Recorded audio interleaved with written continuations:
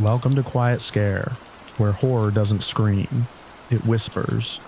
Real documented experiences, selected with care, and adapted for quiet, sleep-friendly listening. Truth stays firm. The mood deepens. Please like and subscribe, and tap the bell for new episodes. No more than 3 ads in the first 15 minutes, then uninterrupted playback. Literary horror shaped from authentic accounts for sophisticated listeners. Sleep well and dream dark.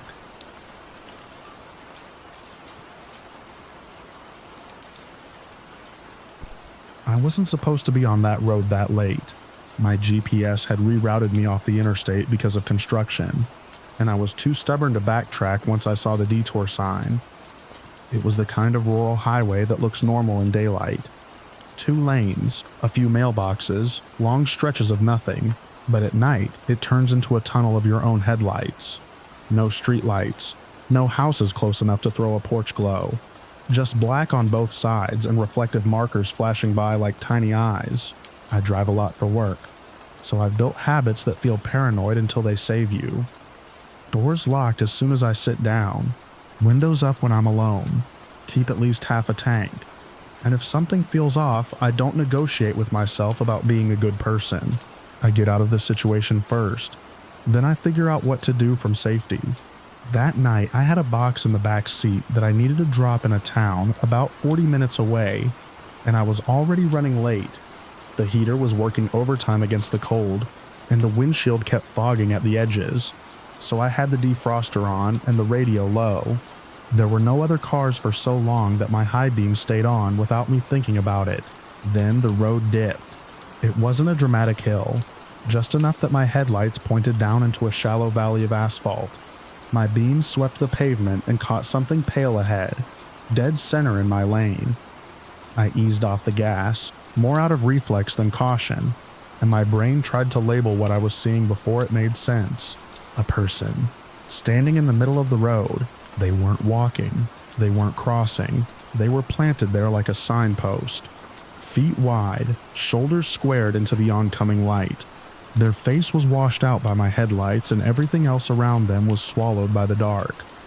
Both hands held a piece of cardboard at chest height. As I got closer, the letters snapped into focus. Help. I felt that immediate, dumb human pull in my chest. The one that says stop, roll down the window, ask what happened. My foot hovered over the brake. My hand actually moved toward the center console where my phone was charging. And then something else happened that cut through the instinct like a blade.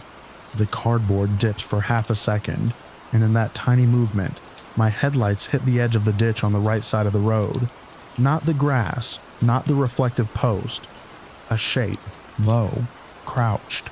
It wasn't an animal. It had angles, knees, a shoulder, a head turned toward me, just outside the beam, like it had been waiting for the light to swing its way. My stomach dropped so hard it felt physical. I looked left, forcing my eyes into the darkness beyond the painted line, and saw another shape in the opposite ditch. Same posture, same low profile. Someone hugging the ground like they were hiding behind the lip of the shoulder. 2 people, one on each side, tucked down where you wouldn't notice unless the light hit them just right. The person with the sign stood perfectly still, blocking my lane. My speed had bled down without me realizing it. The car's engine sounded suddenly loud. My headlights filled their legs with sharp white light. They didn't wave. They didn't step toward the shoulder. They just held help up like it was an instruction. I didn't think about what they wanted. I didn't try to invent a story where it was all harmless. My brain went straight to the shape of it. Lure, stop, surround. There was no shoulder wide enough to squeeze around safely. The ditches were steep enough that if I dropped a tire, I'd be stuck. If I stopped in front of the sign, they'd have me boxed in on both sides. I pressed the accelerator. Not all the way, not a dramatic punch that would spin the tires, just a firm, committed push that told my body, my hands, and the car itself we were not doing this. The engine note rose. The speedometer climbed. My knuckles went tight on the wheel. The person with the sign didn't move until the last second. When they did, it wasn't a panic jump to safety. It was a smooth sidestep, almost lazy like they'd expected me to brake. and wanted to stay in front of me for as long as possible. They slipped toward the center line as if to force me to choose between hitting them or dropping into the ditch. I didn't choose either. I held my lane just long enough to make it clear I was coming through, then drifted left, giving myself inches I didn't have. The tires hummed over the painted line. For a split second, the cardboard flashed in my headlights. So bright the word "help, help" looked like it was burning. Then I was past them. The whole thing took maybe 2 seconds, but my body reacted like I'd been underwater and finally broke the surface. My lungs pulled in air too fast. My heartbeat was in my throat. I kept driving, eyes darting between the road ahead and my rearview mirror. In the mirror, my taillights threw red light back into the darkness, and I saw movement explode out of both ditches. They ran hard, full sprint, toward the spot where I had slowed. Not after my car, not chasing my bumper, not waving or yelling. They converged on the middle of the road, on the exact place where I would have been sitting if I'd stopped. In the mirror's narrow frame, it looked coordinated, practiced, the way people move when they already know what comes next. One of them lifted an arm like they were reaching for something, but it was too far away to see what. Another bent down near the shoulder as if grabbing an object off the ground. The person with the sign turned, not following me, just watching my car disappear into the darkness ahead. For an instant, their face was lit by my taillights, and I got the clearest look I'd had all night. Not injured, not desperate, not lost, calm. Then the road curved, and they vanished from the mirror. I didn't slow down again for a long time. My mind tried to bargain with what I'd seen. Maybe they were stranded and the two in the ditch were trying to flag traffic too. Maybe it was some messed up prank. Maybe I was overreacting, but the maybes didn't fit the details. No car on the shoulder, no hazard lights, no phone flashlight, no frantic waving, just a person planted in my lane with a sign, and two more hidden low like they didn't want to be seen until the right moment. Even if there was some innocent explanation, I couldn't afford to discover it the hard way. I waited until I'd put a few miles behind me before I touched my phone. I didn't want the glow in my cabin while I was still in that stretch of nothing. I kept one hand on the wheel and used the other to hit the emergency call option, letting the car's Bluetooth do the work. When the dispatcher answered, I forced myself to talk like I was reading a list, not confessing to something. I told them I was on the rural highway between two towns, gave the last mile marker I remembered passing, described the dip in the road and the lack of lighting, and said there were multiple people involved. I told them about the help sign and the two figures in the ditches. I said I hadn't stopped and that I didn't think it was safe for anyone to stop. My voice sounded strange in my own ears, too steady, too loud in the quiet car. The dispatcher asked me to repeat the location, and I did. They asked for descriptions, and that's where I stumbled, because the truth is I didn't have much beyond silhouettes and a cardboard sign. I described clothing as best I could: dark jackets, hoods, maybe jeans, adult size, no obvious reflective gear, no visible vehicle. They told me they'd notify highway patrol and asked if I could turn around to meet an officer. I said no, and I didn't soften it. I told them I would keep driving to the next lit area and wait there if someone wanted to take a statement. They didn't argue. They just told me to stay on the line until I felt safe. When I finally hit a stretch where the trees opened and I saw a gas station glow in the distance, I pulled in like I was docking a ship after a storm. The place was closed, but the pumps were lit, and a security camera sat above the door. I parked under the brightest light, engine running, doors locked, and I realized my hands were shaking hard enough that the steering wheel trembled under my grip. I sat there staring at my own reflection in the windshield, trying to slow my breathing. The dispatcher asked if I was okay. I said I was fine, which was a lie, but it was the kind of lie people say because the alternative is admitting how close you feel to something you can't fully name. Highway patrol called me back a few minutes later. The trooper's voice was calm in that practiced way, like he'd heard plenty of stories that started with, "I know this sounds crazy." He asked where I was now, confirmed what direction I'd been traveling, and had me walk through it again from the beginning. I gave the same facts: dark road, person in the lane, help sign, two in the ditches. I slowed, saw them, accelerated, watched them run to the spot where I'd slowed. He didn't tell me I imagined it. He didn't laugh. He didn't sound surprised either.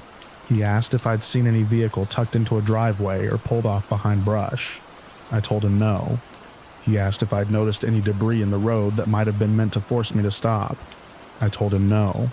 He asked if the person with the sign looked injured, limping, bleeding, anything like that. I told him they looked steady, deliberate. He said very carefully that they'd send someone to check the area, and that I did the right thing by not stopping. He told me to stay where there were lights and cameras for a while, and to call back if I noticed any vehicle following me. After I hung up, I realized how loud the silence was.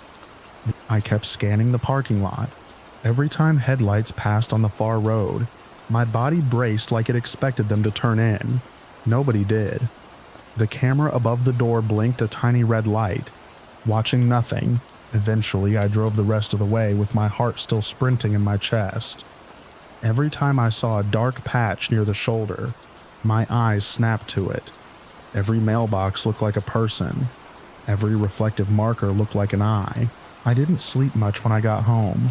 I kept replaying the moment the cardboard dipped and my high beams caught that crouched shape in the ditch. If I'd been tired, if my lights were dim, if I'd been looking at my phone for directions at the wrong second, if I'd decided to be the helpful stranger. A couple days later, I called the highway patrol number back and asked if they'd found anyone. The person who answered didn't give me details. They only said they checked the area and didn't locate anyone matching my description. That's the part that bothers me the most, even more than the image of 3 people in a black valley of road. It's how quickly it all could dissolve. No evidence, no official story, just a memory that stays sharp, because your body believed it before your brain had time to argue. I still drive at night for work, and I still lock my doors out of habit. But now, whenever I'm on an isolated stretch and my headlights carve a tunnel through the dark, I catch myself watching the ditches as much as the road. I don't look for deer anymore. I look for shapes that don't want to be seen until you stop. And sometimes, when a sign ahead flares white in my high beams and my eyes pick out a silhouette near the shoulder, I feel that same sick drop in my stomach. The thought hits me in the simplest words possible. If they'd been better at hiding, I would have stopped. I would have rolled down my window. I would have leaned forward, trying to read a face in the dark. I would have been exactly where they ran to. When they ran,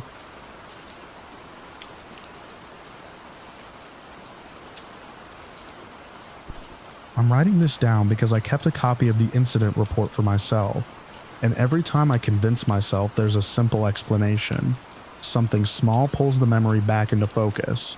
I was the night shift janitor for a cleaning contractor that handled a handful of corporate buildings downtown. Most of them were exactly the same after hours: glass doors that locked with a sigh, elevator music that never shut up, and carpet that held onto the day's coffee smell no matter how much you steamed it. The building on West Mercer was my least favorite, but it paid the same, and I wasn't picky. That night started like any other. I parked under the buzzing fluorescents in the garage and rolled my cart out of the supply closet by the service elevator.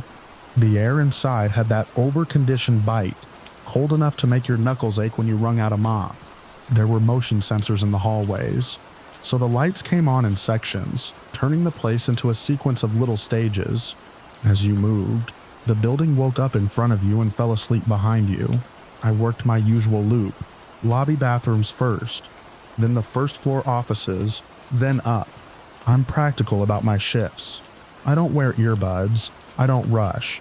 I check door handles, wipe the obvious smudges, empty the bins that look like they'll smell by morning. It's boring work, and I like it that way. It was sometime after midnight when I heard the laugh. It wasn't loud, it wasn't right next to me. It floated down the corridor like it had bounced off the glass and drywall a few times, before reaching my ears.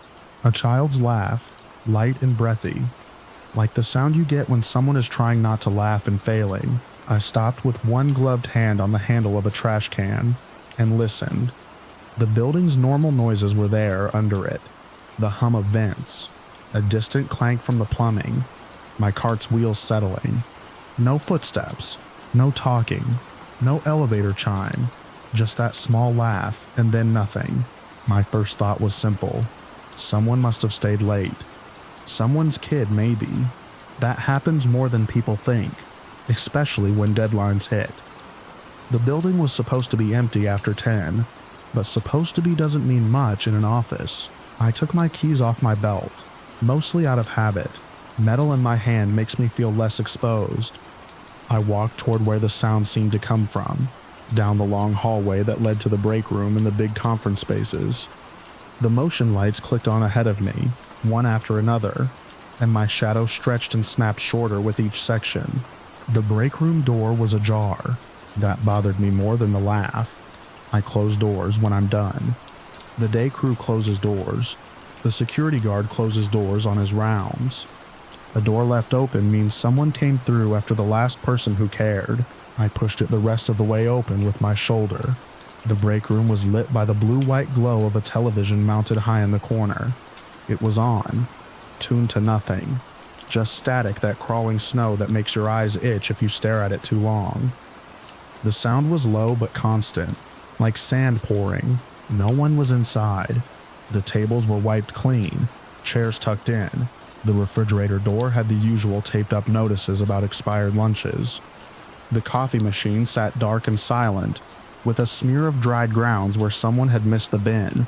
The laugh came again, clearer this time, like it was in the same room. I snapped my head toward the sound and then toward the door, half expecting a kid to dart out from behind the vending machine. There was nowhere to hide. The break room was all open space and glossy cabinets. Static hissed. The laugh stopped. I walked under the TV and reached up. The buttons were on the side. My fingertips found the power, and I pressed it. The screen went black. The sudden quiet made the room feel larger, like a blanket had been pulled off something. For a few seconds, there was only the vent hum and my breathing. Then the laugh came again, and it was above me. Not above as in louder, but above as in upstairs. It traveled through the ceiling tiles, muffled and wrong, like someone giggling into a pillow on the floor above. I stared up at the grid of tiles and the recessed lights, waiting for something to shift, for dust to fall, for a tile to bow. Nothing moved. I left the break room with my cart and went back into the hallway. The building's layout on that side had the stairs at the end. I could have taken the elevator, but stairs let you hear more, and I wanted to hear more. I wanted to know if I was chasing someone or if I'd just imagined it. The stairwell door opened with a soft click of the latch. Inside, the concrete smelled damp, like old rain. The fluorescent tube over the landing flickered, always did, and made the paint look sallow. As I started up, I kept telling myself it was a phone, a video, a late worker messing around. The laugh had that recorded quality, like it didn't care about echo the way a real voice does. The more I focused on that idea, the better I felt. My shoulders loosened. My steps sounded normal again instead of cautious. Halfway to the next floor, the stairwell door above me swung inward and then closed. Slow and gentle, like it had been pushed and then pulled shut. I froze on the stairs. There's a particular kind of silence you get when you stop moving in a place like that. The building doesn't stop humming, but your brain stops filtering it. Every sound sharpens. The vent drone becomes a note. The light's buzz becomes a line. My own pulse was loud enough to hear in my ears. The door above me didn't latch all the way. It sat slightly open, the metal edge showing a sliver of the hallway beyond. That sliver was dark. The motion sensor on that floor hadn't triggered. I stood there long enough that my legs started to ache. Then I took 2 more steps up. The laugh came again from the floor above, and it didn't sound playful anymore. It sounded close to a whisper with laughter layered on top, like someone trying to mimic a kid's giggle without knowing how. I didn't call out. I don't know why, other than it felt useless. If it was a person, calling out would just tell them where I was. If it wasn't a person, talking to the air wasn't going to help me. I pushed the stairwell door open. The hallway light snapped on in sections. The carpet was the same gray pattern as below. The walls the same off-white. A row of closed office doors lined one side. On the other, glass panels looked into a cluster of workstations. Every desk was empty. Computer monitors sat dark. A few chairs were pulled out, like people had stood up and walked away mid-thought. The laugh moved down the hallway, away from me. It didn't get quieter as it moved. It stayed the same volume, the same distance, like it was always exactly 2 corners ahead. I wheeled my cart out into the hall and started walking. A door to one of the smaller conference rooms opened ahead of me. Not a dramatic slam, not a sudden yank. Just a slow swing on its hinges until it was open wide enough to look like an invitation. I could see into the room. Long table, neat chairs, a whiteboard with old marker smears. Nothing else. Then the door began to close again. Just as slow. I watched it, waiting for the latch to click. It didn't. It stopped a few inches from the frame and hung there, as if someone had changed their mind and left it half done. I stepped closer, careful not to bump my cart, and pushed the door the rest of the way shut. The latch caught, solid. The sound made me feel briefly better. Physical things respond to physical force. That's how it's supposed to work. The laugh came from behind me. I turned so fast my shoulder banged the cart handle. The hallway behind me was empty. The lights were on, now in a chain all the way back to the stairwell. The glass panels reflected my own shape, and the cart and the harsh rectangles of ceiling lights. 2 doors down from where I stood, an office door opened and closed. Open, close, open, close. Each movement was clean and measured, like someone testing a hinge. I didn't move toward it. I stood still and watched. The door stopped. The laugh stopped. All I could hear was the ventilation and the faint rattle of my own cartwheels from where I'd bumped it. For the first time, I noticed the air felt warmer up there, like the HVAC had switched modes. A thread of stale perfume lingered near the door that had been moving, the kind you smell when someone walks past you in a lobby and leaves a trail behind. I backed up toward the stairwell without turning my back fully on the hallway. My cart's wheels squeaked with each roll, and I hated the sound because it made me easy to track. The motion sensors kept the lights on as I retreated, so there was no darkness to hide in, just bright emptiness. When I got back into the stairwell, I didn't go down right away. I held the door cracked and looked out again. A different door down the hall opened, then closed. No footsteps, no shadow crossing the light, just the simple movement of a door responding to nothing I could see. I shut the stairwell door and leaned my forehead against the cool metal. I told myself it was air pressure from the vents. I told myself doors can do that when the building shifts and settles. I told myself I'd been working too many nights, and my brain was filling in blanks with familiar sounds. Even while I told myself all of that, I could still feel the laugh sitting behind my ribs like something cold. I finished my shift because that's what I do. I did the minimum upstairs.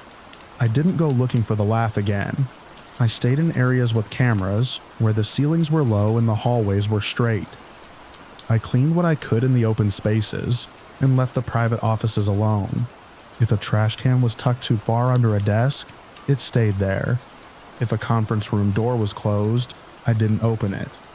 I kept my cart closed like a barrier, like the plastic bags and mop bucket were a shield. Around 3, the security guard did his round. I heard his radio chirp through the stairwell door before I saw him. When he came into the lobby, he looked half asleep, keys on his belt, coffee cup in his hand. I didn't tell him about the laugh right away. I just asked, as casually as I could manage, if anyone had a reason to be in the building tonight. He checked his clipboard and said no. No scheduled maintenance, no late meetings, nothing. He looked at my face then, really looked, and asked what was going on. I didn't give him a dramatic story. I told him I'd heard a kid laughing upstairs and the TV in the break room was on when it shouldn't have been. He didn't laugh at me. He frowned and said he'd pull the footage.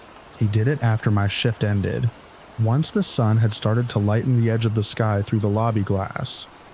He let me stand behind him in the security office, where the monitors showed the building from different angles. The cameras made everything look flatter and calmer, like reality reduced to squares. On the footage, I could see myself in the break room, pausing under the TV, reaching up to turn it off. The TV screen was bright with static in the recording, just like I remembered.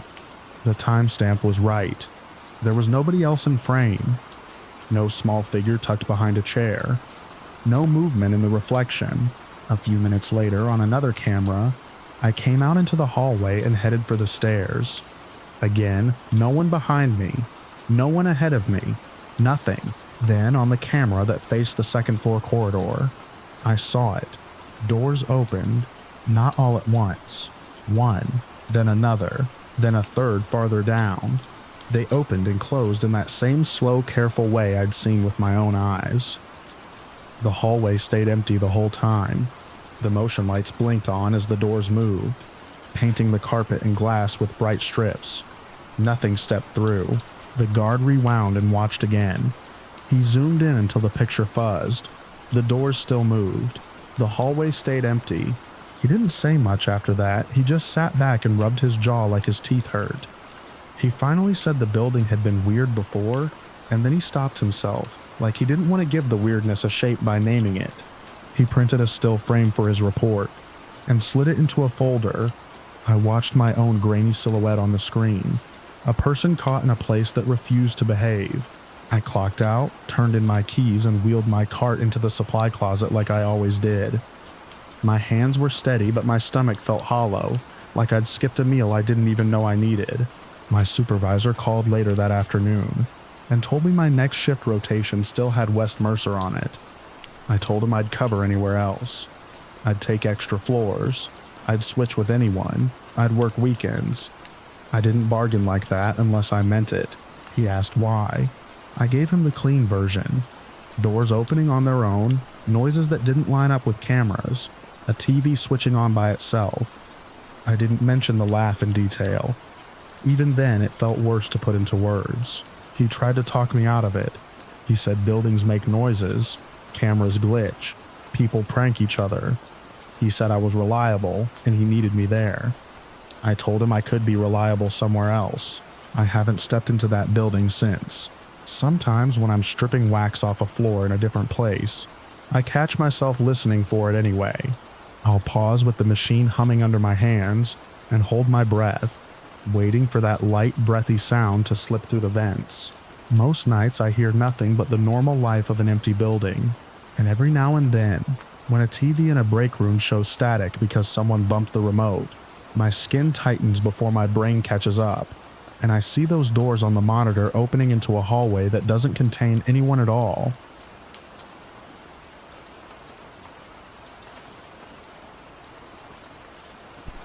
The first thing I noticed wasn't the dust or the heat in the attic. It was the smell of stale chips and something sweet like old soda, hiding under the dry woody scent of insulation. I'd gone up there in the middle of a bright Saturday to finally clear out the previous owner's leftovers, because I'm the kind of person who can't relax when I know there's a corner of the house I haven't checked. My house is an older place with a steep roof and a finished second floor that creaks the way you expect old stairs to creak. The attic isn't finished. It's just rafters, blown-in insulation, and a narrow walkway of boards laid between joists. When I pushed the hatch open, sunlight knifed through the little vent at the far end and turned the dust into glitter. I remember thinking it was almost pretty. I brought up 2 contractor bags, a shop light, and a box cutter. I'd already found a few forgotten things in closets when I moved in, a few months earlier. Holiday decorations, some paint cans, a cracked mirror. Nothing that felt personal. The attic, I figured, would be the same. Leftover junk, maybe a couple of boxes marked X-Mess and fading marker, and then I'd be done. Most of what I found at first matched that expectation. Flattened moving boxes, a broken lampshade, a pile of old roof shingles. The heat built fast, and sweat started crawling down my ribs under my t-shirt. I kept working anyway, because once I start sorting, my brain won't let me stop until it's finished. Near the back, tucked under a slope where the roof came down low, I saw a plastic storage bin with a yellowed lid. It was wedged behind a stack of boards like someone had pushed it out of sight. When I pulled it free, the lid squealed against the dust. I expected old linens. Instead, I found a neat bundle of photographs held together with a rubber band that snapped in my fingers as soon as I touched it. They were glossy prints, the kind you pick up at a drugstore. Each photo had a date stamped in the corner in that orange-red digital font. The first one I flipped over showed my bedroom, Not a bedroom like mine, my bedroom. Same angled afternoon light through the blinds. Same chipped white dresser I'd dragged up the stairs and cursed at for an hour because it wouldn't clear the turn. Same thrift store lamp with the dent in the shade. Same gray comforter I'd bought the week I moved in. I stared at the details the way you stare at something that has to be wrong, searching for the scene where it stops being real. And in the middle of the frame, under that gray comforter, was me. I was asleep on my side, mouth slightly open, one arm thrown up the way my girlfriend always teases me about. My hair was a mess. My phone was on the nightstand where I always leave it. The photo was taken from inside the room, from about chest height, angled down toward the bed like someone had stood near the footboard. The date stamp read a day in October of the previous year. I didn't live here in October of the previous year. My throat did this small involuntary thing like it was trying to swallow without saliva. My first thought was that the date stamp was wrong. My second thought was that maybe it wasn't my room, just a room that looked like mine. I flipped to the next photo and the next, fast enough that the edges of the prints made a soft, frantic whisper against each other. There were more than 20. Me asleep. Me asleep again. Different nights, different positions. Me on my back with my hands on my stomach. Me on my side facing the wall. Me face down. One leg hooked out from under the blanket. In a couple, my girlfriend was there too, turned away from the camera, hair spread on the pillow. All of them had dates in the corner. All of them were from last year, months before my closing date. In one, I could see the moving boxes stacked by the closet that I remembered unpacking. In another, the little crack in the ceiling paint over the window was visible, the one I'd noticed on move-in day and meant to patch. It wasn't just the room. It was time. It was my life. My hand started to shake in a way that felt humiliating, like my body was doing something dramatic without my permission. I sat down hard on the board walkway because my knees went loose. The attic was silent except for the faint hiss of my shop light and my own breathing, suddenly too loud. I forced myself to slow down and look for a sane explanation. If someone had hacked my phone and printed pictures, why would they be physical photos in a dusty bin? If the previous owner had staged something, how would they have my furniture months before I moved in? If the dates were faked, why bother making them all from last year? I picked one photo and studied the corners, the shadows, the angle of light. The flash wasn't on. The picture wasn't taken from far away. Whoever took it was in my room, close enough to hear me breathe, close enough to reach out and touch my shoulder. The heat in the attic didn't feel like summer anymore. It felt like a closed mouth. I put the photos back in the bin with care, like they might cut me if I handled them wrong. Then I looked around the attic again, really looked. I'd been focused on boxes and trash, but now every dark pocket under the rafters felt intentional. That's when I noticed the panel. On the right side, near where the roof dipped low, there was a section of plywood that didn't match the rest. The nails looked newer, the seam was cleaner. It wasn't obvious unless you were paying attention. But I am, by habit, a person who notices when something isn't quite aligned. I crawled over, careful not to step through the insulation, and pressed my palm against it. It flexed. I ran my fingers along the edge, and found a spot where the plywood wasn't fully flush. A faint scrape line showed where it had been moved and put back. I used the tip of my box cutter to pry gently. Expecting resistance, it popped loose with a soft, practiced sound. Behind it was darkness, and a draft of cooler air that smelled like damp wood and old breath. My shop light wasn't designed for that angle, so I held my phone flashlight in my teeth and pulled the panel away with both hands. The opening was just big enough for a person to squeeze through if they turned their shoulders. Beyond it, I could see a narrow cavity between framing, more space than there should have been, like part of the attic had been walled off to make a hidden run. The first thing the beam caught was a crumpled foil wrapper, then another, a plastic bottle, a rolled-up sleeping bag, faded blue, shoved against the far side like someone had tried to make it disappear. The fabric had dark patches where sweat had soaked and dried. My stomach dropped so hard it felt like missing a step on the stairs. There were more signs as I moved the light. A stack of paper towels, a cheap lighter, A small pile of clothes folded too neatly to be abandoned, a disposable cup with a lid, a black trash bag half full tied shut. Nothing antique, nothing from decades ago. This wasn't forgotten storage. This was a place someone had used recently. I listened without meaning to. I held my breath and listened. The house below me was quiet. No footsteps, no voices, just the low familiar hum of the refrigerator cycling on and off somewhere downstairs. I backed away from the opening slowly, trying not to make noise, even though the rational part of me knew that if someone was inside that crawl space, they already knew I was in the attic. They would have heard the hatch, heard me dragging boxes, heard me sit down. When I reached the hatch, my hands fumbled on the ladder rung. I went down too fast, boots thudding on each step. Once I hit the hallway, I didn't stop. I walked straight to the front door, unlocked it, and stepped onto the porch like the house had become a room that needed airing out. In the bright daylight, the neighborhood looked exactly the same as it had all morning. A dog barked 3 houses down. A car passed. Someone's wind chimes clinked gently. The normalcy made my skin crawl more than the attic had. I called the police with my back against the porch railing and my eyes on my own windows. I kept my voice steady because I didn't want to sound like I was making something up. I told the dispatcher I'd found a hidden crawl space in my attic with signs someone had been living there. I told them about the photographs, photos of me asleep in my bedroom with dates from before I moved in. Even saying it out loud made it sound impossible, and I could feel my cheeks heat with the embarrassment of sounding crazy. But the dispatcher didn't laugh. Her tone changed, professional and careful. She told me to stay outside. She asked if I could see anyone. She asked if I had any weapons. She asked if all the doors were locked.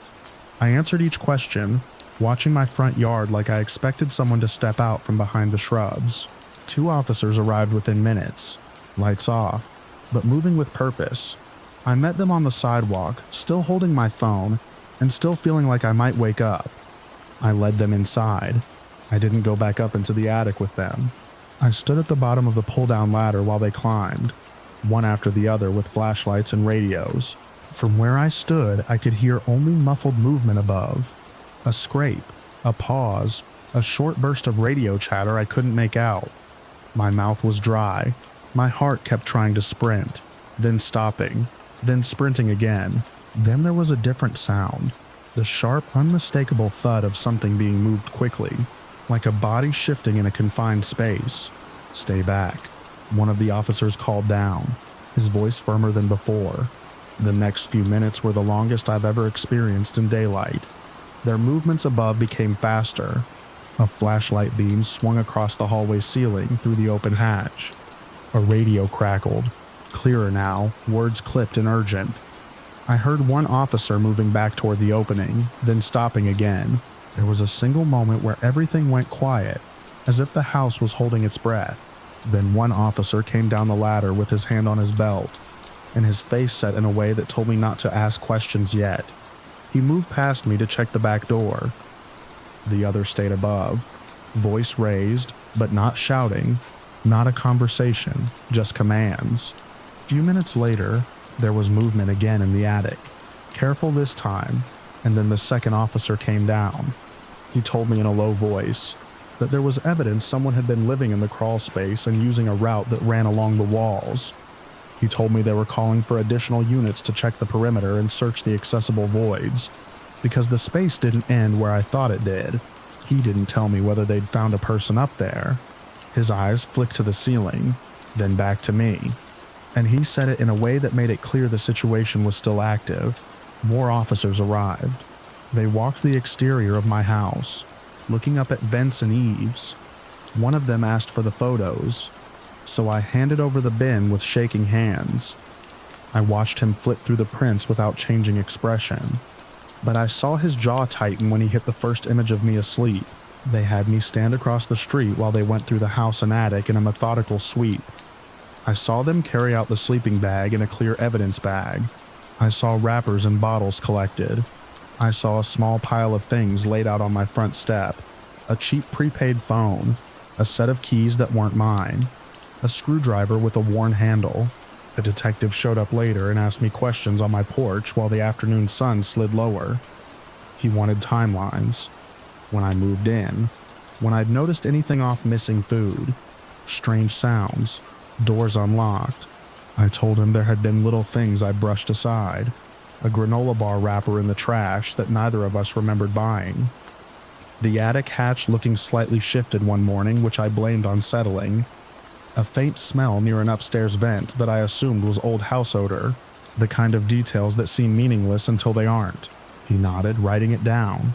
He told me, carefully, like he'd said it before, that sometimes people find ways into older houses through gaps and forgotten spaces, and sometimes they stay hidden for a long time because they learn your patterns. He said they'd found signs the crawl space connected to wall voids between floors. He said they were treating it as an unlawful entry and a safety risk, and they would continue investigating. That night, they recommended I stay somewhere else. I did. I slept on my sister's couch with all the lights off and still couldn't fully relax, because every creak in her apartment sounded like something shifting behind drywall. The next day, a locksmith rekeyed everything. A contractor sealed the attic access points and reinforced panels I didn't even know existed. I bought small cameras, the kind people use to watch pets, and set them in corners that felt ridiculous until I remembered the photos. The police kept the bin. They told me they'd look for prints, try to trace the date stamps to a store if possible, and check whether anyone had reported similar incidents in the area. They couldn't promise me answers fast. They couldn't promise me they'd find the person, if the person was already gone. A week later, I went back into my bedroom in the middle of the day and stood by the foot of the bed, forcing myself to look at it the way a stranger would have. From that angle, I could see exactly where the camera had been held in the photos. I could imagine the quiet weight of someone standing there, waiting for the shutter to click, then slipping away into a space I'd walked under for months without knowing. I didn't lie down right away. I checked the closet, I checked the vents, I checked the attic hatch twice. When I finally sat on the edge of the mattress, the fabric felt unfamiliar under my fingertips, like it belonged to someone else's home. Even now, what sticks with me most isn't the crawl space or the wrappers or the sleeping bag. It's the dates in the corner of those photographs, proof that whoever did it wasn't improvising, and that my sense of before and after in this house had been wrong from the start. Sometimes in the afternoon, when the sunlight hits the floor in that same slant, I catch myself staring at the empty space near the foot of the bed and picturing the quiet outline of a person who knows exactly how still I can sleep.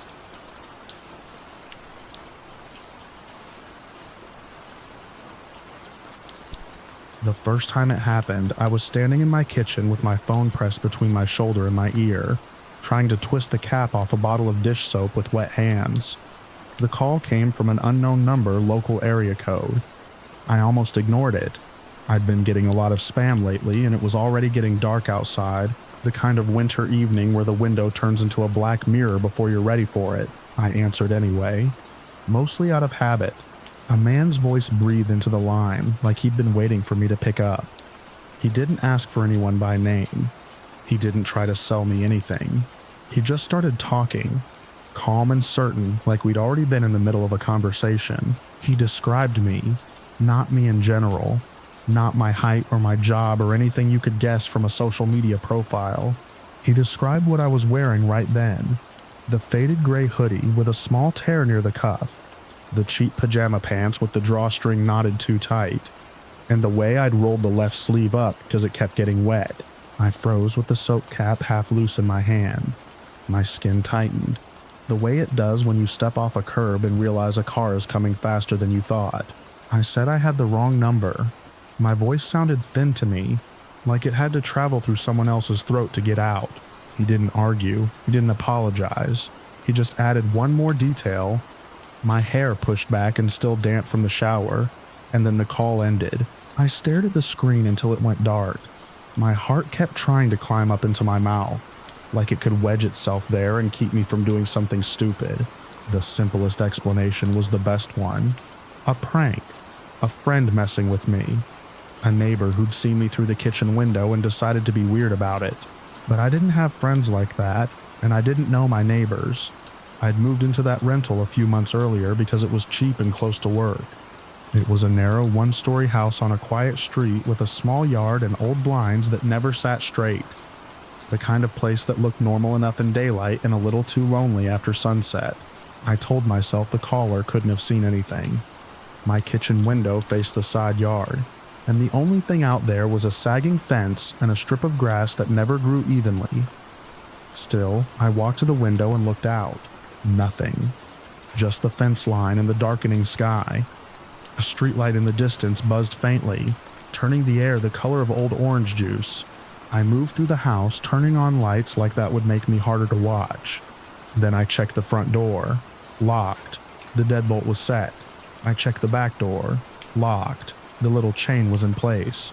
I checked the windows, pressing my fingers to the glass as if I could feel a handprint on the other side.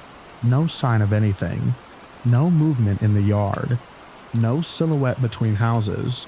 I tried to laugh at myself, but it came out like a cough. The phone rang again while I was standing in the hallway. Same unknown number. I didn't answer right away. I let it ring twice, 3 times, while I stared at it like it might bite. Then I answered, because part of me needed to hear something normal, needed proof that this was just some idiot with good timing. The man's voice was the same, soft, almost polite.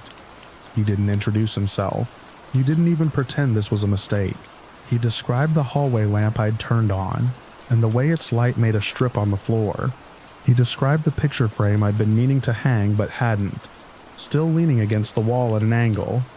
He described the fact that my bare feet were cold because the floorboards in that part of the house always felt damp at night. That last part pushed me over the edge. I asked him what he wanted. I tried to sound angry. It came out shaky instead. He paused, and I heard a faint sound behind his breathing, like fabric rubbing against fabric. Then he said very quietly that he liked the way I made the place feel lived in. My stomach turned. I hung up and immediately called the number back, because that's what my hands decided to do when my brain stopped working. The call didn't go through. Straight to a generic message saying the number wasn't available. I stood there with my phone against my ear, listening to that sterile recorded voice, and I realized how alone I was. No roommates, no partner, just me in a little house that suddenly felt like a cardboard box. I did the first practical thing I could think of. I closed the curtains, every window, living room, bedroom, kitchen, bathroom. I yanked the old fabric panels across until no sliver of glass showed.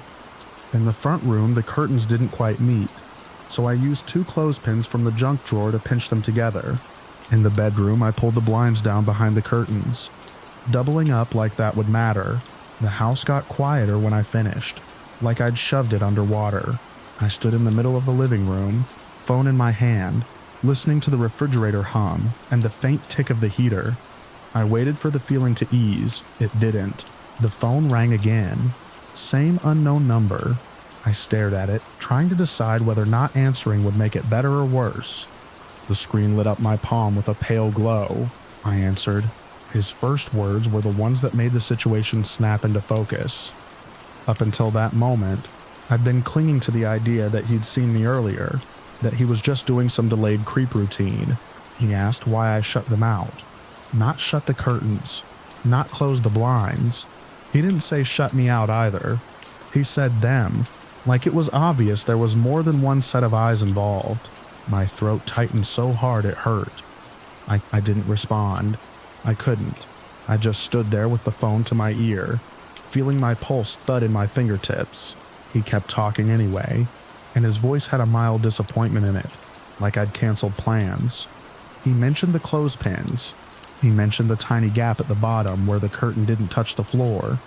He mentioned that the living room light was on and that he could still see it glow through the fabric. That's when the prank theory died. If he knew about the clothespins, he had been close enough to see them. If he could see the glow through the curtain, he was outside my house right then, facing it, watching it. I ended the call without saying anything, and my hands started moving on their own. I grabbed my keys. I grabbed my wallet. I grabbed the only thing in reach that felt like a weapon, a heavy flashlight from the drawer by the front door.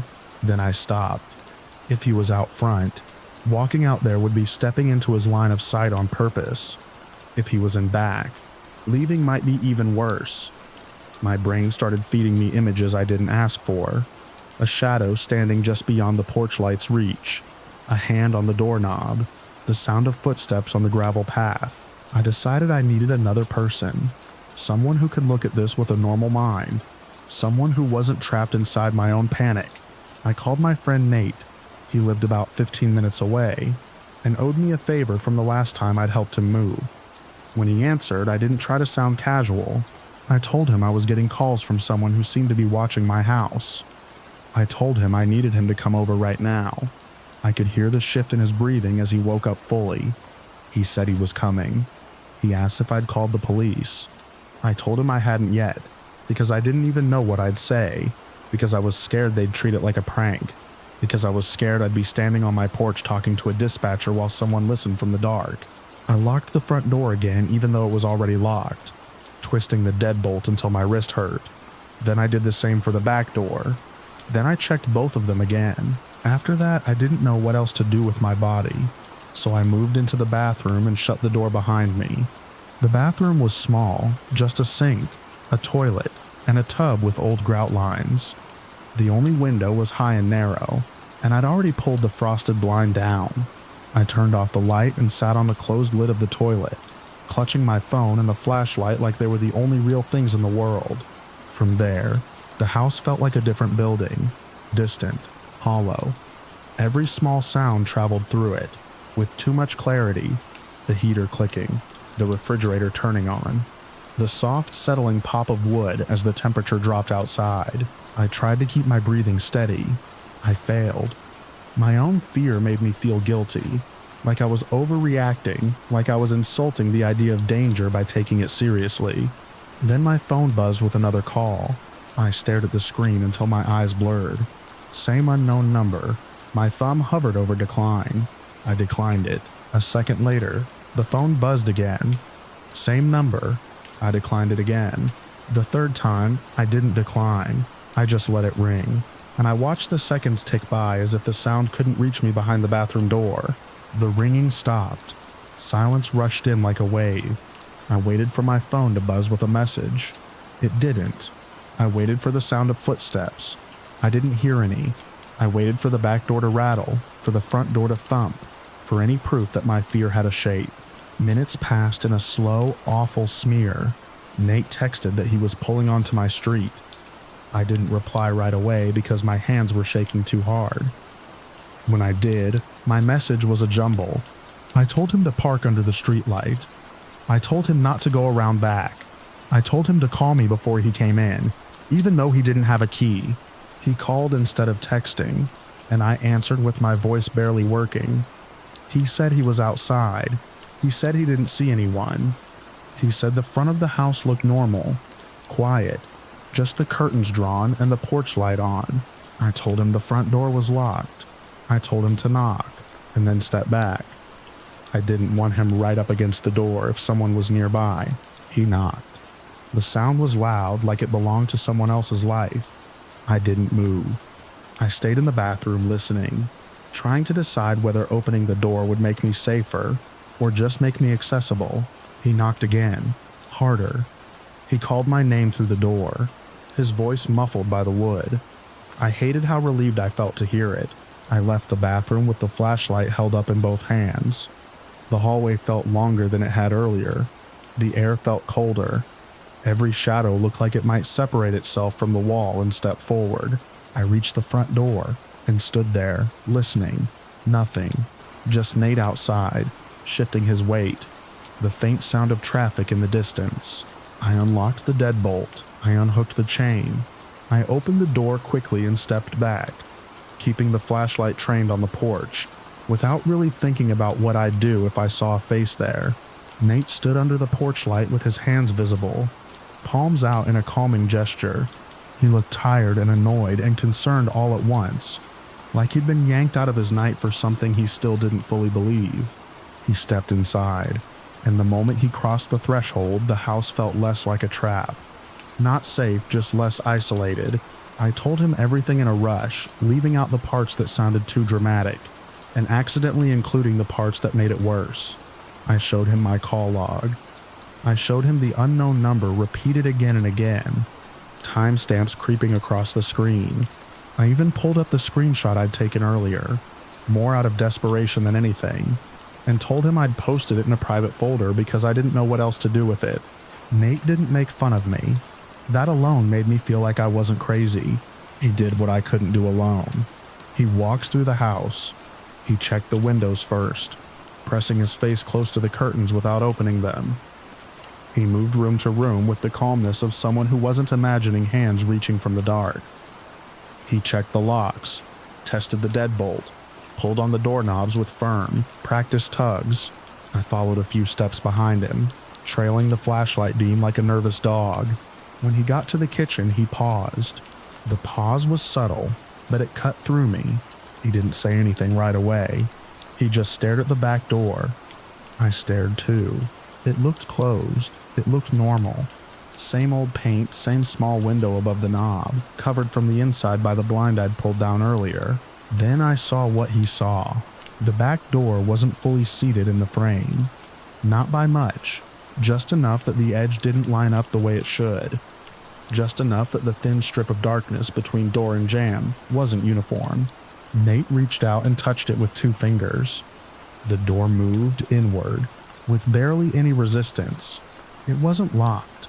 My whole body went cold, like someone had poured water down my spine. I knew I had locked it. I remembered sliding the deadbolt. I remembered hooking the chain. I'd checked it twice. Nate's face shifted from concern to something harder. He pulled the door open slowly, not wide, just enough to look out into the backyard. The night air slipped in. Damp, metallic, the smell of wet soil and old leaves. The yard beyond was a dark rectangle, fence line, a couple of bare bushes, the shadowed outline of the detached shed. Nothing moving. Nate stepped back inside and shut the door again, this time pushing it until it clicked into place. He locked the deadbolt. He tested it. He tested it again. Then he took a breath through his nose like he was trying not to make me panic more than I already was. He didn't ask me if I was sure I'd locked it. He didn't suggest maybe it hadn't caught. He didn't offer a comforting lie. He told me to grab my coat and shoes. He told me we were leaving the house right now and calling the police from his car. He said it in a voice that made it clear he'd seen enough to stop treating this like a weird prank. I moved on instinct, grabbing whatever I could with shaking hands. The flashlight, my keys, my phone. I didn't even turn the lights off. I didn't open any curtains. I just followed him, close behind like if I let him get too far ahead, the dark would fill the space between us. On the way out, my phone buzzed again. I didn't answer. I didn't decline. I didn't do anything. I just looked at the screen as we stepped onto the porch. Unknown number. Again. The buzzing stopped on its own, and my phone screen went dark. Nate drove me to his place. The police came to my rental later, while I sat on his couch with my coat still on, staring at my hands. They walked through the house with flashlights and radios, checked the doors, checked the windows, looked at the fence, looked for footprints in the soft spots of the yard. They didn't find anyone. They didn't find proof that someone had been inside. Only the fact that a door I believed was locked had been left ajar. The kind of thing that can happen by accident if you want it to. But the phone didn't ring again after that night. Not once. Not the next evening. Not the next week. Not the next month. I moved out as soon as my lease allowed, leaving the curtains behind, leaving the clothespins on the rod like little white bones. I changed my number. I started keeping my blinds closed at dusk without thinking about it. I started watching reflections in windows the way you watch intersections when the light turns yellow, ready for something to run it. Every so often when I'm alone in my current place, and the sun drops fast behind the buildings, I catch myself looking at the fabric of my curtains and wondering what it looked like from the other side, what shape my lit rooms made through the weave, how easy it would have been to stand in the dark and see exactly where I was. I don't live in that house anymore, but some evenings I still feel the cold certainty of that voice. Not guessing, not bluffing, simply reporting what it could see as I tried to hide. and I remember the back door giving way under Nate's fingers like it had been waiting for someone to notice.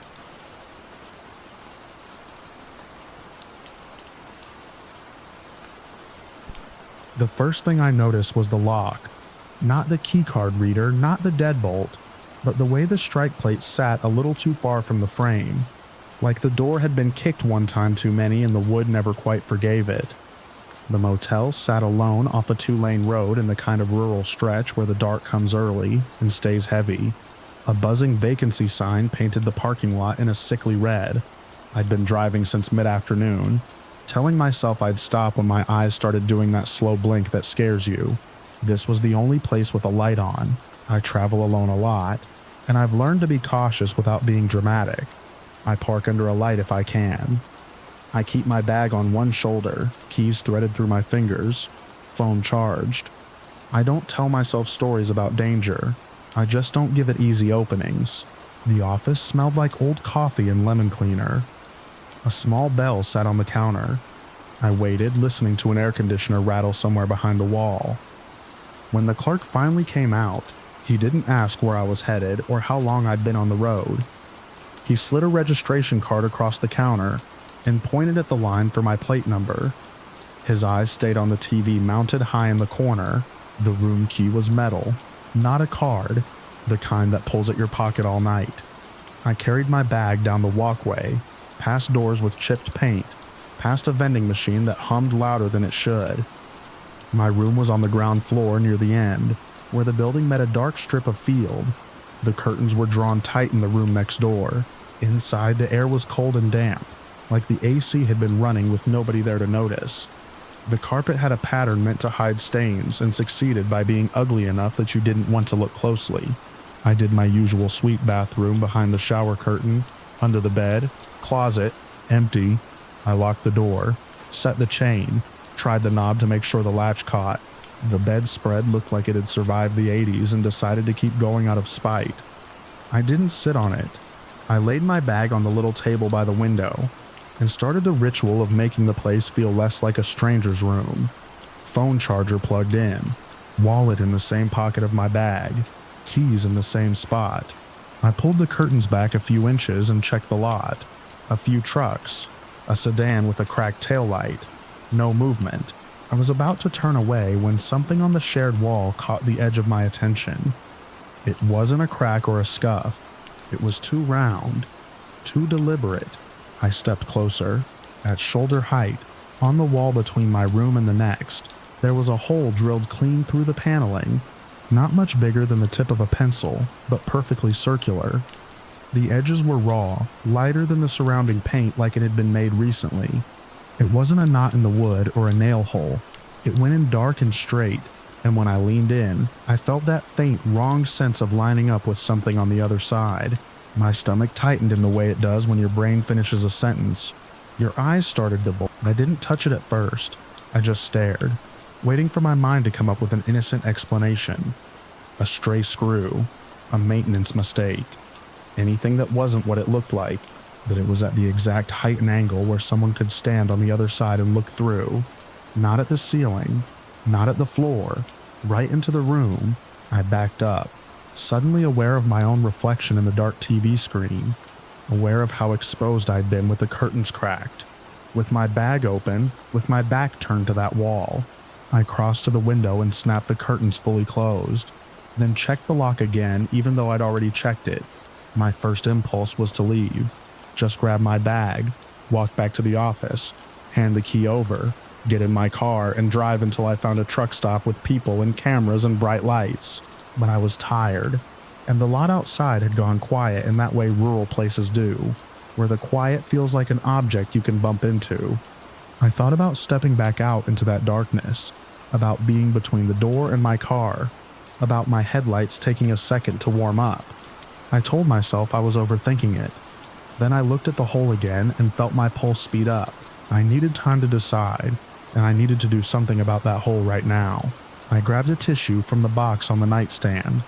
My hands didn't shake, but they felt clumsy, like they belonged to someone else. I balled the tissue tight, pinched it into a small plug, and pressed it into the hole. It didn't go in easily. The tissue tore a little on the rough edge. I pushed until it held, until the white wad sat flush with the wall like a bad patch job. For a second, there was nothing. Then, from the other side of the wall, I heard a noise, not a voice, not words. A frustrated sound, low and sharp like someone had clicked their tongue or exhaled through their nose when something didn't go their way. It was the kind of reaction you hear when you take a parking spot someone wanted, or when you shut a door before a hand can catch it. It was immediate, it was close, and it was for me. Every debate in my head ended right there. I stepped back so fast I bumped my hip on the table.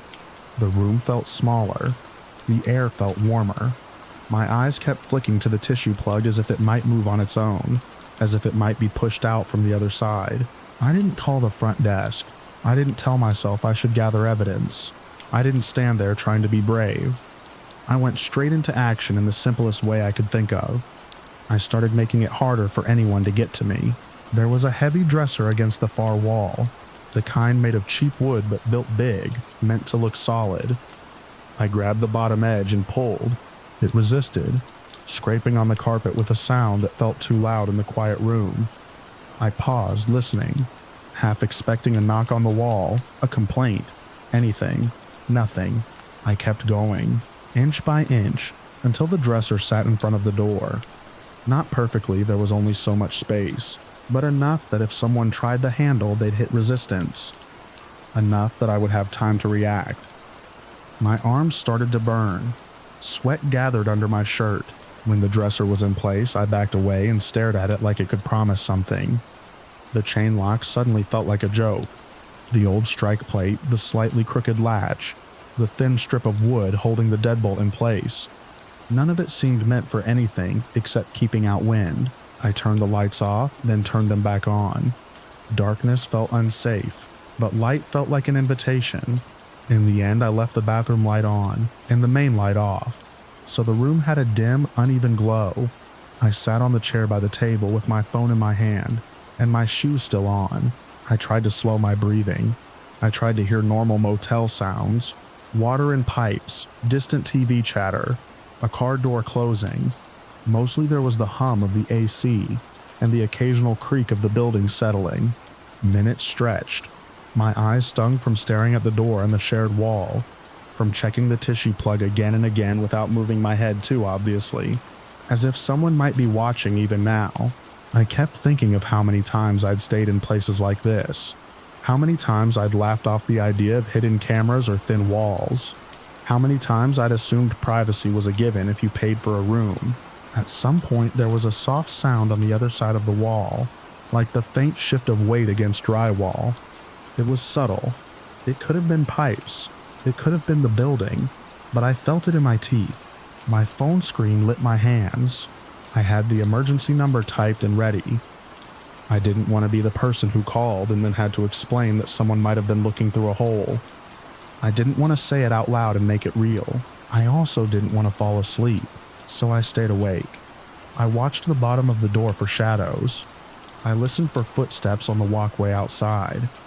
When a truck passed on the road, its headlights slid under the curtains in a slow sweep, and my heart jumped anyway, once. Much later, I heard another sound from the other side of the wall, close to where the hole was. Not the frustrated noise from earlier, but a slow scrape like someone's fingernail dragged lightly across paint. It lasted a moment, then stopped. I didn't move. I didn't look straight at the hole. I kept my eyes on the door and tried to keep my face blank, as if composure could be armor. The night felt endless in the way fear stretches time. I checked my phone only enough to keep track of progress without falling into the trap of counting minutes. I watched the rectangle of the window darken and lighten with passing cars. Watched the bathroom light cast a pale strip across the bedspread. Eventually the air changed. The heavy black outside the curtains shifted to a deep gray. The birds started up somewhere beyond the lot, tentative at first, then steady, like they'd been waiting for permission. The motel didn't suddenly become safe, but dawn gave me something I could use. Visibility. I didn't shower. I didn't make coffee. I didn't sit down on the bed to rest. I pulled my bag onto my shoulder, kept my phone in my hand, and stood in front of the dresser for a moment, listening one last time. Nothing. I shoved the dresser back with quick, jerky movements, wincing at the scrape of wood on carpet. I unlocked the chain. I opened the door and stepped out into the cool morning air. The parking lot looked ordinary in daylight, which almost made it worse. The same buzzing sign, the same cracked pavement. A few more cars now, people starting their days like nothing strange had happened overnight. I walked toward my car without looking left or right more than I had to, as if my attention itself could draw someone out. At the office, I slid the key onto the counter. The clerk barely glanced up. I didn't explain, I didn't ask for a refund. I just wanted to be gone. As I crossed the lot back to my car, I felt it, the weight of being watched. It wasn't imagination. It was the same sensation that had made me pull my curtains shut earlier, the same prickle at the back of my neck. I turned my head. In the window of the room next to mine, the curtain had been pulled back a narrow amount, just enough to create a dark vertical slit. A face sat in that gap, partially obscured by glass glare, the features flattened by the distance. I could still tell they were looking right at me. Not a casual glance, not confusion. A steady, unblinking watch, as if they were making sure I left, as if they were memorizing what I looked like. I didn't freeze. I didn't wave. I didn't do anything that could be read as engagement. I got into my car, locked the doors, and started the engine with my eyes flicking between the rearview mirror and that window. The face didn't move until I started to back out. Then the curtain shifted, the slit narrowing, and the face disappeared as if it had never been there.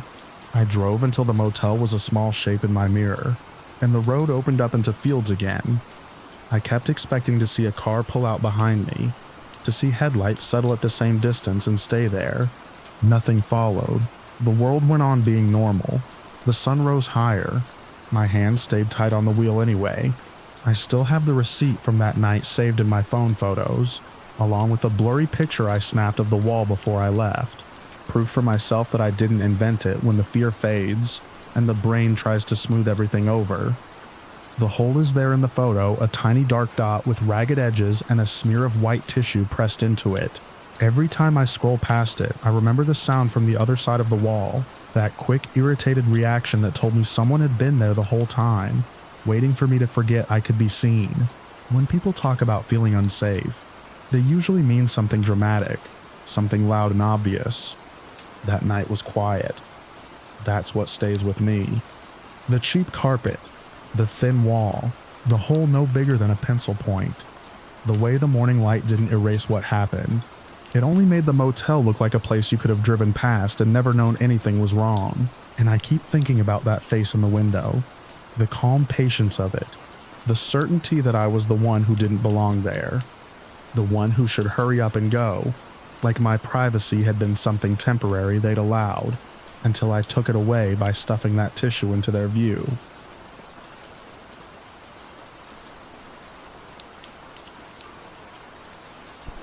I woke up to the sound of my front door trying to come alive. Not the door itself. No creak of hinges. No thump against the frame. Just the handle, turning over and over like someone had their hand wrapped around it and they were testing the exact point where it might give. In the dark, half awake, my brain tried to file it under house noises. Pipes, settling, anything normal.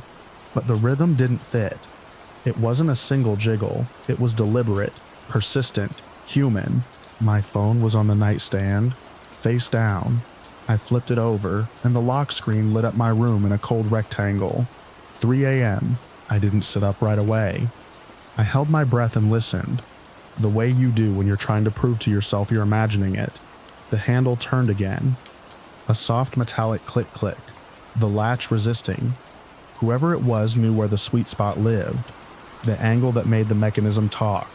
I slid my hand under my pillow out of habit and felt nothing but fabric.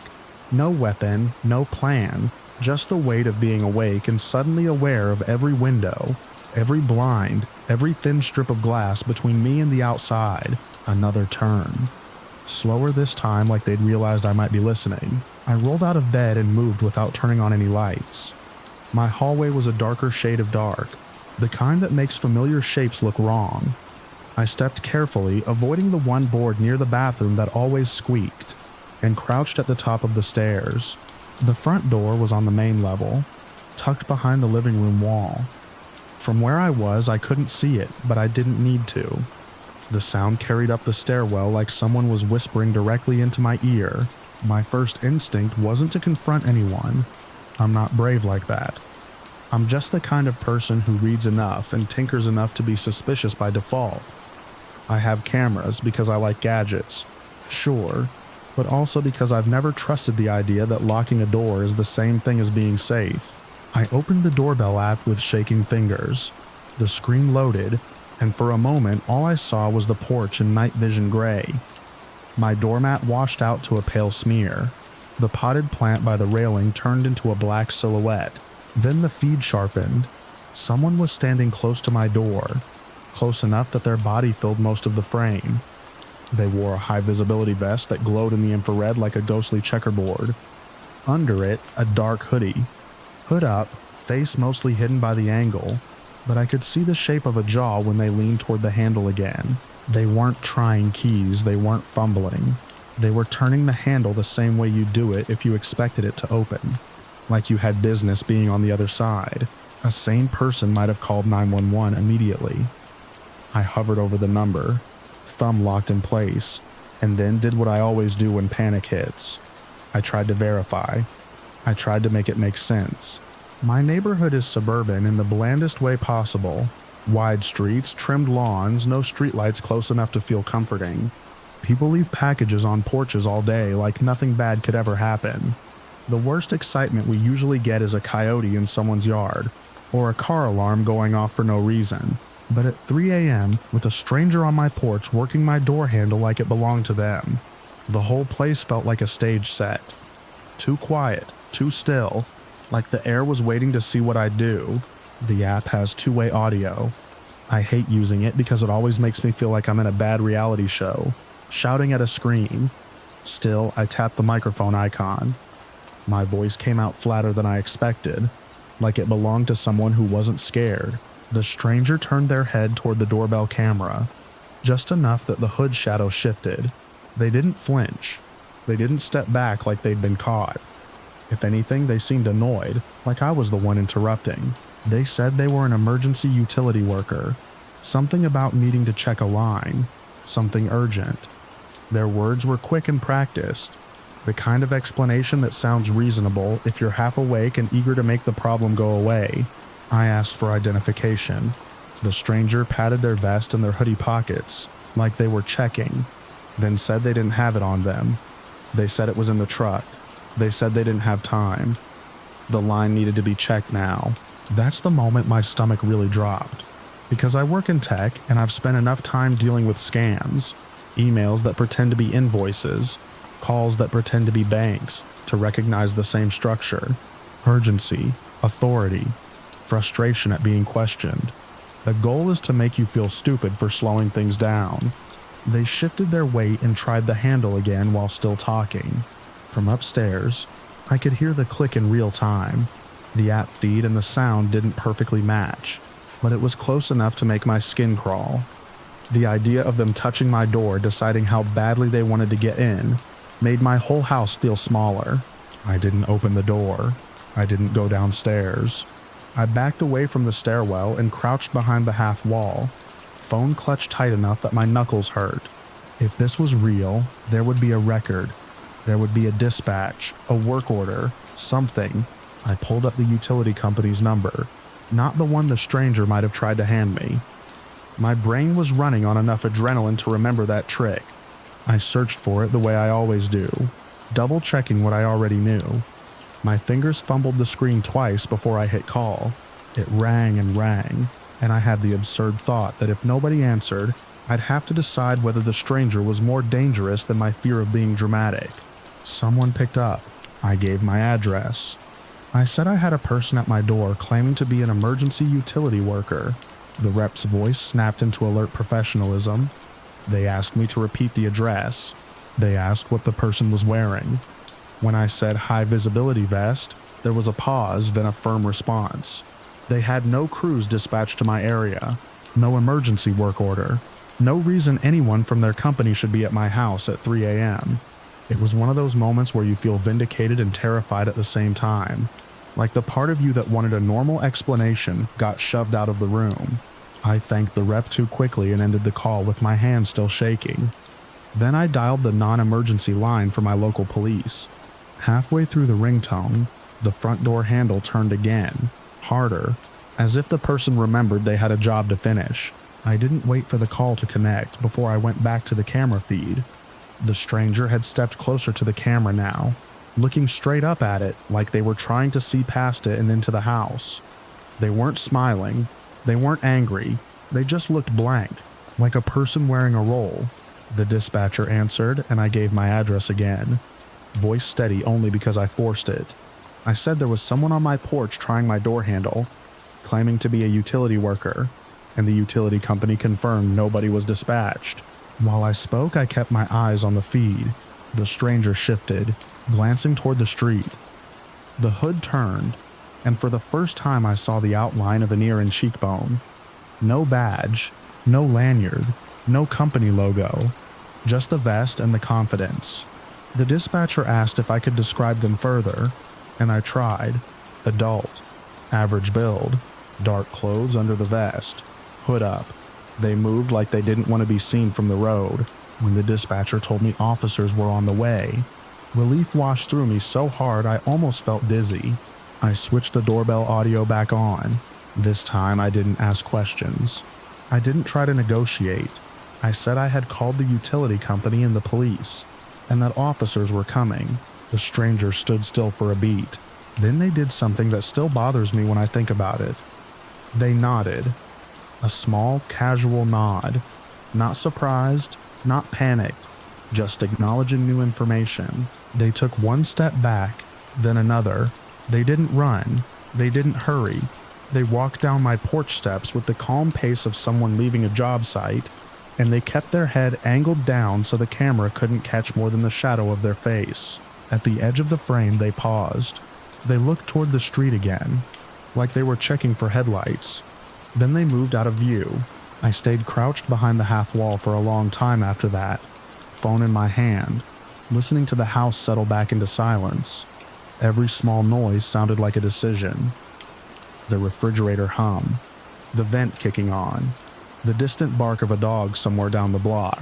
When the police arrived, their flashlights cut through the front windows in pale sweeps. I didn't open the door until I could see them clearly on the camera feed, uniforms and all, standing in the exact spot where the stranger had been. I met them on the porch with my heart still hammering, trying to explain the whole thing without sounding like I'd been watching too many crime videos. They checked the street, the side yard, the neighbor's driveway. No sign of anyone. No truck, no van, no utility worker with a story. One officer asked if the person ever claimed a specific company. I told him no, just utility and emergency. He made a face like he'd heard that before. They took notes. They asked if I had footage. I showed them the clip on my phone, the night vision image of the high visibility vest glowing like it wanted attention. One of them leaned in close, quiet for a moment, then straightened and told me I'd done the right thing by not opening the door. After they left, I sat at my kitchen table with all the lights on, staring at the door like it had personally betrayed me. I replayed the footage over and over, trying to catch some detail I'd missed. An ID badge swinging from a belt, a logo on the vest, a face when the hood shifted. Nothing. Just that steady hand on my door handle, testing and testing, as if the only thing between them and my hallway was whether I believed them. I saved the clip in 3 places. I uploaded it to a private folder. I backed it up to an old drive I keep in a drawer for exactly this kind of paranoia. I don't know what good it would do, but the idea of losing it felt like erasing proof that it happened at all. The next day in sunlight, my porch looked normal again. My doormat sat crooked like always. The plant leaned a little to one side. The door handle was just metal and paint, harmless in the way objects pretend to be when you're not afraid. But I couldn't stop thinking about how close it came to being simple, how easy it would have been to open the door if I'd been groggy enough, if the vest had convinced me, if the word emergency had flipped the right switch in my brain. Now every time I hear a sound at night, wind against the siding, a car door down the street, I think about that nod. Not fear, not panic, just the calm acknowledgement of a person who realized the plan didn't work this time, and who left like they could try again somewhere else. I keep my phone charged beside my bed. I keep the doorbell app pinned to my home screen. And sometimes when I wake up for no reason at all and stare into the dark, I swear I can still hear the faint click of a handle turning, patient and certain, like someone is waiting for the moment I forget.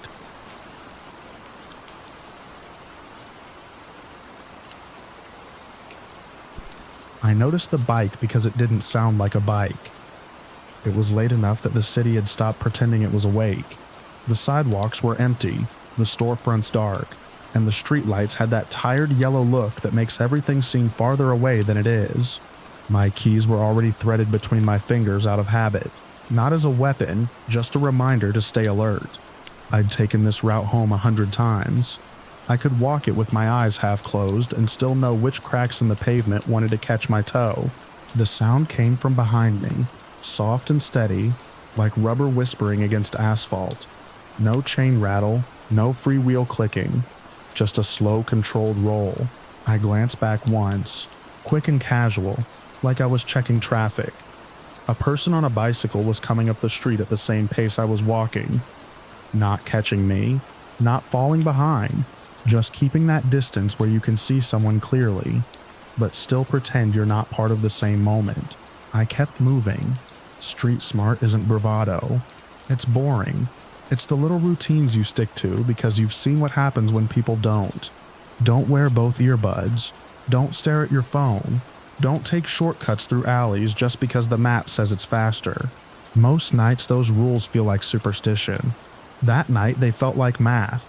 I told myself there were normal reasons. Someone heading the same way. Someone pacing themselves. Someone waiting for a green light that didn't come. But the street was wide open. The lights were timed.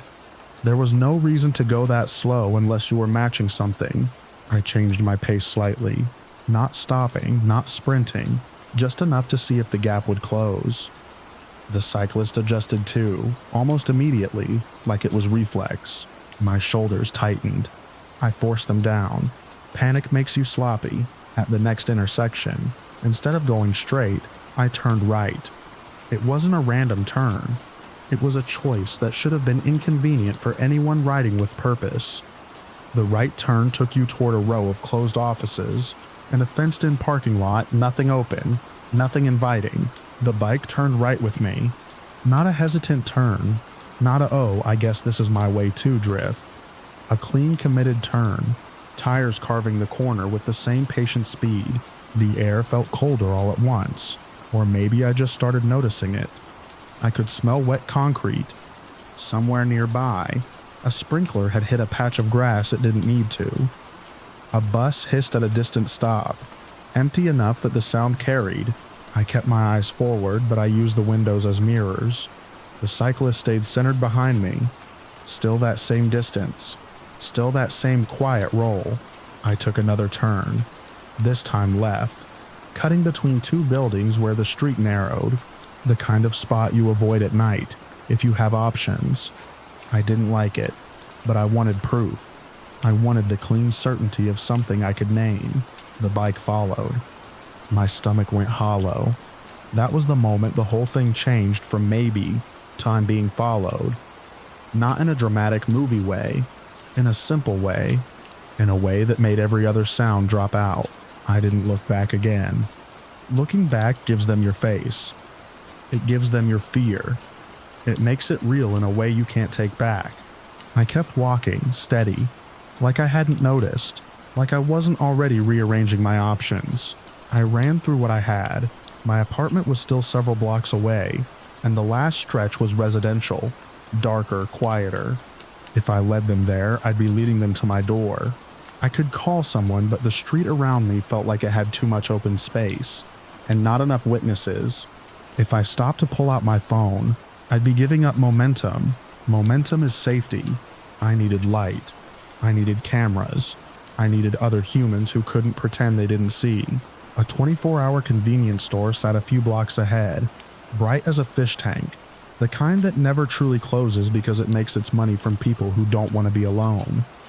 I'd complained about it before, about the harsh fluorescent glare and the way it made the sidewalk look like a stage.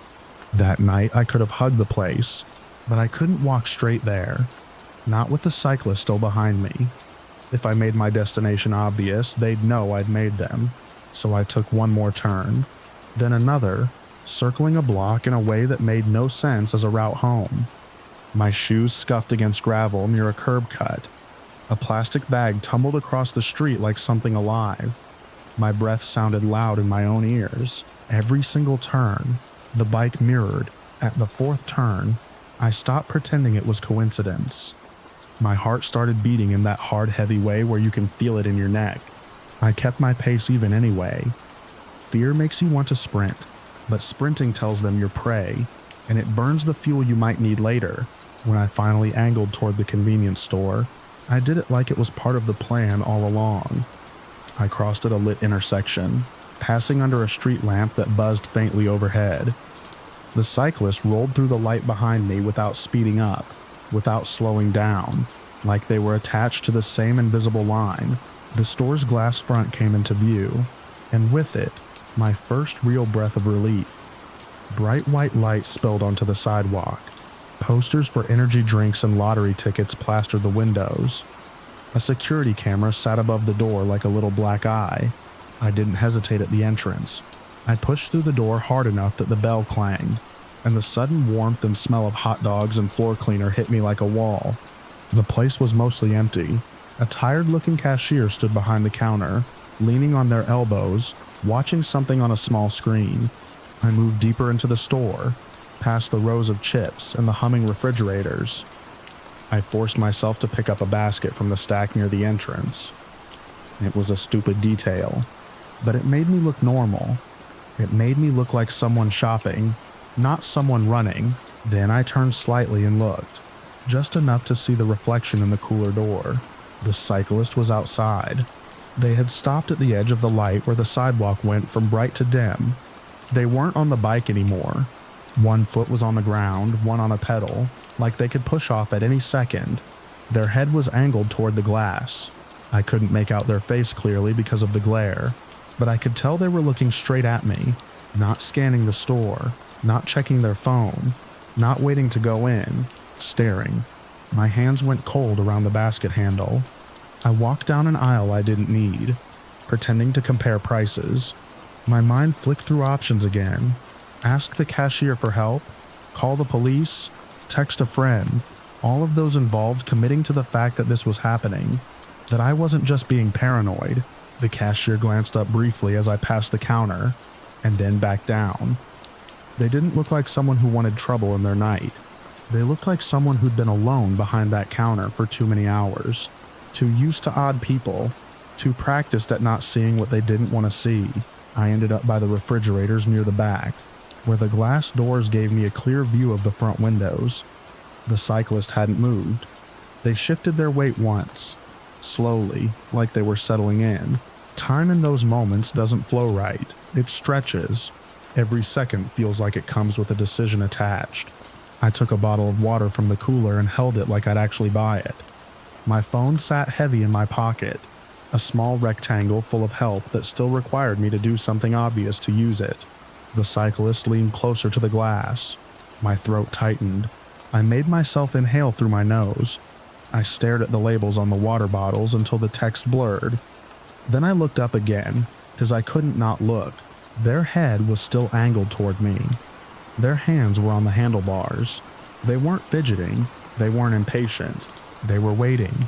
I walked toward the counter with the water and set it down. My voice came out steadier than I felt. I asked if the restroom was open. The cashier pointed without much interest. I didn't go to the restroom. I drifted toward it and then stopped near a small display of phone chargers. From there, I could still see the front windows. The cyclist stayed outside, staring in like the store was an aquarium and I was the fish they'd chosen. At some point, the cashier looked up again, following my line of sight. Their eyes landed on the cyclist for a brief beat.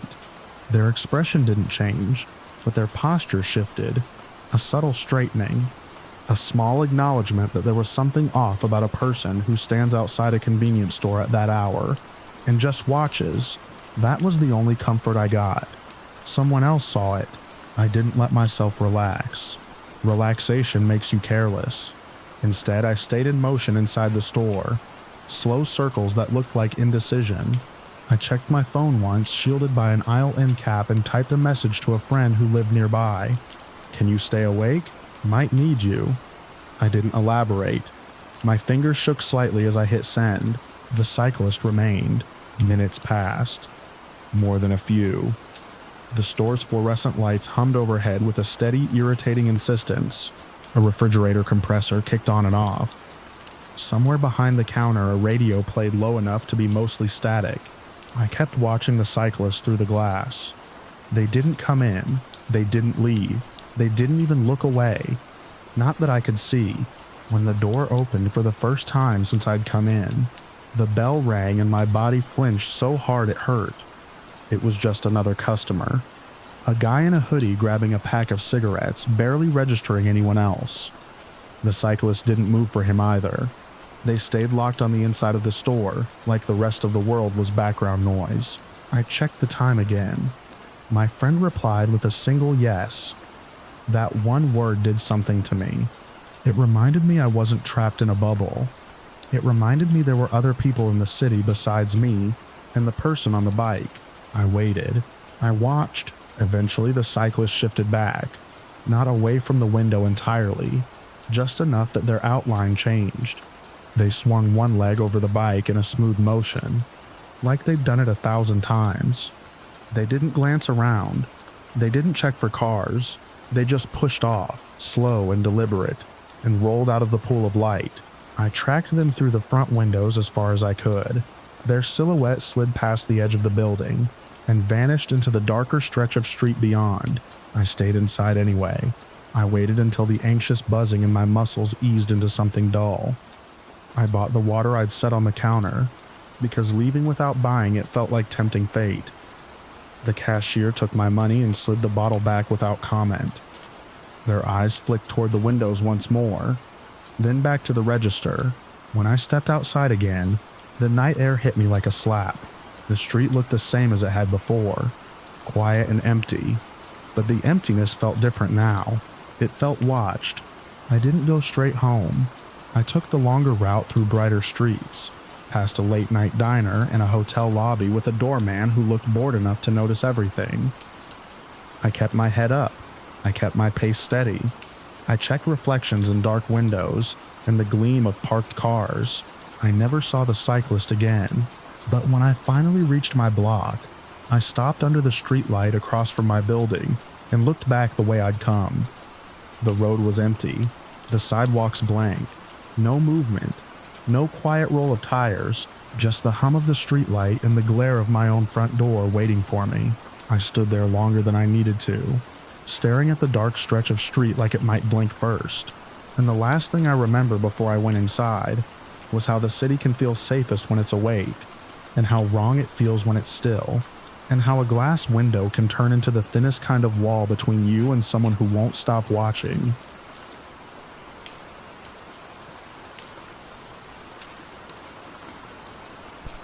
I was already behind when the dispatch pinged my scanner with the last stop of the evening, a priority drop that came in right as the light started to drain out of the sky. The route had been normal up until then. Subdivisions, office parks, a pharmacy run where the customer met me at the curb because they didn't want the neighbors to see the bag. The kind of work where your brain goes soft from repetition, and you start thinking about dinner instead of addresses. Then that final assignment hit and the map preview pulled me into the industrial district on the edge of town, where the buildings look like they're holding their breath.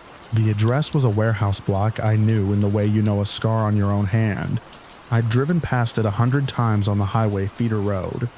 Long corrugated walls, faded signage, a row of loading bays with doors like shut eyelids.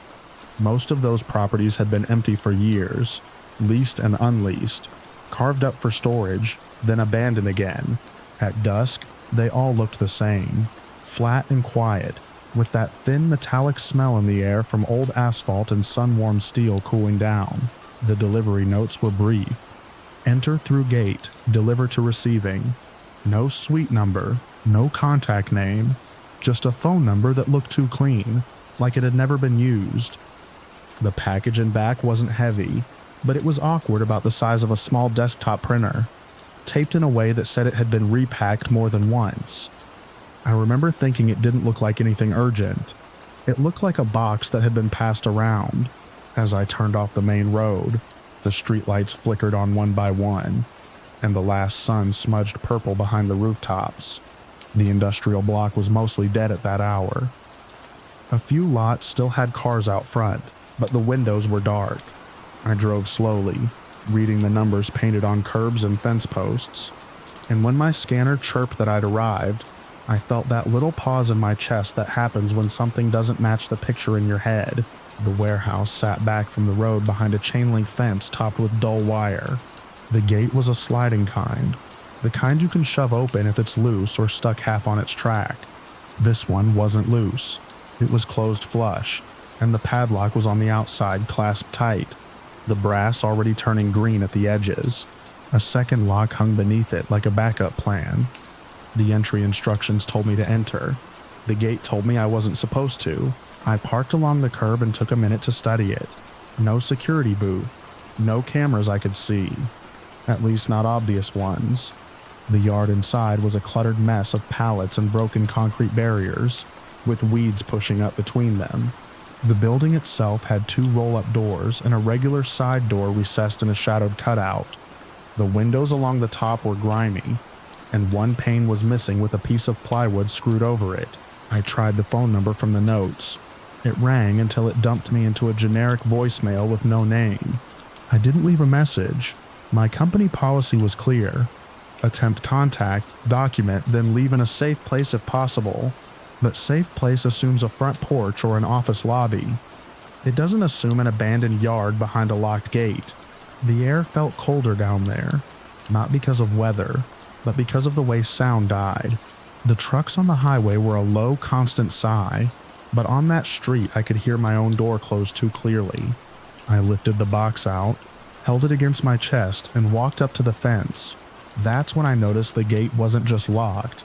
It was locked from the outside, like someone wanted it to look closed to the street, like the place wasn't operating. If you're inside and you lock a gate, you lock it from the inside or you use a latch you can reach. This was padlocked where only someone standing where I was standing could do it. I stood there staring at that detail longer than I should have. I've learned that my job is basically controlled trust. You trust that the address is real, that the customer wants the thing they ordered, that the dog behind the fence won't jump it. You trust the system because the system pays you to keep moving. But I've also learned that when the smallest piece doesn't fit, you slow down, because small pieces turn into big problems fast. A scrape came from the building, metal on concrete, and my eyes snapped up. The side door in the recessed cutout opened inward, just a crack at first. A shape appeared in the gap. Then a man stepped out into the yard. He looked like he'd been waiting, like he'd timed it, like he'd heard my van before I'd even parked. He didn't come to the fence right away. He stood near the door, half in shadow, and lifted a hand in a loose wave, as if we were co-workers meeting up late. Then he pointed toward the gate and made a circling motion with his finger, a universal sign for come in. I raised my own hand and gestured at the lock. I made my voice carry without shouting, the way you do when you want to keep things civil and still keep distance. I told him the gate was locked and I couldn't enter. He walked closer, and the dusk light caught his face. Mid-30s maybe, or older. Hard to tell with the way some people carry their fatigue like a mask. Baseball cap pulled low, work hoodie with no logo. His hands were bare, fingers stained as if he'd been handling oil or ink. He stopped a few yards from the fence and looked at the locks like they'd surprised him. Then he smiled, and the smile didn't reach his eyes. He said, casual as anything, that I could just bring it in through the side door. He jerked his chin toward the building and told me receiving was back there, deeper inside. He spoke like it was a minor inconvenience that the gate was locked, like the fence was just a suggestion. I told him I couldn't enter the property if I couldn't access it properly. I said I could leave the package at the gate and mark it delivered to an alternate location, or I could bring it back to the terminal and he could pick it up with ID. I kept my tone even, professional, the kind of voice that's supposed to end arguments. He stepped closer to the fence until his face was right up near the links. I could see the tiny chips in the paint on his cap brim. I could see that he was watching my hands, not my eyes. He said no, it had to go inside. He said it was company equipment, and it couldn't sit out here. He said I'd be in trouble if I didn't follow the instructions. Something in my stomach tightened. Not fear exactly. More like my body recognized a pattern my brain was still trying to name. The locked gate, the empty yard, the insistence, the way he didn't offer to unlock it or explain why it was locked. If this was legitimate, he could have walked over, slipped a key in, and rolled the gate open with one hand. Instead, he wanted me to cross the fence line into a building I couldn't see through. I scanned the yard again, letting my eyes move the way they do when you're checking for a dog in tall grass. That's when I saw the vehicles. They weren't in plain view from the street. They were tucked behind stacks of crates and long pallets, parked in the shadowed gap between the building and a leaning pile of shipping containers. A white van with no markings, a dark sedan, another vehicle farther back, with its front end covered by a tarp that flapped once in the breeze, and then settled.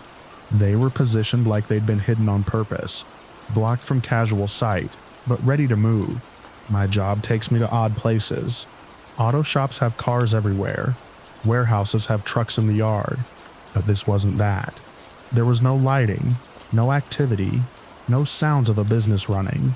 Those vehicles were in a dead yard behind a locked gate that told the world to stay out. The man followed my gaze and shifted his weight. His smile thinned. He said something about contractors and storage, but it came too fast, like he was throwing words at the gap I'd found. He lifted a hand and hooked his fingers through the fence links, and that gesture, small and ordinary, made the hairs on my arms lift because it felt like an ownership move, like he was reminding me the fence separated his space from mine. I took one step back from the gate, keeping the package hugged against my chest. I said again that I wasn't going inside. I offered the same options. I also raised my scanner a little so he could see I was logging the attempt. That this wasn't just a personal refusal. It was procedure. His face changed in a way that still sits with me. The smile dropped and a blank look took its place, like he'd switched off the part of himself meant to be friendly. He leaned closer and told me to stop making it difficult. He said he'd been waiting all day. He said slower now, that I needed to bring it to him. All the way in because they were expecting it. The word they landed heavy in the quiet. It wasn't a threat on its own. It was just a pronoun. But it suggested there were other people inside that building, and it suggested I wasn't supposed to see them from where I stood. I didn't argue. I didn't match his tone. I didn't raise my voice. I shifted the box down to the ground, right against the gate on the outside where my van and the street could see it. I set it carefully, label facing up, because whatever this was, I wasn't giving anyone a reason to claim I damaged it. Then I straightened, lifted my scanner, and marked it as delivered to gate due to no access. Contact attempted. He said my name then. Not from a badge because I wasn't wearing one big enough to read, but from the handheld scanner tone, from the information he shouldn't have had unless he had the order in front of him. That hit me as another wrong piece. Customers sometimes know your first name from tracking updates, but he said it like a lever, like he expected it to move me. I backed away without turning my back fully, the way you do around an aggressive dog. I kept my eyes on him as I walked to the van. My heart was beating harder now, not racing but steady and insistent like it was counting exits. When I reached the driver's door, I got in fast. I locked it without thinking. The locks thunked down with a heavy, satisfying sound. I started the engine. The headlights washed the fence in white, and for a second the man's shadow stretched across the yard behind him like a stain. He lifted both hands and slapped them against the fence once. The metal rattled. Then he pointed at me and made a short chopping motion, the kind of gesture that would mean stop on a busy street. He took a step toward the side door, as if he might go back inside. as if he might be getting something or someone. That was the moment. The situation stopped being a weird delivery and became a choice with consequences. I didn't sit there and watch him. I didn't wait to see if the side door opened again. I put the van in gear and pulled away. The tires crackled over loose gravel at the curb. The steering wheel felt slick under my palms. I kept my speed controlled until I hit the main road. Then I drove like I had somewhere else to be because I did. I needed to be anywhere but that address. In my side mirror, I saw movement in the yard. Not the man by the fence, he'd stepped back into shadow, but a flicker near the crates. A shifting silhouette that could have been someone crossing between vehicles. I didn't slow down to make sure. I didn't give my brain the chance to turn that into a story.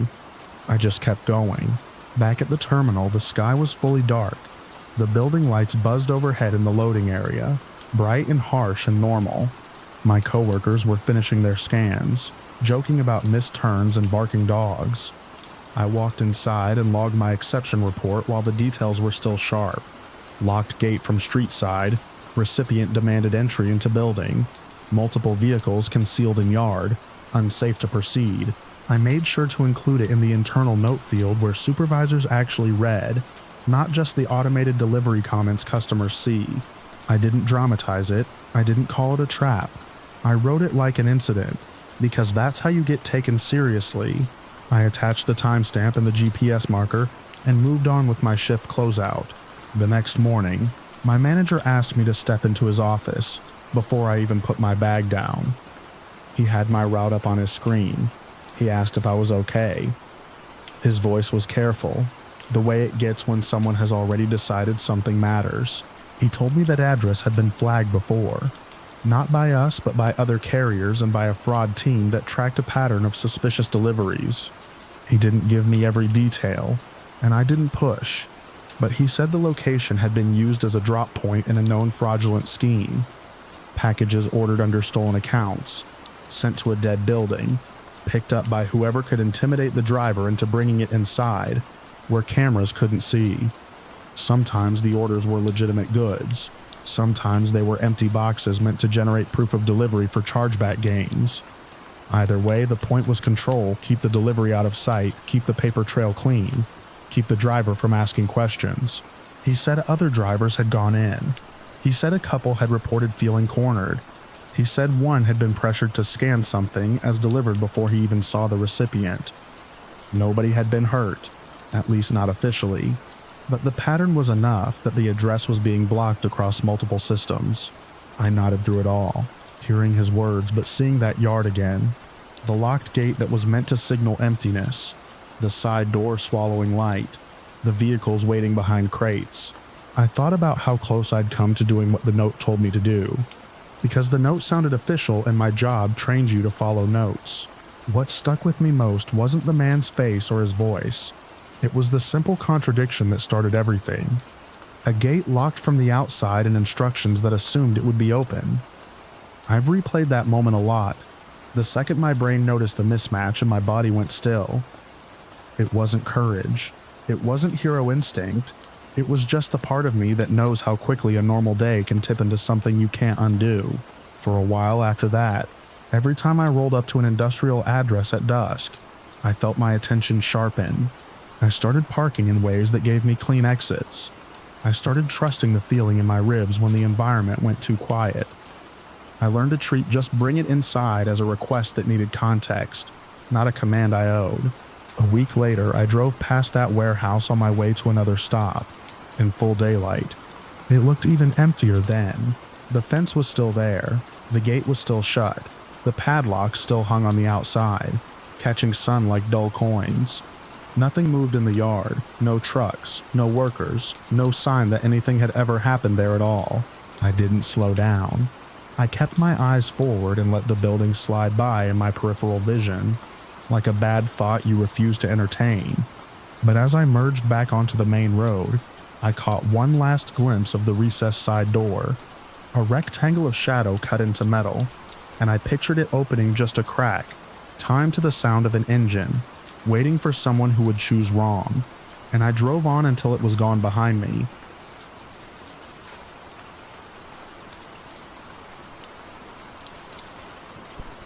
The first thing that bothered me was how quiet the woods were when we pulled in, like the trees were holding their breath.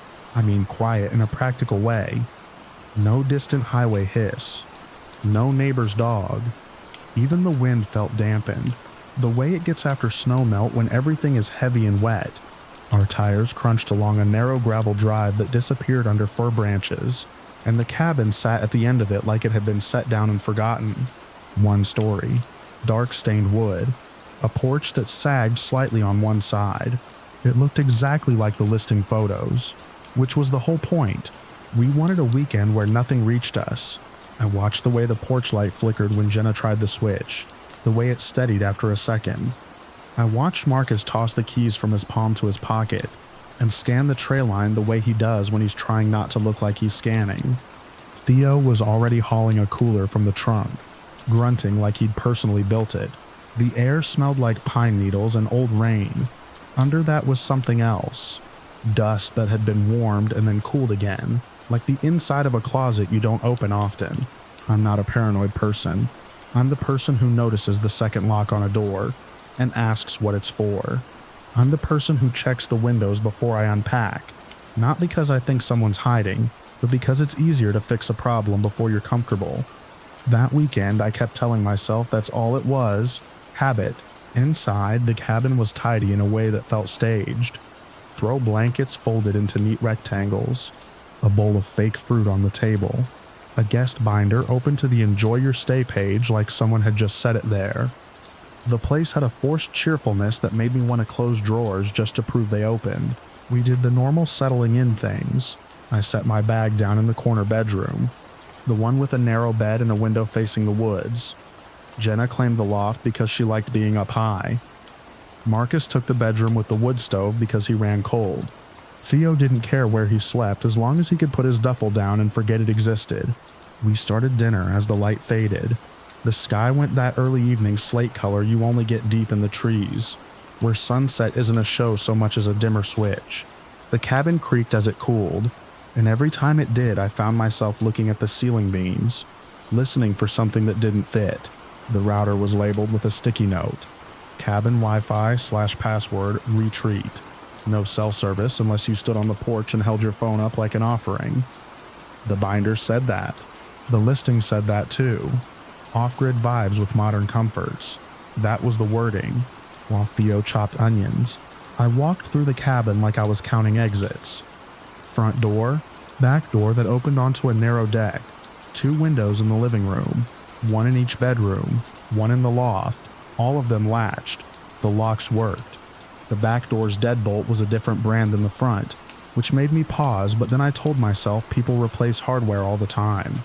There was a closet off the hallway that held a broom, extra towels, a folded cot. Below it, a square of wood paneling cut into the floor in a way that didn't match the rest. It looked like someone had patched something and tried to make it disappear. I crouched and ran my fingertips along the edges. The grain didn't align. The screws were newer than the surrounding boards. In a cabin that old, you could tell what was original and what was not. "Basement?" Marcus asked behind me. His voice made me jump in a way I hated. I stood up and shrugged like it was nothing. Maybe. Didn't mention one. Jenna drifted over and peered down. "Creepy, don't open it." Theo called something from the kitchen about needing a lighter. And the moment passed. We ate. We laughed. We played cards at the table under the yellow kitchen light. At some point, rain started. Soft at first, then steadier, tapping the roof and making the woods even quieter by comparison. If you asked me now, I couldn't tell you what we talked about. Not in detail. Weekend plans, work stories, Jenna's new apartment, Theo's stubborn car, Marcus telling a story about getting lost on a trail in college. Ordinary, forgettable things. That's important, because what happened later didn't hinge on secrets. It hinged on the fact that our ordinary words were being collected. After dinner, Theo went hunting for firewood on the covered stack outside. Marcus got the wood stove going even though it wasn't that cold, just because he liked the smell. Jenna found the guest binder and started reading reviews out loud, making faces at the overly enthusiastic ones. I wandered back to that patch in the floor and stared at it like I could make it explain itself. There was no handle, just a thin seam and 4 screws that didn't match. Whoever installed it didn't want it to be convenient. I went to the kitchen drawer and found a flathead screwdriver under a bundle of rubber bands and a half-dead flashlight. I didn't announce what I was doing. I didn't want to make it a group dare. I just wanted to know. The screws came out with a squeal that made my teeth itch. The panel lifted easier than it should have, like it wasn't really attached to anything. Underneath was a metal ring set into a second door, an actual hatch, darker and heavier, with a padlock that hung open. That's when the hair rose on my arms. It wasn't the door. Cabins have basements. It wasn't even the padlock. It was the fact that the padlock was open, like someone had unlocked it and left. I called them over then because I didn't trust my own senses anymore. In under a minute, we were all crouched around the hole, the kitchen light throwing sharp shadows. Via leaned in and sniffed. Smells like old electronics. Jenna made a noise in her throat, displeased. Marcus shone his phone flashlight down into the dark. A set of narrow wooden stairs descended into a space you couldn't see. There was a switch on the wall beside the hatch. Marcus flipped it. Nothing happened. Maybe the bulb's out, he said, but he didn't sound convinced. I went first because if we were going to do something stupid, I wanted it to be on my terms. I stepped down carefully, feeling each stair with my foot before putting weight on it. The wood was solid but damp, and the air got colder as I descended, like the basement held onto its own climate. Halfway down, the smell hit me properly. Not mold, not mice. That hot plastic metallic scent you get from old electronics that have been powered on and off for years, collecting dust, warming and cooling. At the bottom, my shoe touched concrete. Marcus's light swept the space, and what it revealed made my stomach tighten. The room wasn't just a basement. It was a room inside the basement, sealed off with thick foam panels on every surface, walls and ceiling. The foam was the kind used in studios, cut into jagged wedges, the pattern designed to swallow sound. Some panels were newer, almost black. Others had faded to gray and were peeling at the corners. In the center was a folding table covered in equipment that belonged in a different decade. Reel-to-reel tape decks with spools like eyes, a stack of VCRs, an old mixing board with sliders worn shiny, 2 bulky monitors, cables everywhere, bundled and zip-tied with the obsessive neatness of someone who couldn't tolerate loose ends. There were microphones too, not the handheld kind you sing into, but small ones mounted on clips, the kind you hide. Jenna's breathing changed behind me. Theo stopped joking. Marcus's light trembled just slightly as he swept it from table to wall to ceiling. There was a chair in front of the table, positioned as if someone had just stood up from it. On the seat was a thin film of dust, except for a clean oval in the center where fabric had recently pressed, fresh enough that the edges weren't blurred. I took a step closer and saw the power strip mounted to the table leg. The little red switch was on. Marcus whispered my name, a warning more than a question. I reached out and touched the top of one of the monitors with 2 fingers. It was warm. That should have been enough to send us back up the stairs without discussion. That the human brain likes to collect proof, as if proof changes what's real. I looked for something that would tell me this was a leftover project, a previous owner's hobby, a weird sound engineer's retreat, something harmless. Instead, I saw the notebook. It sat on the far corner of the table, tucked under a pair of headphones, a cheap black composition book, the kind you buy in bulk for school. Its cover was scuffed, but the spine wasn't cracked. It had been opened and closed carefully. I picked it up with my fingertips like it might be sticky. It wasn't. The first page was dated, not last year, not months ago. That day, there were lines of handwriting, neat and compact, short entries, each with a time next to it. I flipped forward and saw more, page after page. I didn't want to read it aloud. I didn't want to give the words more air.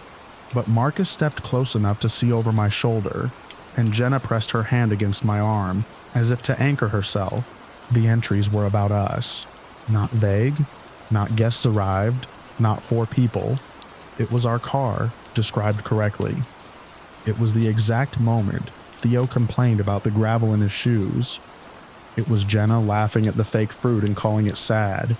It was Marcus mentioning he couldn't get his phone to load anything unless he stood on the porch. My eyes moved too fast, skimming for something that would make it make sense.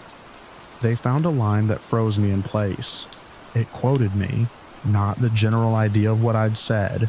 The actual sentence, the one I'd muttered while tightening the screw back into the hatch panel before dinner, thinking no one was listening.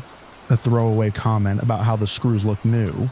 The ink was fresh enough that it still had a slight shine when Marcus's light hit it. I flipped back a page and saw another entry, this one describing our dinner conversation.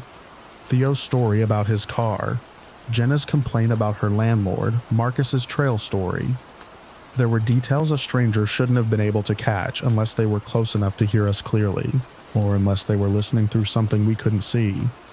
Jenna pulled her hand away from my arm and wiped it on her jeans, like she'd touched something filthy. Theo leaned in, jaw clenched, and then leaned back quickly as if the notebook might bite. Marcus's voice was low and tight. He didn't ramble. "We're leaving," I agreed without hesitation, because the notebook did what the room alone could not. The room could have been abandoned. The room could have been a previous owner's mess. The notebook was current. The notebook meant someone was here, now, tracking us in real time. I didn't know if they were in the woods, in another structure, or watching through a device tucked into the cabin walls. I didn't know if they were armed. I didn't know if they planned to come back while we slept. What I did know was that staying turned a weekend retreat into a trap. We moved fast, and we moved quiet. No arguments, no drawn-out debate. We climbed the stairs, closed the hatch, and I put the panel back down the way it had been. I didn't bother screwing it in. It felt pointless, like putting a lid back on something that had already gotten out. Upstairs, the cabin felt different instantly, like it had shifted from cozy to staged, from welcoming to performative. Every corner looked like it could be hiding a small lens. Every smoke detector looked too heavy. Every wall outlet looked too new. I took my bag from the bedroom and didn't fold anything. I stuffed clothes into it like I was trying to beat a timer. Jenna did the same, eyes darting to the windows. Theo yanked his duffel zipper so hard it snagged, and he swore once under his breath, and then went silent again. Marcus grabbed keys, wallets, anything essential, and then he started collecting our phones like he meant to make sure none of us forgot one. At some point, I caught myself listening for footsteps on the porch, for the click of the front doorknob, for anything that would mean we'd waited too long.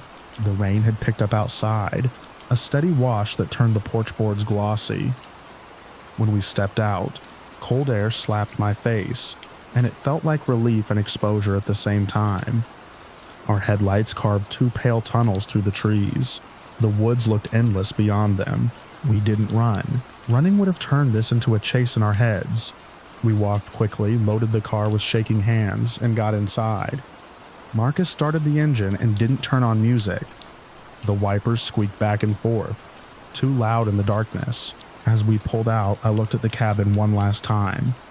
There was no silhouette in the window, no movement on the porch, just the porch light burning steady now, as if it had never flickered at all. The drive back down the gravel road felt longer than it had on the way in. The trees leaned over us. Rain smeared the windshield.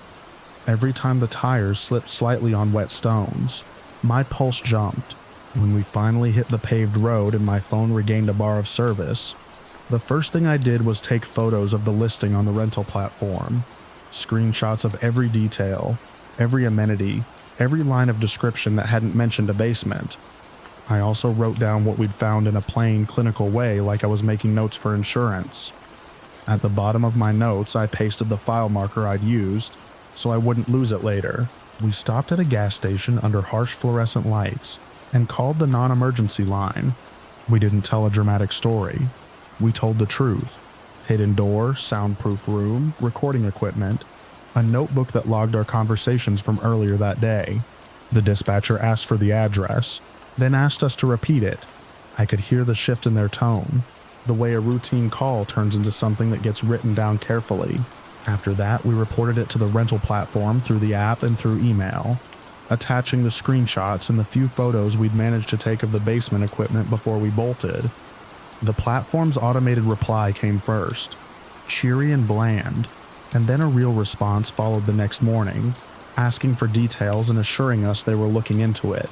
By the time we got home, the sky had gone from night to that gray early morning color that makes everything feel unfinished. I showered twice and still couldn't shake the sense of being listened to. My apartment felt too open. My own vents sounded suspicious. I kept my TV off because I didn't want noise to fill the space where my thoughts were trying to settle. 2 days later, I checked the listing again. It was gone. Not unavailable. Not booked. Gone as if it had never existed. The platform sent a final message saying the property had been removed pending investigation. The wording was cautious. They didn't say why. They didn't say what they'd found. They refunded our money and offered a credit, as if that could scrub the feeling from my skin. The police never told us much either. An officer called once to confirm we'd left safely, and to ask if we'd noticed any vehicles parked nearby on the drive-in. I hadn't, that was the problem. Out there, the woods swallowed everything.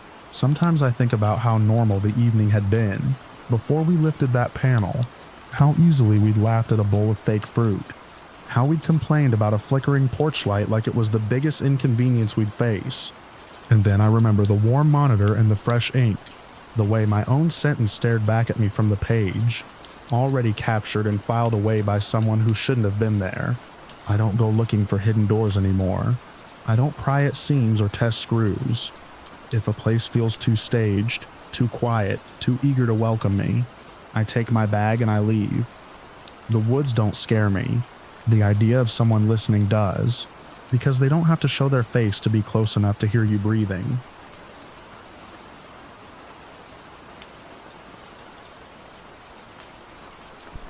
The first night I noticed the car. I was standing at my kitchen sink with the tap running, rinsing a coffee mug I hadn't used. It was late enough that the neighborhood had gone flat and quiet. The kind of quiet where the refrigerator's hum feels like something you should apologize for. Through the slats of the blinds, a pair of headlights painted a pale stripe across my living room wall. When I turned my head to look, the light vanished, not dimmed, not angled away, just gone, like someone had snapped their fingers and erased it. I held still with my hand in the water, listening for an engine, tires on pavement, a door shutting. Nothing. I dried my hands on my shirt and went to the front window, the way I always do. Slow, careful, keeping to the side so my silhouette wouldn't fill the glass. I'm not the kind of person who charges toward problems. I'm the kind who double checks that the deadbolt catches, and that the back gate is latched before I go to bed. The street was mostly empty. Porch lights glowed in warm squares. A couple of parked trucks sat nosing along the curb, and across from my driveway, half a house down, a sedan was tucked under a maple tree with its lights off. Dark windows, no interior glow. Nothing about it that screamed trouble except that it hadn't been there when I pulled in earlier. I told myself it belonged to a visitor, someone's cousin, a late-night rideshare driver taking a break, a teenager sneaking a call outside their parents' house. Still, I watched it for a full minute before stepping away. I went through my routine, checked the locks, set the alarm, make sure the motion light by the side gate was actually toggled on. Then I stood in the hallway with my phone in my hand, debating whether I was being ridiculous. I typed a note to myself, time, description, where it was parked, then saved it with the rest of my just-in-case records. I even labeled the file with the odd marker I'd been using lately, a string I'd copied from a safety template I keep around. It looked like nonsense, but it reminded me to stick to facts when my brain tried to sprint ahead of evidence. I didn't sleep well. The second night, it happened again. I was on my couch with the TV on low, not really watching, letting the noise fill the room so the house wouldn't feel as empty as it was. At 11:47 p.m., my living room brightened two clean beams cutting through the blinds, sliding over the bookshelf and the framed photo of my sister's dog. I turned my head. The beams died instantly. This time, I didn't move right away. I waited, counting nothing, just letting seconds pass until my shoulders loosened. When I finally eased toward the window, the sedan was in the same place as before, under the maple, lights out. I couldn't tell if someone was inside. The streetlight nearby didn't reach that far. The windshield reflected the dark shape of branches. I opened my phone camera and zoomed in, holding it as steady as I could. The image was grainy, a dark car in a dark patch. Not a license plate, not a face. I told myself I was spooking myself over a parked car. Suburban paranoia. Then I remembered the way those headlights shut off the instant I looked, like the driver was watching my window and waiting for the smallest movement. The third night, I stood in my bedroom with the blinds lifted a single inch, holding them between two fingers so they wouldn't rattle. I waited in the dark and watched the street like it was my job. Just after midnight, the sedan rolled into place without lights, a shadow gliding into another shadow. It didn't park with the casual wobble of someone checking their phone. It lined up too neatly, tires straight, body squared to the curb. I kept my eyes on it until my vision started making its own patterns.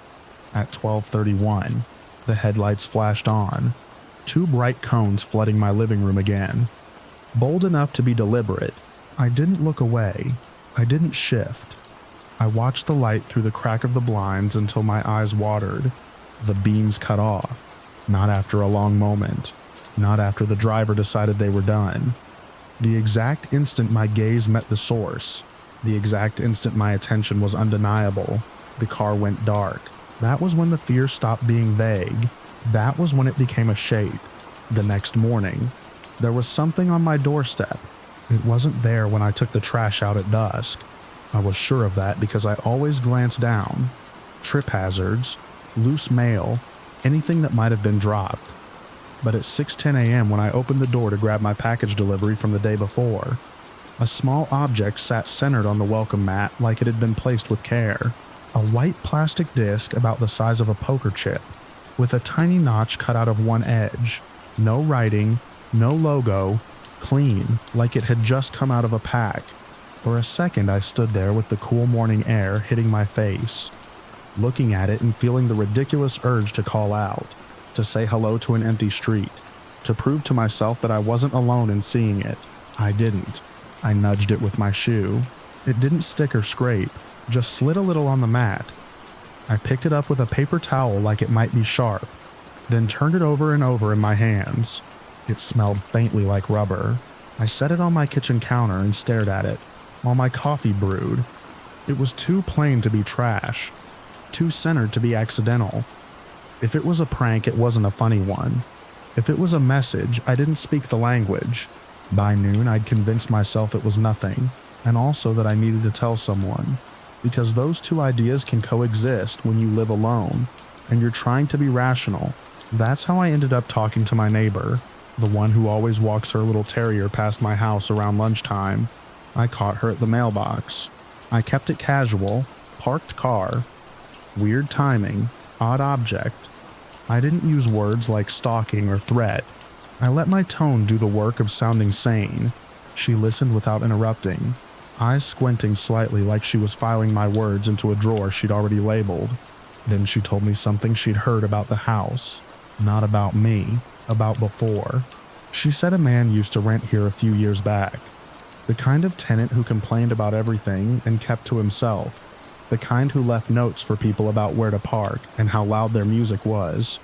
She said folks on the block had called him watchful, and not in a compliment way. He would sit in his car sometimes and stare at his own front door like he was waiting for someone to come out. He'd called the police on delivery drivers because they lingered.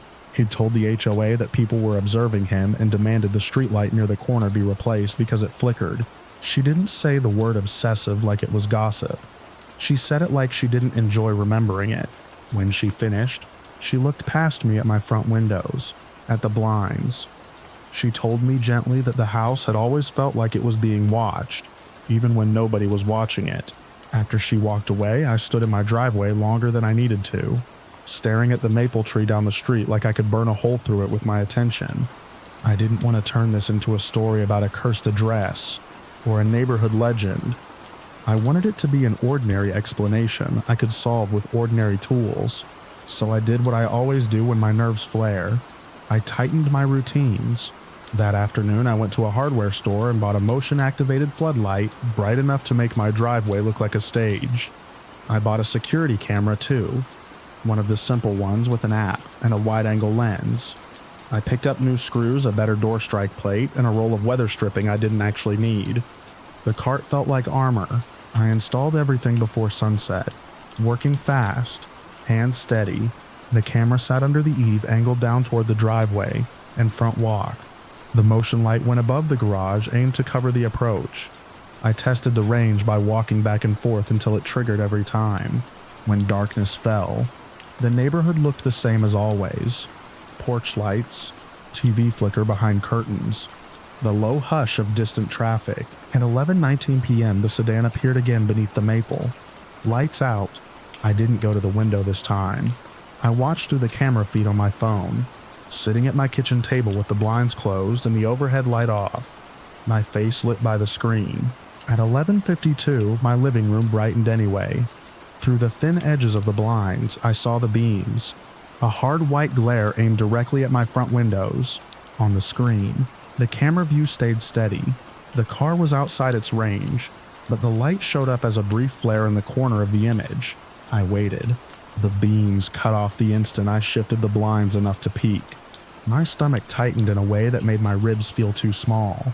Just after 1 a.m., the motion light over the garage snapped on. My driveway flooded with brightness. Hard shadows formed under the shrubs. The concrete looked bleached. On my screen, the camera feed adjusted. The image sharpening. Someone stood in the middle of my driveway, not on the sidewalk, not approaching, not leaving, just standing there, squarely facing my front door. They were far enough away that the camera couldn't give me details. The person's face was a smear of shadow under a hood or a cap. Their arms hung at their sides. Their posture was straight but not tense, like a person waiting in line, like a person who had all the time in the world. The motion light should have made them flinch. Most people react to being spotlighted, even animals do. But the figure didn't move. My first thought was that the camera had frozen. My second thought was that if it had frozen, the motion light wouldn't still be on. I watched the timestamp in the corner tick forward. Seconds passing. The person remained planted, head angled slightly, eyes, if they had eyes visible, aimed at my door. I didn't call out. I didn't open the door. I didn't do anything that required stepping into the line between my home and that silent shape. I stayed in my kitchen, phone in both hands, heart thudding in my throat. After a full minute, the figure shifted, just enough to make the camera's motion detection box flicker. They didn't step closer. They didn't step away. They simply turned their head a fraction, as if listening. Then, very slowly, they lifted one hand and pointed. Not at the camera, not at the light, but at my doorknob. The gesture was small, casual, like a reminder. A soft chime came from my phone as the camera recorded an event. My finger hovered over the button to sound the alarm. The little digital siren option that promised to scare off intruders. I didn't press it. I didn't want to provoke anything. I didn't want to announce where I was inside the house. I wanted the distance between us to remain a rule. On the screen, the person lowered their hand again and went perfectly still. The motion light stayed on until it timed out. It clicked off with a mechanical finality, plunging the driveway into darkness. In the sudden dim, my camera switched to night mode, grainy black and white. The figure was still there, paler now, the outline of their head and shoulders floating against the darker background. I whispered, without meaning to. No, it was the only sound I made. The headlights across the street flared on again, so bright they washed out the camera's night image for a heartbeat, turning the figure into a silhouette cut from paper. I saw the sedan's beams rake over my front door, and the person standing in the driveway, like they were being checked and approved. I shifted toward the front window before I could stop myself. The headlights snapped off the instant my blinds moved, like the driver had been waiting for that exact tell. On my phone screen, the silhouette in my driveway didn't react. It didn't startle. It didn't run. It simply remained facing my door, as if my attention was a switch it didn't care about. I backed away from the windows and locked my phone's screen brightness down low. My hands were sweating. My mouth felt dry and metallic. I forced myself to do the next practical thing. I called the non-emergency police line and reported a suspicious person on my property. I kept my voice level. I gave my address and described what I could. Adult height, hooded, standing in the driveway, not responding to light. I didn't mention the car's headlights flicking off when I looked because it sounded like a campfire detail. I didn't mention the small plastic disc on my mat because I didn't know what it meant. While I waited, I watched the camera feed and tried not to imagine footsteps on my porch. The figure stayed in place until the distant sweep of headlights approached from down the street. A patrol car, slow and deliberate, turning onto my block. On my screen, the hooded person finally moved. They didn't sprint. They didn't stumble. They took one step backward, then another, retreating down my driveway the way someone leaves a room they don't own. When the patrol car's beams slid across the yard, the person angled toward the side of my house, toward the strip between my fence and my neighbor's hedge where the shadows were deepest.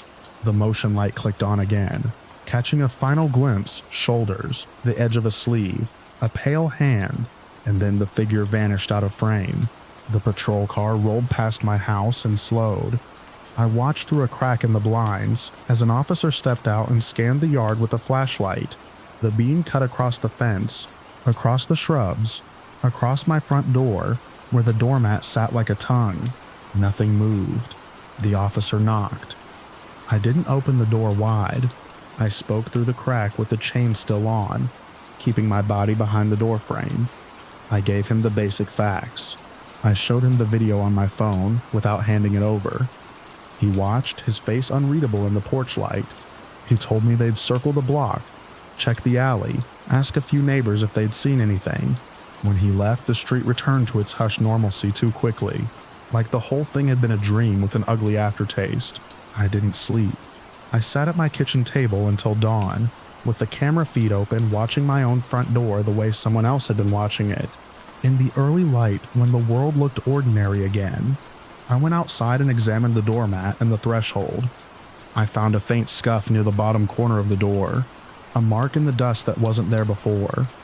I crouched and ran a finger along it. Fine grit, the kind you get on shoes. Then I saw what the white plastic disc was for. It fit the strike plate on my doorframe too neatly, sliding into place like a spacer. It wasn't a key. It wasn't a toy. It was a wedge, a cheap little shim that could keep a latch from catching fully, if you placed it right and closed the door with gentle pressure. The kind of thing someone could set down, walk away, and come back to later. The kind of thing that would make you think you'd locked up when you hadn't. I stood in my doorway, holding that piece of plastic, looking down my bright normal street and trying to force my breathing into something steady. All day I kept the camera recording to a local drive, and backed up the clips. I replaced the deadbolt screws with longer ones. I adjusted the motion light so there were no dark pockets on the driveway. I trimmed the shrub that could hide a person's outline. I did everything that made sense and some things that didn't, because doing nothing felt like inviting someone to continue. That evening, just before dark, I walked down to the maple tree where the sedan kept parking. The curb was littered with dry leaves and a crushed soda can. There were tire marks in the dust at the edge of the asphalt, faint but fresh, as if someone had pulled in and out of the same spot again and again. I didn't see the car. I didn't see a person. I didn't see anything that would turn this into a clean story with a clear ending. When night came, I sat inside with the blinds closed and the camera feed open, the motion light armed like a guard dog. My house felt smaller than it ever had. Every creak sounded like a decision. At 12:08 a.m., the motion light snapped on. The driveway was empty. No hooded figure, no movement, just bright light washing over concrete, and the dull shine of my front doorknob. The camera adjusted, then picked up something at the very bottom edge of the frame, close to the lens. The corner of a dark object, like someone's shoulder pressed just out of view, close enough that the night mode couldn't separate it from the black. I stared at that shape until my eyes burned. I didn't move. I didn't reach for the blinds. On the screen, the dark shape didn't slide away. It didn't shift. It stayed there, breathing or not breathing, present without proof, close enough that the camera couldn't make it a person, and my mind couldn't make it anything else. And I sat in my kitchen watching my own front door, as the bright security light held the driveway like a white sheet over something that refused to leave, refused to knock, refused to show itself, as if waiting.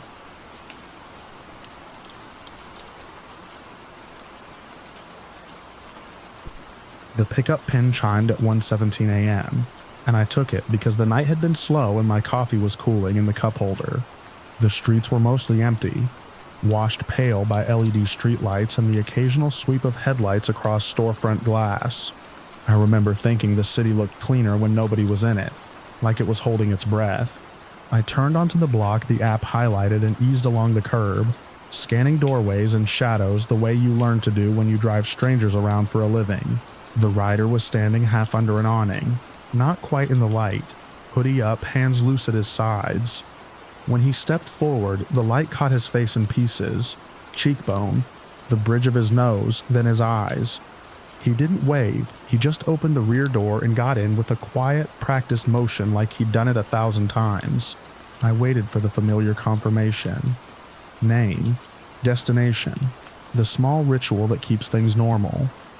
The app showed his first name and a generic avatar. Nothing else that mattered. "Hey," he said from behind me. His voice was easy, friendly. "You always work this late?" There's a way people ask that idle curiosity, trying to make conversation. This didn't feel like that. It felt like he was placing a hand on the edge of my day and testing how much it would bend. "I drive nights." "Yeah," I said, keeping my tone flat. My eyes stayed forward, hands at 9 and 3. We're headed to the address in the app. A soft laugh. Sure. You like it though, don't you? The quiet, the control." I blinked once and watched the traffic signal change at the intersection. Green. I pulled out smoothly. He leaned forward a little. I could feel it more than see it. The air in the cabin shifted when someone moves closer. "What's your real schedule?" he asked. "Like, when do you actually go home? You got someone waiting up?" I'd been doing rideshare long enough to know that every night has at least one person who treats you like a therapist. A bartender, a confessional. Most of them are lonely. Some are drunk. A few are just awkward. This didn't read like any of those. He wasn't slurring. He wasn't rambling. He was precise. "I keep my personal life private," I said. Still calm, still professional. "You can always send a message through the app if there's anything about the route you want changed." That should have been a boundary, like a stop sign. Most people see it and back off. He didn't. Private. He repeated the word like he was tasting it. "That's funny. You think you get privacy when you're doing this?" I didn't answer. Not because I didn't have one, but because answering gives a person momentum. The cabin filled with the soft rush of the heater and the low hiss of tires on asphalt. A minute later he said, "You didn't ask me where I'm going." I kept my eyes on the lane markers. "It's in the app. It doesn't have to be." That made the hair at the back of my neck lift. Not in a dramatic way, just enough to remind me I had a body. My phone sat in its mount, the map bright. The destination line was set. His profile dot was behind me. "What's the cross street?" I asked, making it sound routine. He waited just long enough to make the silence feel heavy. "You'll see," he said. I took a breath through my nose. I could smell old fast food in the upholstery, the faint sweetness of my air freshener, and something else, cologne, sharp and clean, as if he'd put it on recently and used too much. He was trying to be present in the space. A block later, he shifted again. I saw a pale hand reach up from the back seat and touch the passenger side mirror. I watched in the mirror as it moved. He wasn't adjusting it to see traffic. He turned it inward, slowly, until it caught the angle of my face. Then he did the same with the rear view, tilting it down so instead of showing the back window, it showed his eyes. Now when I glanced up, I didn't see the road behind me. I saw him watching me. "Is that better?" he asked. I kept my grip steady, but my heartbeat started to pace itself against my ribs. Mirrors are tools. You need them. Anyone who touches them without asking is taking something. Please don't adjust the mirrors, I said. My voice stayed even. I need them set for safe driving. He didn't move his hands away. His fingers rested on the mirror like he owned it. You need to see me, he said, and the friendliness in his voice had a thin edge now. You drivers always try to pretend nobody's back here like we're cargo, the map spoke softly. Turn right in 500 feet. I kept going straight for a moment longer than the app suggested, toward a better lit avenue, and then turned at the next intersection. The route line recalculated. The car stayed in motion. Motion is safety, he noticed. That wasn't the turn. Traffic pattern, I said. This way is faster. He leaned forward again and I felt the heat of him behind my seat. Don't lie to me, he said, still quiet. I can see the screen. I didn't look at him. I didn't argue. I let the next few seconds be boring. There's a trick to de-escalation that nobody explains. When you sign up to drive, you make yourself dull. You refuse to become a character in someone else's little drama. He exhaled and then, almost gently, he adjusted the rear view a fraction more, until his eyes centered perfectly over my shoulder. It was like he was framing a shot. You've got good skin, he said. You drink water, you sleep when you can, you're careful. That hit harder than it should have, because it was true in an ordinary way. And hearing a stranger list your habits feels like someone reading your mail out loud. I swallowed. Is there anything you need for the ride? I asked. Temperature okay? Music? He laughed once. Not friendly now. You're doing that thing you think if you keep it polite it doesn't count. What doesn't count? He didn't answer. Instead, he said, you live nearby. I can tell. My stomach tightened. I don't discuss where I live. Still doing it. I reached up with 2 fingers and nudged the rear view back where it belonged. Not aggressively, just a small correction, like you'd do if it got bumped. For a second, I saw the back window again. The empty lane behind us. A distant pair of headlights. His hand snapped up and pushed it right back. He didn't say anything when he did it. That was the part that changed the temperature in the car. Friendly people asked. Even rude people announced themselves. This was silent. A correction. A demand. I kept driving. At a red light, he said, pull into that lot. The lot was dark. A half-empty strip mall with the signs off and only one buzzing light above a closed sandwich shop. The kind of place you could pull into and not be seen by anyone who mattered. I'm staying on the route, I said. I watched the crosswalk timer count down. The urge to look at him in the mirror was strong. I didn't give in. You're not listening, he said. His voice was cold now, flat. Pull in. The light turned green. I went straight. For a few blocks. He didn't speak. That silence was its own pressure. He wanted me to fill it. I focused on small, normal things. The feel of the steering wheel, the way the suspension absorbed a pothole, the glow of the instrument panel. I kept us on main streets. I avoided side roads. I avoided parking lots. I avoided anywhere that would slow me down. My mind ran through options the way it always does when something feels off. If he escalated, I could head toward a gas station, toward a hospital, toward a police precinct. I didn't need to say that out loud. Saying it changes the game. He spoke again. Softer, like he was returning to friendliness by choice. You're good at this, he said. Keeping your voice steady, acting like you don't care. I care about getting you where you're going safely, I said. Safely. He echoed it. For who? I didn't answer. He reached forward again, this time toward the passenger side mirror, and adjusted it even tighter on my face. Now I couldn't check my blind spot without looking into his eyes. Every time I needed to do my job, I'd have to see him watching. I could have pulled over and ended the ride right there. Some drivers would, but it was late, the street was empty, and ending the ride puts you in a different kind of danger. Doors opening, someone refusing to leave, someone stepping out and circling to your window. I wanted this to end the way I could control, with him exiting at a destination. The ride completed, the app record intact, so I stayed professional. I stayed moving. I said, if you keep interfering with the mirrors, I'll have to stop somewhere safe to reset them. The word safe landed between us. He went very still, then he said, "You don't get to decide what's safe." There it was, the shift. The friendliness was gone. The mask had dropped without ceremony, and what was underneath wasn't rage exactly. It was entitlement. The rest of the ride passed in small tense pieces. He kept asking questions that weren't questions. How long I'd lived here, whether I drove the same hours every week, what I did when I wasn't driving. Each time I gave the same kind of answer. Bland, professional, non-committal. I commented on traffic, on road closures, on the route, things that were true and impersonal. He got quieter, not calmer, quieter, like a person who's done making offers. The app announced we were 3 minutes away. I didn't relax. 3 minutes is long enough for a lot of things. When we turned onto the final street, I realized the destination was a mid-rise apartment building with a recessed entry and a small covered driveway. There was a security light above the doors and a camera dome on the corner. Not perfect, but better than a dark lot. I pulled up to the curb under the light, put the car in park, and kept my hands visible on the wheel. He didn't move right away. In the rear view, his eyes were steady, unblinking. The mirror still framed him the way he'd said it. He'd kept it that way.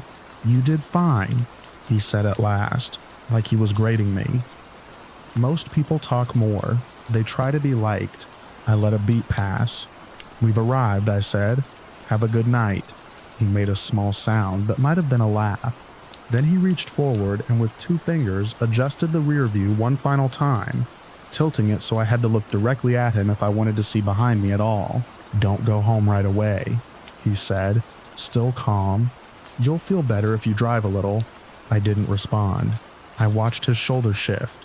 The door handle clicked. Cold air rushed in as he stepped out. He stood on the sidewalk beside my rear door for a second, looking at the car like he was memorizing it. Then he walked toward the entrance without hurrying and disappeared into the building. I waited until the door had swung shut behind him. I watched for a moment longer than I needed to, forcing myself not to rush, not to look spooked. Then I tapped the screen and ended the trip. My thumb hovered over the next button the way it always does. Accept, keep earning, keep moving. Instead, I went offline. I didn't just pause requests. I shut the whole thing down. The way you do when you don't want your location updating in real time. I pulled away from the curb and drove 2 blocks before I stopped at a brightly lit gas station. Under the canopy lights, I reset every mirror back to my settings, hands steady now that the pressure had a place to go. I checked my back seat twice, even though I knew he was gone. Then I opened my notes app and typed out the details while they were still sharp, including the line about not going home right away, because it felt like a threat dressed up as advice. I labeled the note with a timestamp, and out of habit from an earlier incident, added the tag so I could find it later if I needed it. I didn't drive toward my apartment. I didn't drive the route I always drove. I stayed on main roads, looped through well-lit intersections, and watched the cars behind me, the way you watch a door you don't fully trust. Nothing followed. No headlights lingered. No familiar grill stayed glued to my bumper. After half an hour, the adrenaline drained enough for me to feel the ache in my shoulders. I stopped one last time in a grocery store lot that had cameras and a late-night security truck idling near the entrance. I sat there with the engine off, listening to the quiet tick of cooling metal, and looked at my reflection in the windshield. I could still feel the phantom angle of the mirror he'd set, the way he'd forced my eyes back to his whenever I tried to do my job. When I finally drove home, I took 3 different streets I never use, turned into my lot without signaling early, and waited in the darkness of my car for a moment before I got out. I watched the empty lane behind me in my correctly angled rear view. I watched until my breathing slowed. That night didn't end with a chase or a headline. It ended with routine things: locking my door, setting my keys down, washing my hands too long in the sink because I wanted the feeling of him in my car to rinse away. But even now, when I drive late and a passenger shifts in the back seat, I feel my eyes flick to the mirror before I can stop it, remembering how easily someone can turn a simple piece of glass into a leash.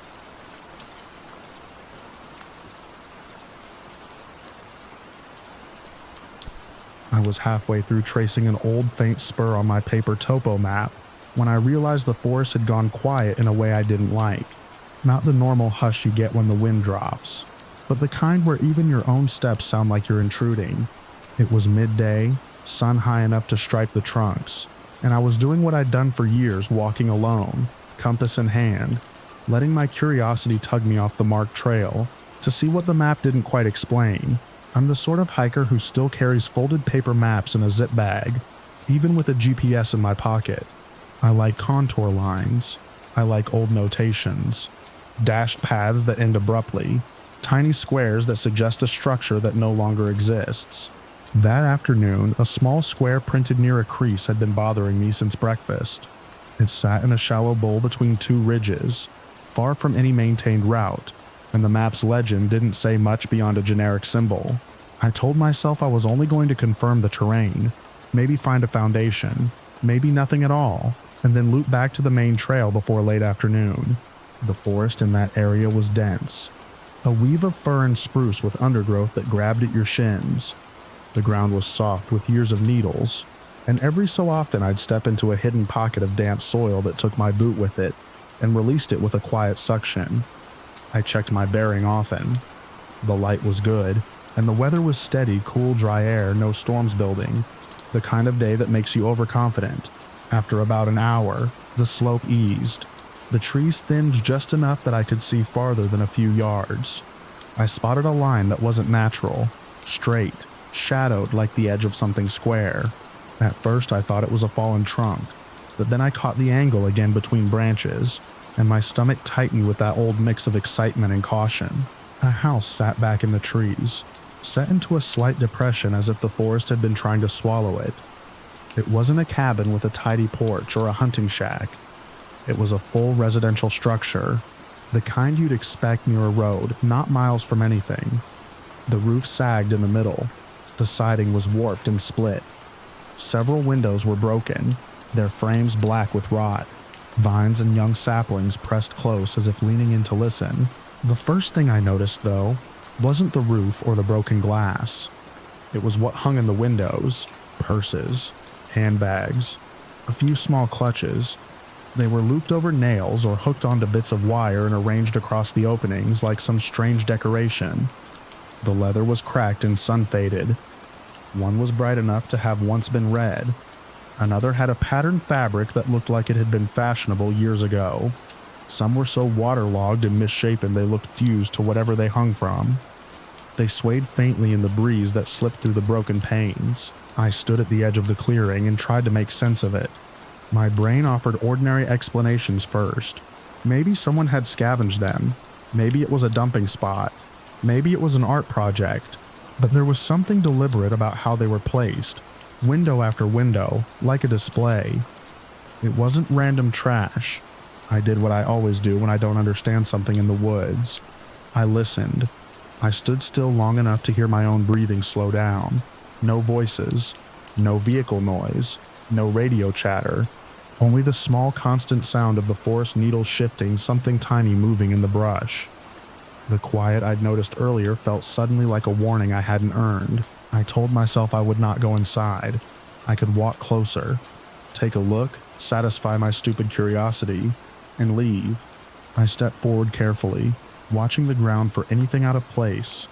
There was an old path of sorts leading to the front. Not a real trail, just an area where the undergrowth had been broken down by repeated foot traffic. That was the second thing that bothered me. The house was remote, but it had been visited, recently enough to keep a track worn. The front door hung open on one hinge. The porch, if you could call it that, had collapsed on one side, boards tilted like broken teeth. I stayed off it and moved along the dirt beside the foundation. Up close, I could smell the house. Not the sharp smell of fresh decay, but the stale, sour odor of long neglect, mixed with something faintly sweet and wrong. The way old trash smells when it's been wet and then dried and then wet again. The purses were closer now, and I could see they weren't just hanging. A few had been fastened so they sat open, gaping toward the clearing. It looked like a row of mouths. I picked one window with intact enough framing to lean toward, without stepping on broken glass. The purse there was a large handbag with a metal clasp. The clasp was open. Inside was a tangle of dark material that didn't match the lining. I should have backed away right then. I should have turned my body and started walking without giving myself time to argue. Instead, I leaned in, squinting to let my eyes adjust, and lifted the edge of the bag with the tip of my trekking pole. Something pale rolled into view. Not a coin, not a button. It was rounded and porous like a small piece of bone. Next to it was a strip of something dried and fibrous that clung to the lining. I didn't poke deeper. I didn't need to. My mouth went dry, and my pulse started pounding behind my ears, loud enough that for a moment I thought it might drown out everything else. I moved to the next window with a purse, smaller, the kind someone would carry to a dinner. Its zipper was half open. I didn't touch it. I just leaned and looked. Inside, something dark and matted sat in a tight coil. A tuft, maybe, hair or fur. The shape of it made my skin crawl because it didn't look like cloth and it didn't look like anything a person would keep. It looked like a piece of something that had once belonged to a living body. I forced myself to inhale slowly through my nose, like I do on steep climbs. My mind kept trying to categorize what I was seeing into safe boxes, animal remains, a hunter's leftovers, someone's sick joke. But the purses, those were personal items. Someone had carried those in a normal life, set them down in cars, on restaurant chairs, on kitchen tables. The idea of them hanging here, filled with anything organic, made the forest tilt around me. I backed away from the window and glanced toward the open front door. The interior beyond it was dim, but not completely black. Enough light came through the broken windows to show the outlines of furniture. A chair on its side, a table with one leg snapped, a scatter of paper on the floor like fallen leaves. The air felt heavier near the doorway.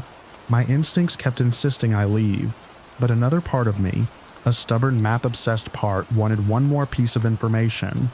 Something clear enough that I could report it without sounding like I'd wandered into a nightmare and come running back with ghost stories. I stayed outside and stepped just to the threshold, keeping my boots in the dirt. I didn't cross into the house. I leaned in and looked at the papers. They weren't random. They were cards, identification cards, driver's licenses, the plastic kind, their faces dulled by grime. A few lay face up. Some were cracked. Some had been bent. They were scattered across the floorboards and in the dust under a low shelf, as if someone had dumped them and kicked them around. I could make out names, dates, the shapes of state seals, different people, different ages. Not a family collection, not a single wallet spilled, a pile of lives reduced to plastic rectangles. The room held other things too. More purses tossed in a corner, straps tangled together, a few small wallets, one lanyard with a badge sleeve still attached. I saw a key ring with a novelty keychain shaped like a cartoon animal, bright and out of place in all that gray. My throat tightened so hard it hurt. I didn't want to be standing there when whoever had placed those items decided to return. I didn't want to imagine them returning and finding me. The house had that worn path leading to it for a reason, and the purses in the windows weren't meant to be hidden. They were meant to be seen by someone who came close enough. That's when I noticed the dust on the floor inside the doorway wasn't evenly settled.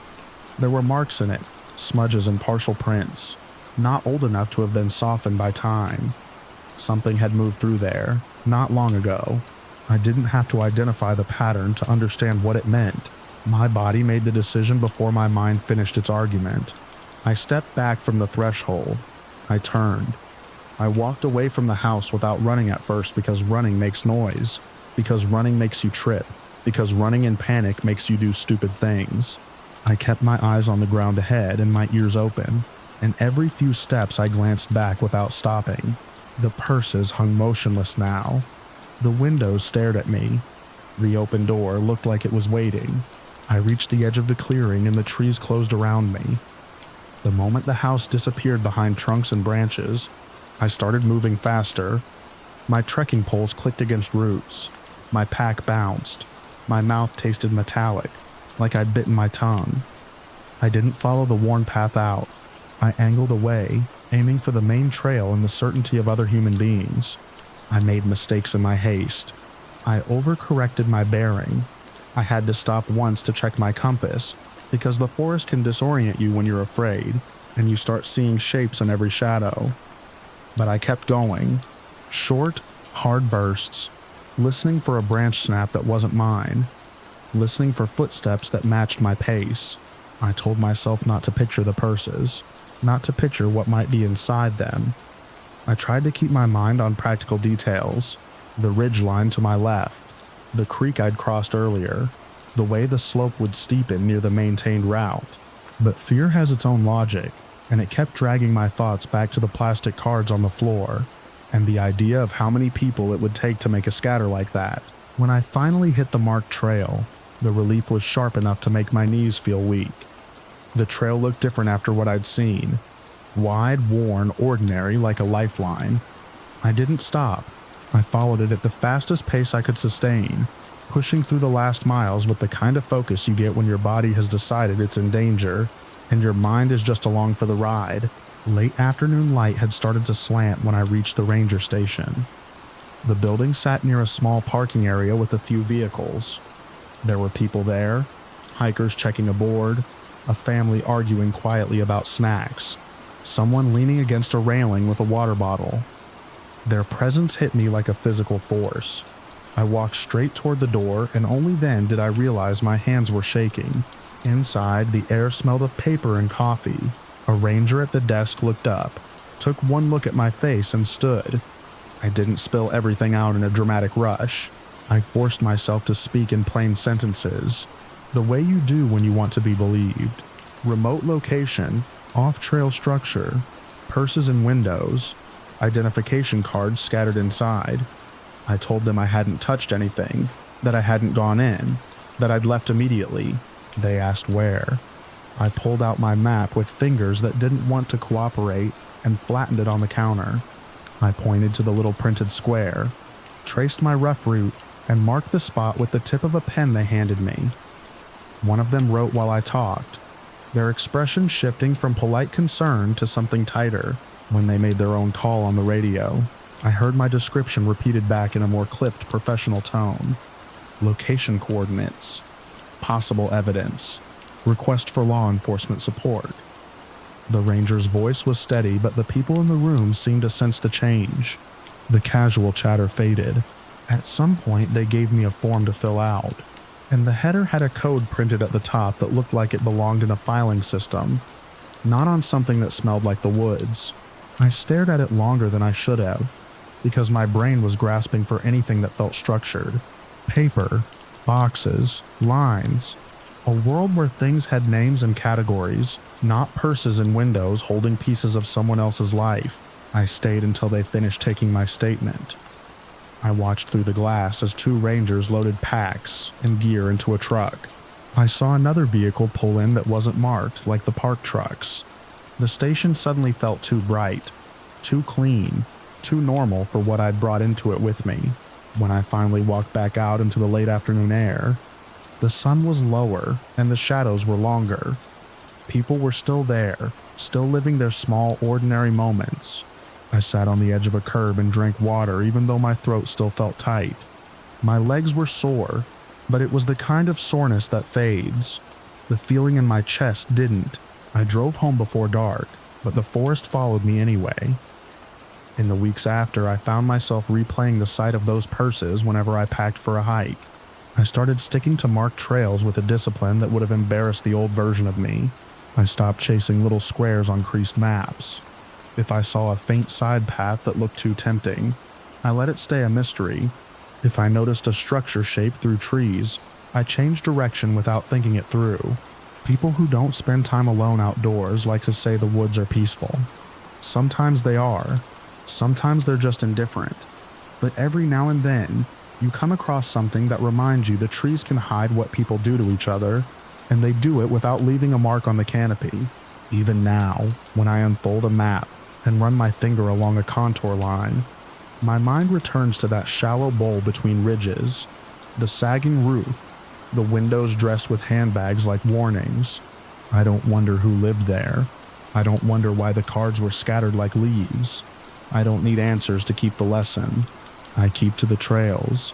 I note the way back and I leave the off-trail squares alone, because I still see those purses hanging in the light, waiting to be noticed.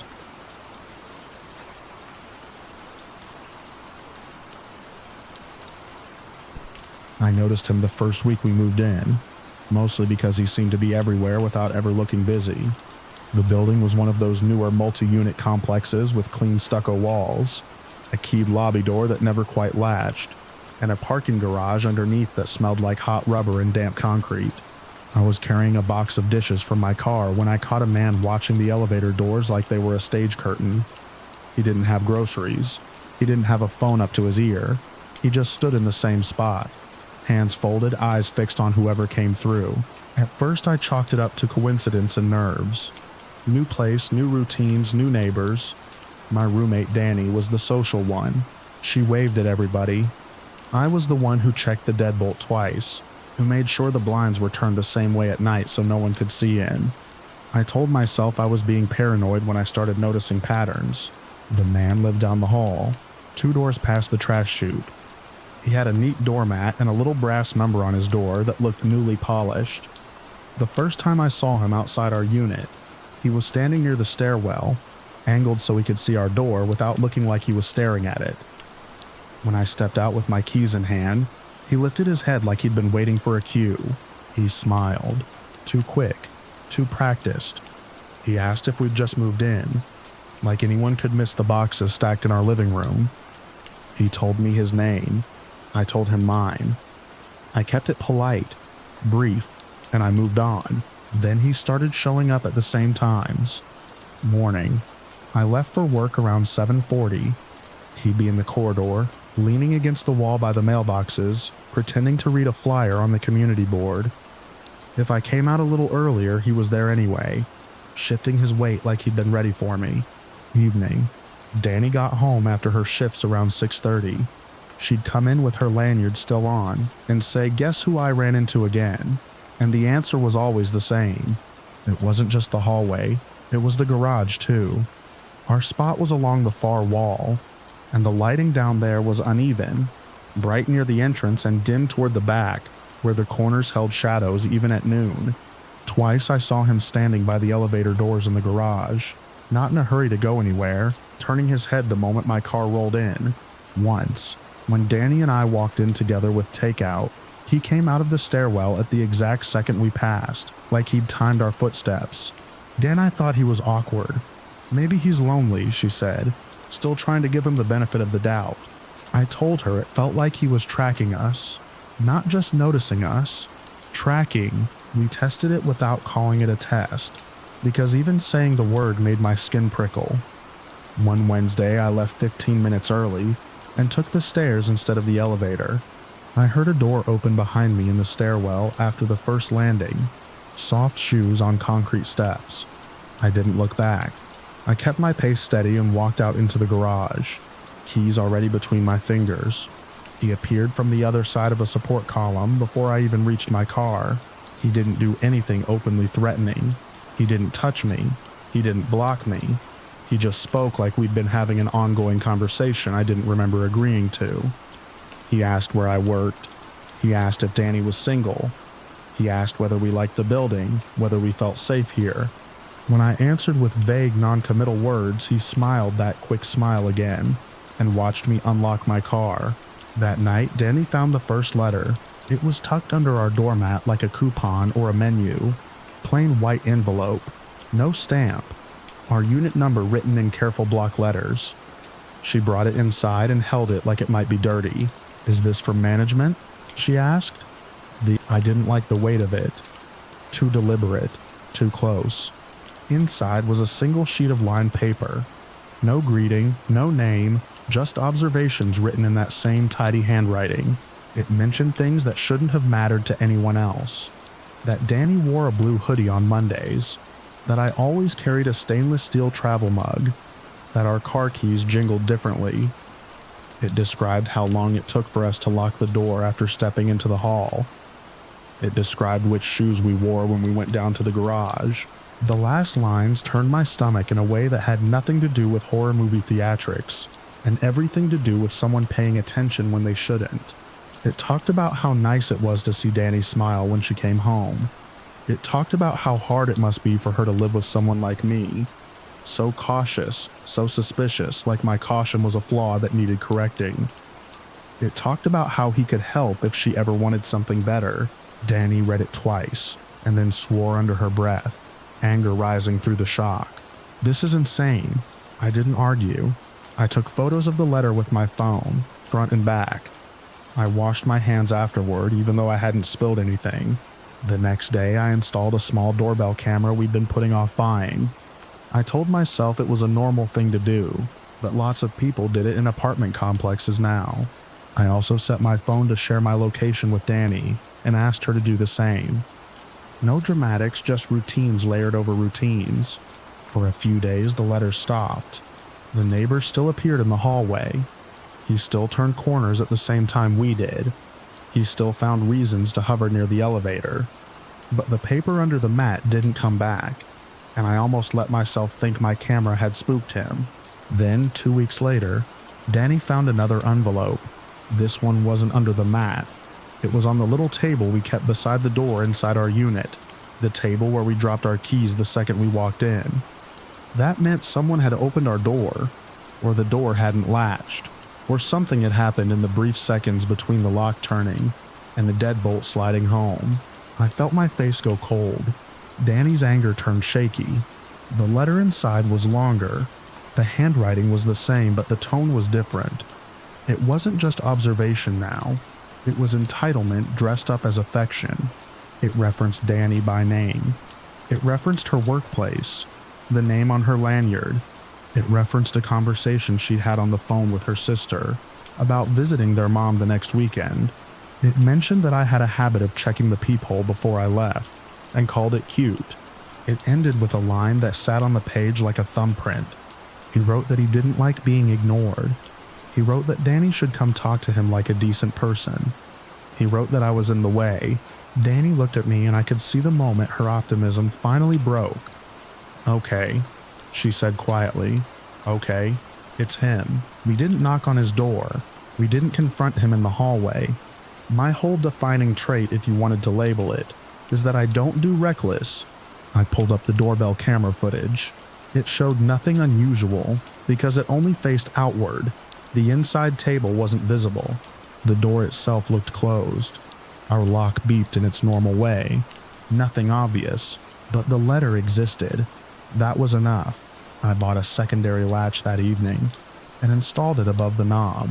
I put a strip of painter's tape along the inside edge of the door frame at night, so I'd know if the door had been opened. I saved the letters in a folder and wrote down dates and times like I was keeping notes for a project instead of my own life.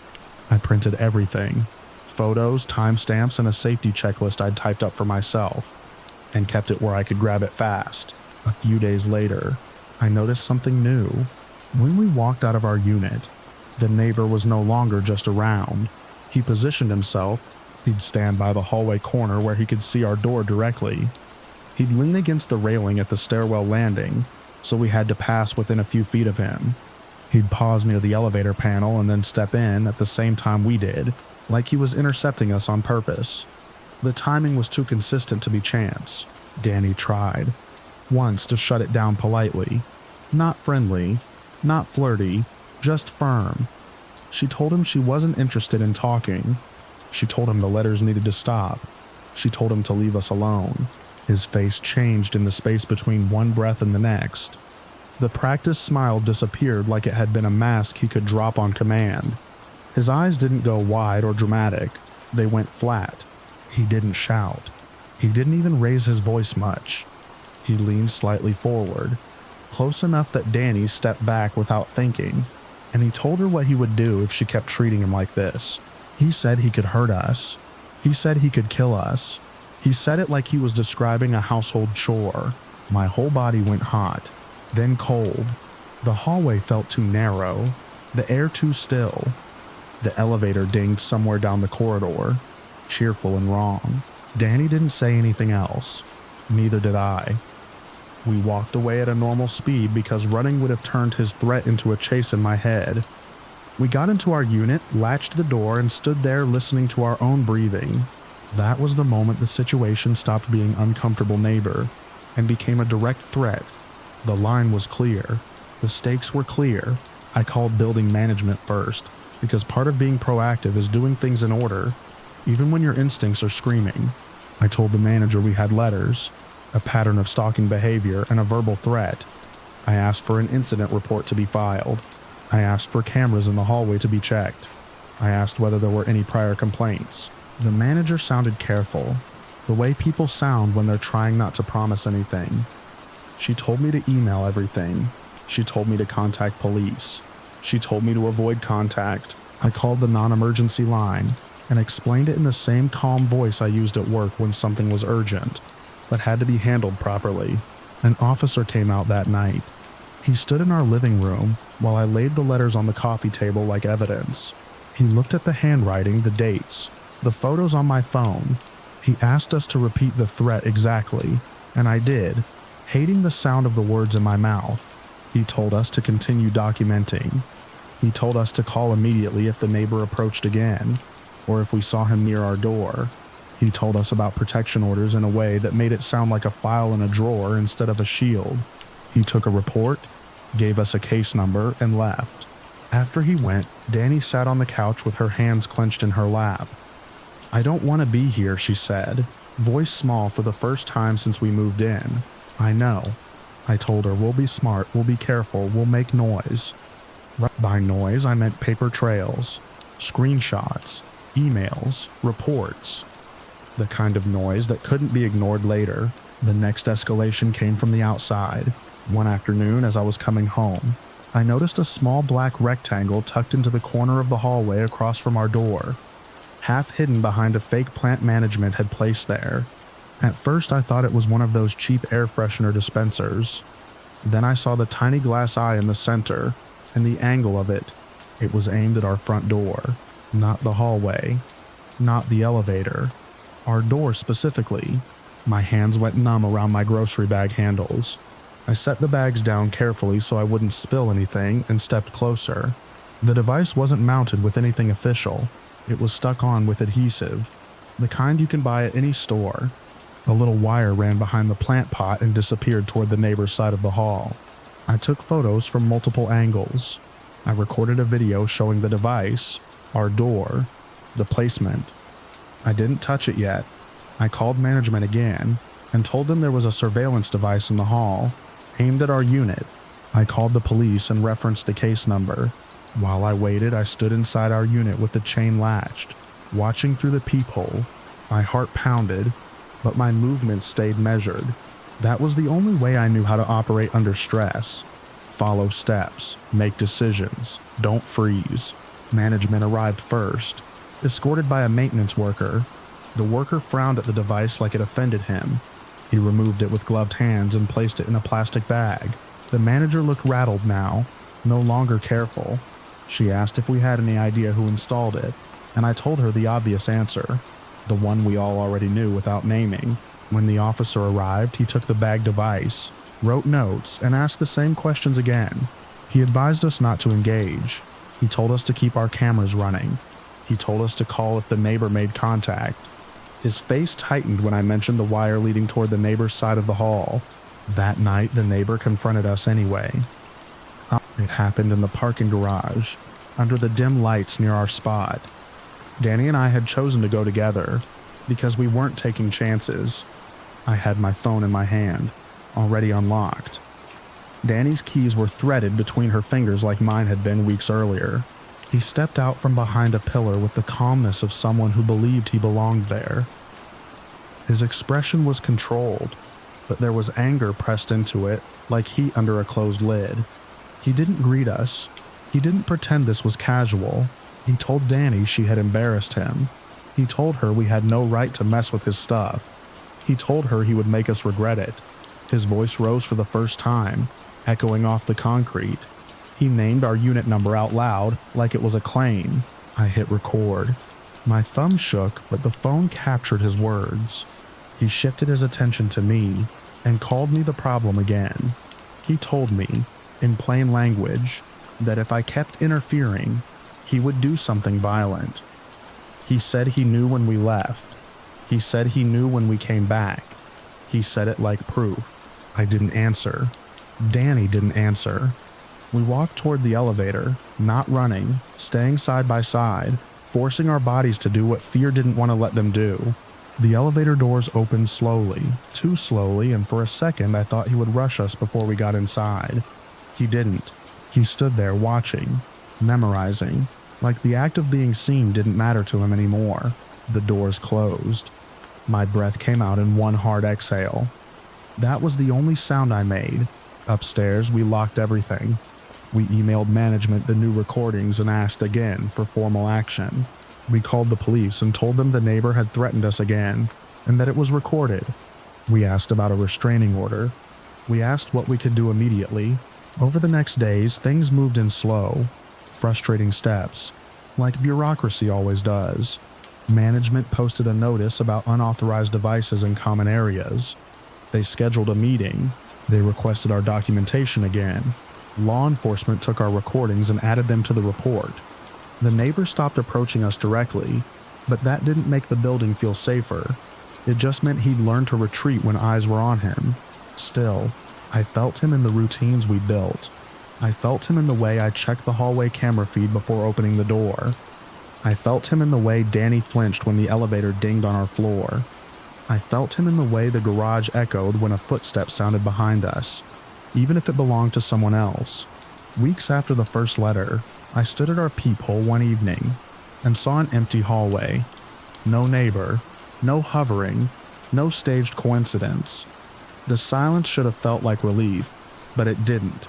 It felt like the pause after something has been dropped, the moment before it hits the ground. We eventually arranged to move out as soon as we could. Not because we had done anything wrong, but because staying felt like agreeing to be watched.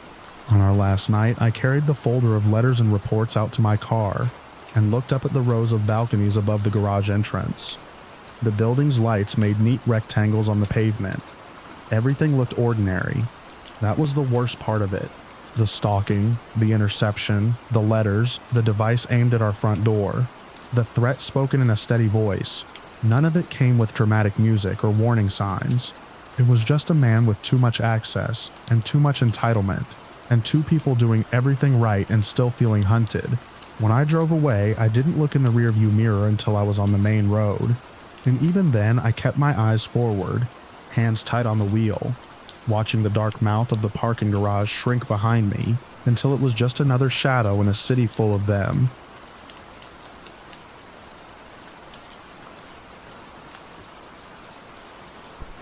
The last bar of daylight was sliding down the ridgeline when I killed the engine and listened to the quiet settle around us. The air smelled like warm sap and granite dust, that late summer mix you only get in the high country where the trees are thick and the rocks are old. My laptop was in the back seat in a padded case, my little field kit beside it, batteries, a compact router, 2 sensor nodes I'd soldered together at my kitchen table, and a cheap directional antenna that looked like something you'd see zip-tied to a boat. We weren't camping for the views. We were there to see if my gear could find anything at all once it was far from cell towers and street noise. It was supposed to be simple. Drive in, hike a short distance off the forest road, set up a small network in a hollow, and log readings until midnight. I'd been teaching myself how to write software that could scrape the air for patterns. Nothing dramatic, mostly a way to test whether the code I'd written could handle bad signal, weird reflections off terrain, and the kind of interference that turns clean charts into spaghetti. Nate and Elise had agreed to come along because they liked the outdoors, and because they trusted me enough to follow me into the kind of places where the map is mostly green. Nate was the practical one, the guy who always brought more water than anyone else. Elise worked with environmental surveys sometimes, and had a knack for reading a landscape the way I read a log file, seeing what didn't fit. We'd left the paved highway hours earlier, and the national forest swallowed us in stages. First the wide dirt road that looked maintained, then the narrower spur with more potholes than gravel, then the kind of track that felt like it existed by habit rather than policy. By late afternoon, The sky between the pines had that thin, high-altitude blue that makes you feel like you can see forever even when you're surrounded by trunks. The only real problem on my mental checklist was time. We were later than I wanted. The last stretch had slowed us down, and my plan depended on having everything running before full dark. Around the next bend, the road stopped being a road. A barricade of downed timber lay across it. Not a natural fall, but a stacked mess. Branches trimmed and angled as if someone had been deliberate about making it hard to climb. A few fist-sized rocks had been wedged into the gaps. It was ugly work, but purposeful. The way it sat there didn't say storm damage. It said keep out. Nate leaned forward over his knees, staring through the windshield. Elise craned her neck as if she could see past the wall of wood into whatever was beyond. I didn't like it, but I also didn't want to turn around immediately. We were still technically on a forest road. There were no signs, no gates, no official closure notices, just a crude obstruction. I pulled over where the shoulder widened and killed the engine. The quiet that rushed in felt too complete, like the trees were holding their breath. We got out and walked up to the barricade. Up close, I saw scrape marks on the dirt, where something heavy had been dragged into place. The branches had fresh pale cuts at the ends, not weathered, recently done. Elise stepped around the edge of the pile, following a faint side path that I wouldn't have noticed. Over here, she said, not loud, but enough to pull us after her. 10 yards into the brush, the ground changed. The pine needles gave way to packed dirt and a patchwork of flattened grass. Someone had been using this spot. There were tire impressions that didn't belong to hikers' trucks, deeper with a tread pattern I didn't recognize. And then there was the smell. It hit like a wave, sharp, sour, industrial. Not gasoline, not campfire, something that didn't belong in a forest. In the center of the clearing was a makeshift arrangement of pallets and tarps. A couple of plastic drums sat under one tarp, the kind you see in warehouses. One had a hazard diamond sticker, partly peeled away. Nearby were torn bags that looked like they'd once held powdered material. There was a shallow trench lined with black plastic sheeting, and in it, sludgy residue clung like dried paint. Unusual waste isn't always dramatic. Sometimes it's just wrong, in a way your body reacts to before your brain does. My eyes watered. Elise pulled her shirt up over her nose. Nate didn't touch anything. He just stood there, shoulders tight, scanning the tree line. There were other details too. Empty gloves, a broken respirator cartridge, a few lengths of hose that had been cut and left. The whole scene looked like someone had set up a small operation, realized it wasn't safe to leave it visible, and then tried to hide it in the laziest way possible by dragging a tarp over it and blocking the road.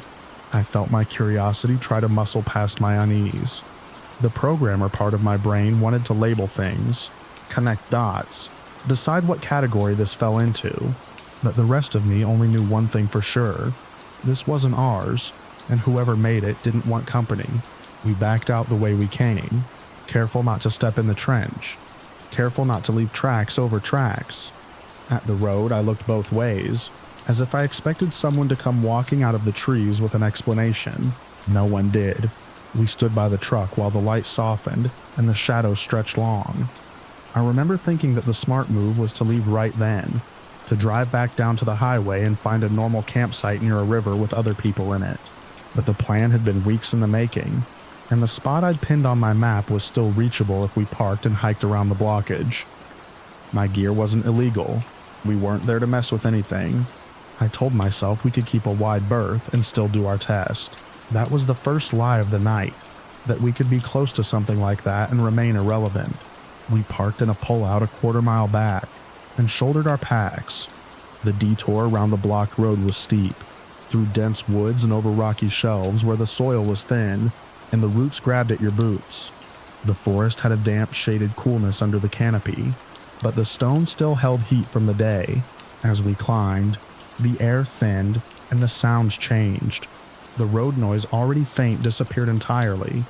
Even birds went quiet as dusk deepened. Our headlamps stayed off for as long as we could manage, saving our night vision, moving by the last of the ambient glow. When we crested the rise, the land opened into a shallow basin of trees and boulders. Exactly like my map suggested, a line of taller pines marked the edge of a small drainage. It was sheltered. It was remote. It was perfect for what I'd planned. Then I saw the light. It was on the next hill over, not far as the crow flies, but separated by a rocky draw, a steady pale point, too low to be a star, and too fixed to be a plane. It didn't blink. It didn't move. It just sat there, burning against the darkening sky. I took out my phone, even though I knew there wouldn't be service, and checked the compass app. I compared it to the map. I traced the ridges with my finger. Nothing was supposed to be there. No lookout, no radio tower, no marked trailhead. The light didn't line up with any known landmark, and it was in the wrong place to be a distant vehicle. It was also too steady for a campfire. We didn't say much about it. None of us wanted to be the first to admit it bothered us. We were still telling ourselves a story where we were just 3 people camping and tinkering, not trespassing near something that smelled like chemicals. We picked a spot for camp on a flat patch between boulders, where the wind was cut and the ground was soft enough for stakes. I set up my small router and sensor nodes on a folding camp table. The code on my laptop was ready. I had a script that would timestamp and log everything the antenna pulled in, even if it was mostly static. The idea was to collect raw noise and see if anything repeated. While Nate set up the tent and Elise gathered deadfall, I walked a slow loop around our site to get a sense of the terrain. That's when I noticed the trees. At first it looked like normal scarring bear marks, old lightning, the kind of damage pines collect over decades. Then my headlamp beam hit the pattern, and my stomach tightened. Several trunks nearby had rings cut into their bark, perfect circles, spaced evenly, as if someone had taken a tool and scored the tree all the way around. Not one ring, multiple like a barcode wrapped around living wood. The cuts were clean, too clean for an animal, and too precise for casual vandalism. Some trees had 1 ring near the base, others had 2 or 3 at different heights. The wood inside the cuts was pale and fresh, the sap still glossy in places. I reached out, stopped myself from touching it, and took a step back. The rings weren't random. They felt like markers. I called the others over without raising my voice. Nate shone his light along the line of trees and found more. Once we saw them, we couldn't stop seeing them. There were dozens, scattered through the basin, always on trees that were visible from one another, like they formed a loose corridor. Elise didn't guess out loud what it meant. She just stared at the cuts and then looked toward the hill with the steady light. We went on with our setup because stopping would have meant admitting we were in a place we didn't understand. Night came fast, the temperature dropped, the sky turned black and clear, stars sharp enough to look like holes punched through paper. The light on the hill remained, unwavering. My laptop fan hummed softly as it recorded. The sensor nodes blinked faintly. A tiny green LED on the router pulsed like a heartbeat. I tried to focus on the screen, on the comfort of numbers, timestamps, signal strength, things that could be measured, but the forest kept pressing in with its own information. The sigh of wind in branches, the occasional crack of cooling rock, the distant lonely call of something moving through the dark. We ate quickly. We kept our headlamps low. There was no reason to advertise ourselves. Sometime after 10, Nate went into the tent to sleep. He'd offered to take first watch, but I told him I'd be up anyway watching the logs, and that Elise could crash early. She lay down, wrapped in her sleeping bag near the fireless ring of stones we hadn't used. The ground was cold enough that her breath made a faint cloud in her headlamp beam. I stayed at the table, hunched over my laptop, listening. The screen showed nothing special, just a steady wash of weak signals and noise. I made a note to myself that we were too far from everything, which was ironically the whole point. Near midnight, I stood to stretch my legs. My knees popped in the quiet. I walked a few steps away from the table to relieve myself behind a boulder, keeping my light off, using the stars for guidance. That was when I saw movement at the edge of camp. A shape, low and quick, slipping between trees. Not a deer. Not the loose, careless motion of an animal. It paused, crouched near our packs, and the faint glint of something reflective flashed metal or plastic catching starlight. For a second, I froze so hard my chest hurt. My mind tried to manufacture a normal explanation. Another camper lost, curious. But the blocked road, the chemicals, the cut rings, the steady light on the hill, all of it stacked up behind my eyes until normal couldn't hold. The figure shifted again, and I realized someone was going through our things. I stepped forward without thinking and made the smallest sound, a scuff of boot on gravel. The figure snapped its head toward me. I couldn't see a face, just a dark hood or hat, a silhouette that absorbed starlight. I didn't speak. I didn't want my voice to carry. The figure moved, fast and controlled, backing into the trees rather than running. In 2 seconds it was gone, swallowed by trunks and shadow as if it knew exactly where to step. Elise sat up, suddenly alert, whispering my name with the sharp edge of fear. Nate shifted inside the tent, half awake. I turned on my headlamp and swept it through the trees. The beam caught nothing but bark and branches. The forest returned only the sound of our breathing. We gathered close. 3 lights now, scanning. I walked straight to our packs and the table. It didn't take long to see what had changed. My laptop lid was open wider than I'd left it. The antenna cable had been disconnected and reconnected. Not properly. The twist lock seated wrong. One of the sensor nodes had been moved. The little tripod legs splayed at a different angle. Nate's cooler had been unlatched. Elise's water filter was out of its pouch, set back in like someone had examined it and decided it wasn't useful. A stranger had put their hands on our equipment or on our food, on the things we needed to get back out. Nate stepped out of the tent fully awake now, his posture tight, eyes wide in the headlamp glare. He didn't ask for details. He didn't have to. He saw the same signs I did. The opened zippers, the shifted gear, the careless way my antenna connection had been disturbed. That was the moment my curiosity finally died. Not slowly, not philosophically. It dropped out of me like a tool slipping from numb fingers. We killed the router and shoved it into a bag. I saved the logs to a backup drive with shaking hands, more out of habit than hope. Elise rolled her sleeping bag fast, tight, not bothering to make it neat. Nate collapsed the tent without folding it properly, just stuffing fabric into its sack. The light on the hill was still there. It felt closer now, not in distance but in relevance, like a watchful eye that had finally turned toward us. We moved with headlamps low and bodies angled inward, keeping our beams from splashing through the trees. We didn't argue about whether we should leave.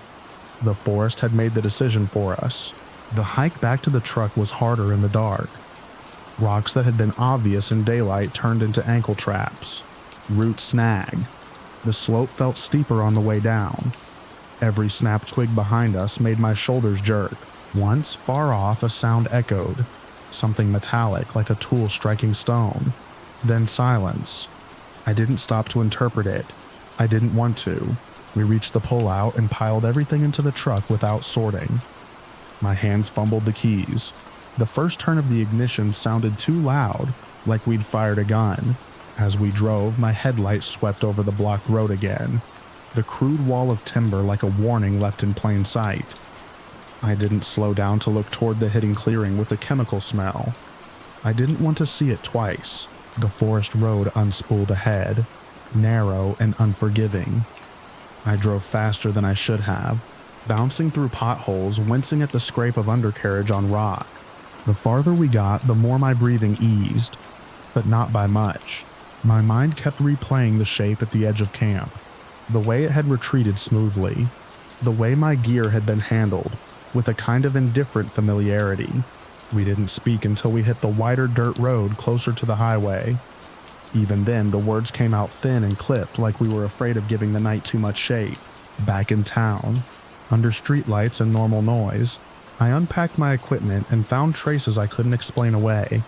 A smear of something oily on my antenna connector, a faint chemical odor in the fabric of my pack, and a shallow indentation on the casing of my sensor node like it had been pressed in a gloved fist. I wrote everything down while it was still sharp.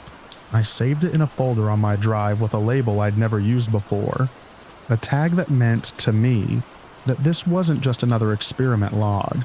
I never went back to that basin, even though the map still shows it as open forest, and even though part of me still wants to know what the rings on those trees were for. Curiosity is easy when it feels like a hobby. It becomes something else when a stranger's hands have been in your gear, and your camp, and your space, and the dark around you feels organized. Sometimes I wake up and see that steady light in my mind, fixed on the wrong hill where nothing is supposed to be, and I remember how quickly the forest taught me the difference between exploring and trespassing.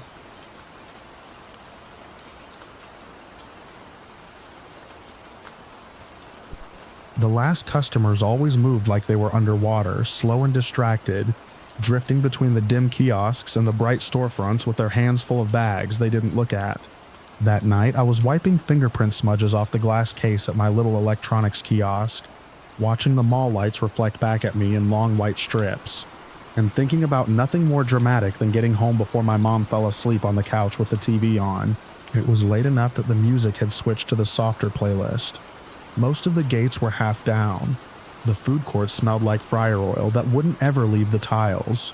From where I stood, I could see the security desk near the main entrance, and the faint glow of the escalator sign blinking like it had a tired pulse. I was 17, and I was proud of that job in a way I didn't admit out loud.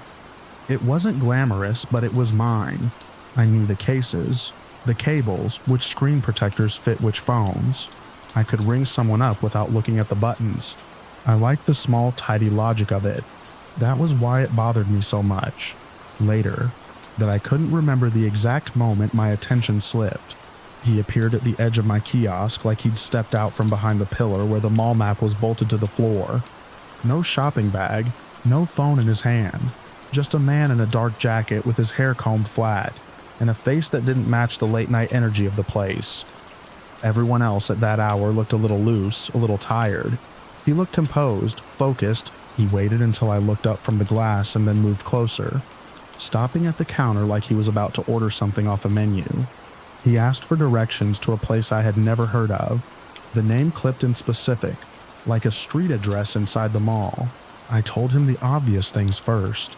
There wasn't anything by that name on our directory.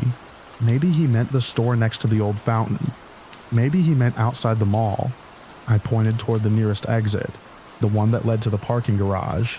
He listened without changing his expression, then reached into his jacket and pulled out a photograph. It wasn't on a phone. It wasn't printed on cheap glossy paper from a home printer. It was a physical photo, about the size of my hand, with a white border that looked slightly worn at the corners like it had been handled too many times. He held it carefully, between two fingers, and placed it on my counter as if he was setting down evidence. I didn't touch it at first. I just leaned forward and looked. The picture showed my kiosk, not from the angle a customer would have. It was taken from higher up, like from a balcony or a second floor railing. My display lights made a bright rectangle in the center of the image. Around it, the mall floor stretched out in that polished marbled pattern that looked clean, even when it wasn't. And behind the counter, under the harsh kiosk lighting, was me. I recognized my own posture before I recognized my face. One shoulder slightly raised because I'd been holding the store phone between my ear and my shoulder. My hair pulled back too tight because my manager had told me it looked more professional. My hands were in motion, mid-gesture, like I was explaining something to someone. If you looked close enough, you could see the small mole near my jaw that I'd spent all of sophomore year trying to cover with concealer. My skin went cold in a way that didn't match the climate-controlled air. I asked him where he got it. He didn't answer. His eyes stayed on me, not the photo. I remember that detail because it felt like the wrong kind of politeness. Most people glance down when they show you something, the way you check that the other person is looking at the same thing you are. He didn't need to check. He knew exactly what he'd placed in front of me. I slid the photo a few inches back toward him with the edge of my finger, like I was afraid it might stick to my skin. I tried to keep my voice even, tried to make it sound like I was annoyed instead of scared. I said it had to be a mistake, that someone must have taken it for advertising or something, and that it was creepy. He still didn't change his expression. He asked me if I could identify the person. The question hit me wrong, like a step on a stair that isn't there. Identify the person, as if I didn't already know. I said it was me. I heard how small my voice sounded when I said it, like I was a kid again. He nodded once, slow, and that was the first emotion I saw from him at all. Not satisfaction exactly, but relief, like he'd been waiting for the last piece of a puzzle to click into place. Then he asked again for directions to the place he'd named at the start. I told him I couldn't help him. I said he should ask security, and I pointed toward the desk. My hand shook when I lifted it. I kept my other hand pressed against the edge of the cash drawer, as if holding onto something solid could keep my thoughts from scattering. He picked the photo up. Before he put it away, he flipped it over, and I caught a glimpse of writing on the back. Not a message, not a date, just a strange string, printed in a way that looked like it came from a label maker or a receipt printer. I stared at it long enough that I know I didn't imagine it. Long enough that my brain tried to make it into something familiar, like a barcode, like an order number. It didn't resolve into anything that made sense. It just sat there on the back of a picture of me, like it belonged. He tucked it into his jacket and in the same calm voice, told me to have a good night. Then he walked away. Not fast, not slow, just steady. He didn't look back at me, but I watched him anyway until his figure blended into the darker part of the corridor where the lights were already dimming for closing. For a few seconds I couldn't move. The kiosk lights hummed above my head. The mall music drifted from speakers I couldn't see. Someone laughed somewhere far off, and it sounded too loud, too normal, like it belonged to another night entirely. The next part is the part I used to replay, over and over, like I could rewind it and find the precise frame where everything went wrong. I remember turning back to my register. I remember trying to check the time on the tiny clock display. I remember my hands moving without my brain fully catching up. A woman came up a minute later, maybe two, holding a phone case in one hand and a soda in the other. She wanted to exchange the case because she'd picked the wrong size. I'd done exchanges 100 times. It was routine. Scan the return, scan the replacement, make sure the system prints the right receipt. Easy, but my thoughts were still on the photograph, on the angle it had been taken from, on the fact that I had never seen anyone point a camera down at my kiosk from the upper level, on the way he'd asked me to identify myself like it was a test. My eyes kept flicking toward the corridor where he'd disappeared. I processed the exchange too quickly. I didn't pause to double check the totals. I let the register pop open, and I closed it again, my fingers already reaching for the next step. I remember the printer chattering, the receipt curling out warm, and the customer's impatient posture as she shifted her weight and glanced at her watch. When she walked away, I stared down at the drawer and realized something was off. I couldn't have told you what in that moment, just that the numbers in my head and the weight of the bills didn't match. I told myself I'd fix it close. I told myself it was just the adrenaline and the weirdness making me doubt my own routine. At closing, my manager came by with his clipboard. He was the kind of guy who liked rules because the rules made him feel taller. He checked my display, made sure everything was locked, asked if I'd had any issues. I almost told him about the stranger, about the photo. The words rose up like a bubble in my throat, but the mall was closing. The gates were coming down. Security was doing their rounds. I didn't want to be the dramatic kid with a creepy story. I didn't want to sound like I was making excuses, so I didn't say anything. We counted the drawer together under the harsh kiosk light.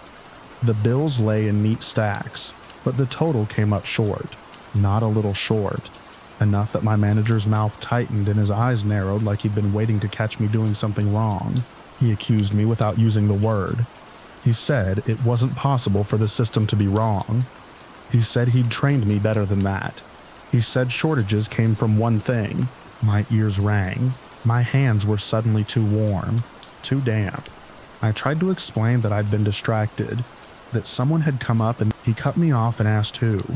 I told him a stranger, and the second I said it, I heard how flimsy it sounded.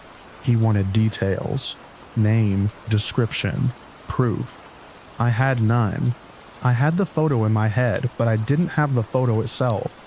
I didn't have a security guard to back me up because I'd never walked over to the desk.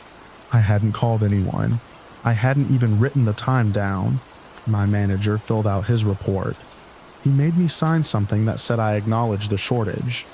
He said they'd review the camera footage, but his tone said he didn't expect it to help me. I went home with my uniform shirt folded under my arm, and my stomach twisting like I'd swallowed something sharp. My parents were still awake when I got in. My mom asked why I looked sick. My dad asked if someone had followed me to the car. I told them the broad version, the version I could say without sounding insane. I said a man had been weird. I said I got rattled. I said the register ended up short. My dad's face went hard in a way I hadn't seen since I was little, and he thought someone was trying to take advantage of me. He wanted to march back to the mall that second. My mom kept asking what the man looked like, what he wanted, where the photo could have come from.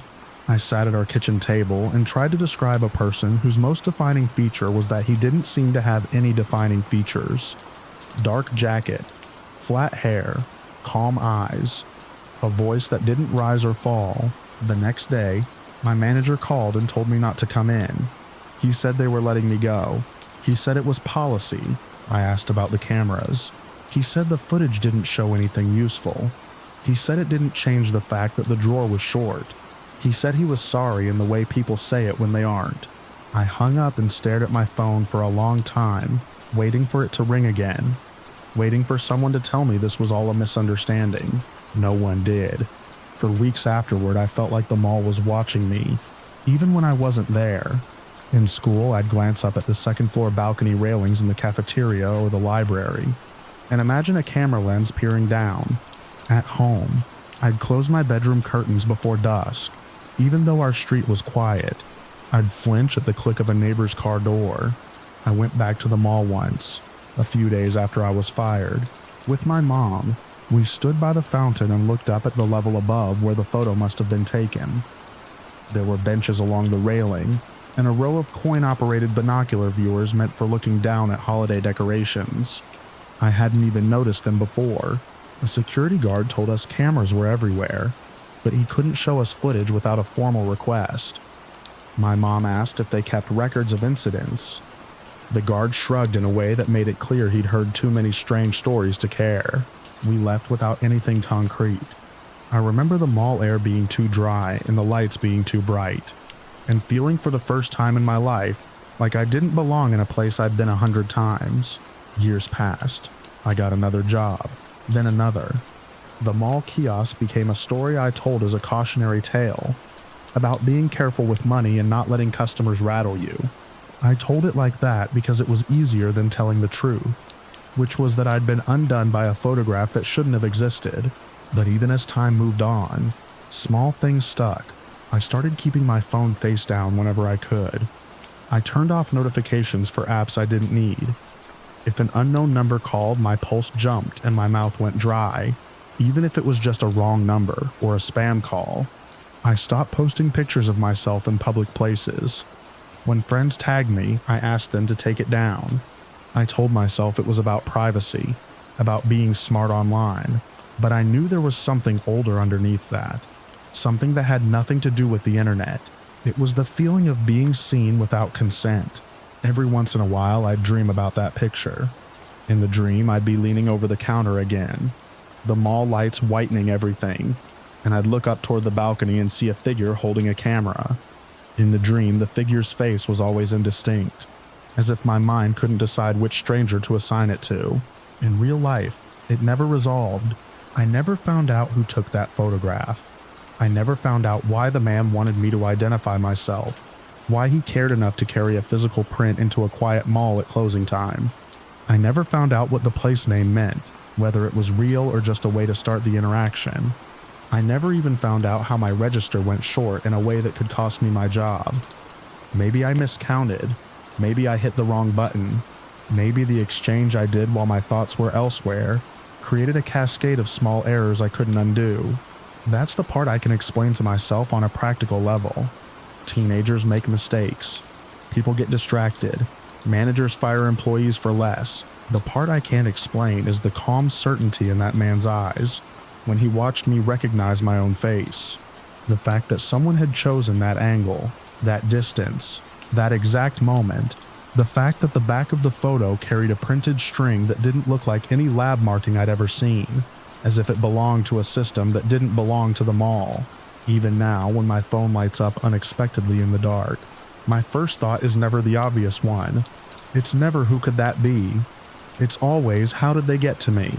On certain winter nights, when I'm in a bright store and the aisles feel too open, I still find myself glancing up toward the high corners where cameras might be tucked. I still picture my own life frozen in a rectangle of glossy paper, passed from hand to hand without my knowledge, carried in someone's pocket like a map. And sometimes, for no reason I can name, I'll see that mall corridor again, the gates half down, the music softened, the stranger's jacket disappearing into the dimmer light, and I'll feel the same cold certainty settle into my chest, as if I'm still standing behind that counter, and someone is still looking down at me from above.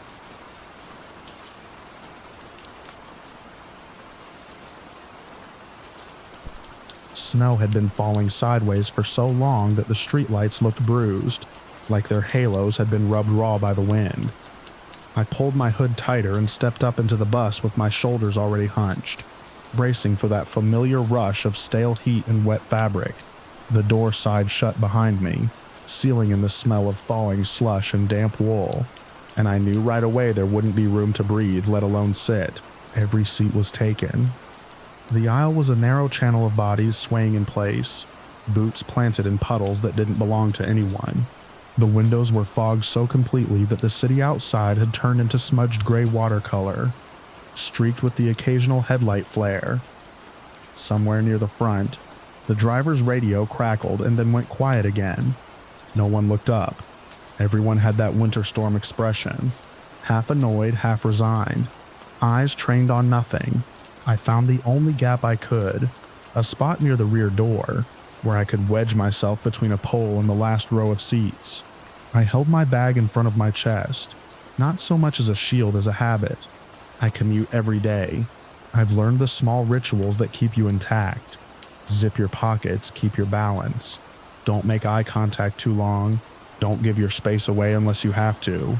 The bus lurched forward, tires hissing over packed snow, and the crowd shifted as one organism. My shoulder brushed someone's sleeve, then another. Normal. A crowded bus is a constant negotiation of inches. Then something pressed into me and didn't move away. At first I assumed it was just the sway of the ride. The bus rocked, and bodies adjusted, and sometimes you get pinned for a second until the next stop redistributes everyone. I tightened my grip on the pole and leaned the smallest amount to my right. The pressure followed.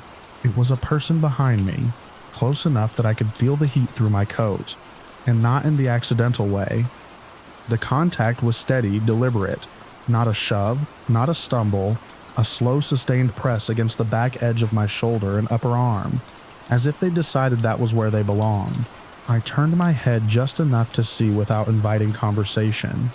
A stranger tall, dressed in a dark coat with a collar turned up.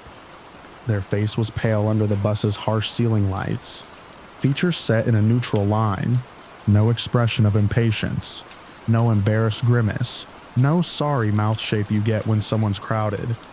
Their eyes weren't fixed on me or away from me. They seemed to be looking through the window fog, past the glass, into the storm itself. The pressure increased by a fraction, like someone leaning their weight onto a shopping cart. I shifted again, using my bag to create space. I angled it behind my elbow so it would occupy the gap between us, the way you do without making it obvious. The bag's fabric rasped against my coat. For a second, the pressure eased. Then the stranger moved with me, not suddenly, smoothly like a shadow matching a turn. The bag was no longer a barrier. It was pinned between my body and theirs, compressed until I could feel the hard edges of what I carried. Keys, a notebook, a spare glove, pushing into my ribs. My stomach tightened, the kind of instinctive clench that doesn't need words. I tried to tell myself it was nothing. The bus was packed. The roads were bad. Everyone was miserable and stuck. Maybe they didn't notice. Maybe they were half asleep on their feet. Maybe the driver had braked hard and the stranger had found balance by leaning on me without thinking.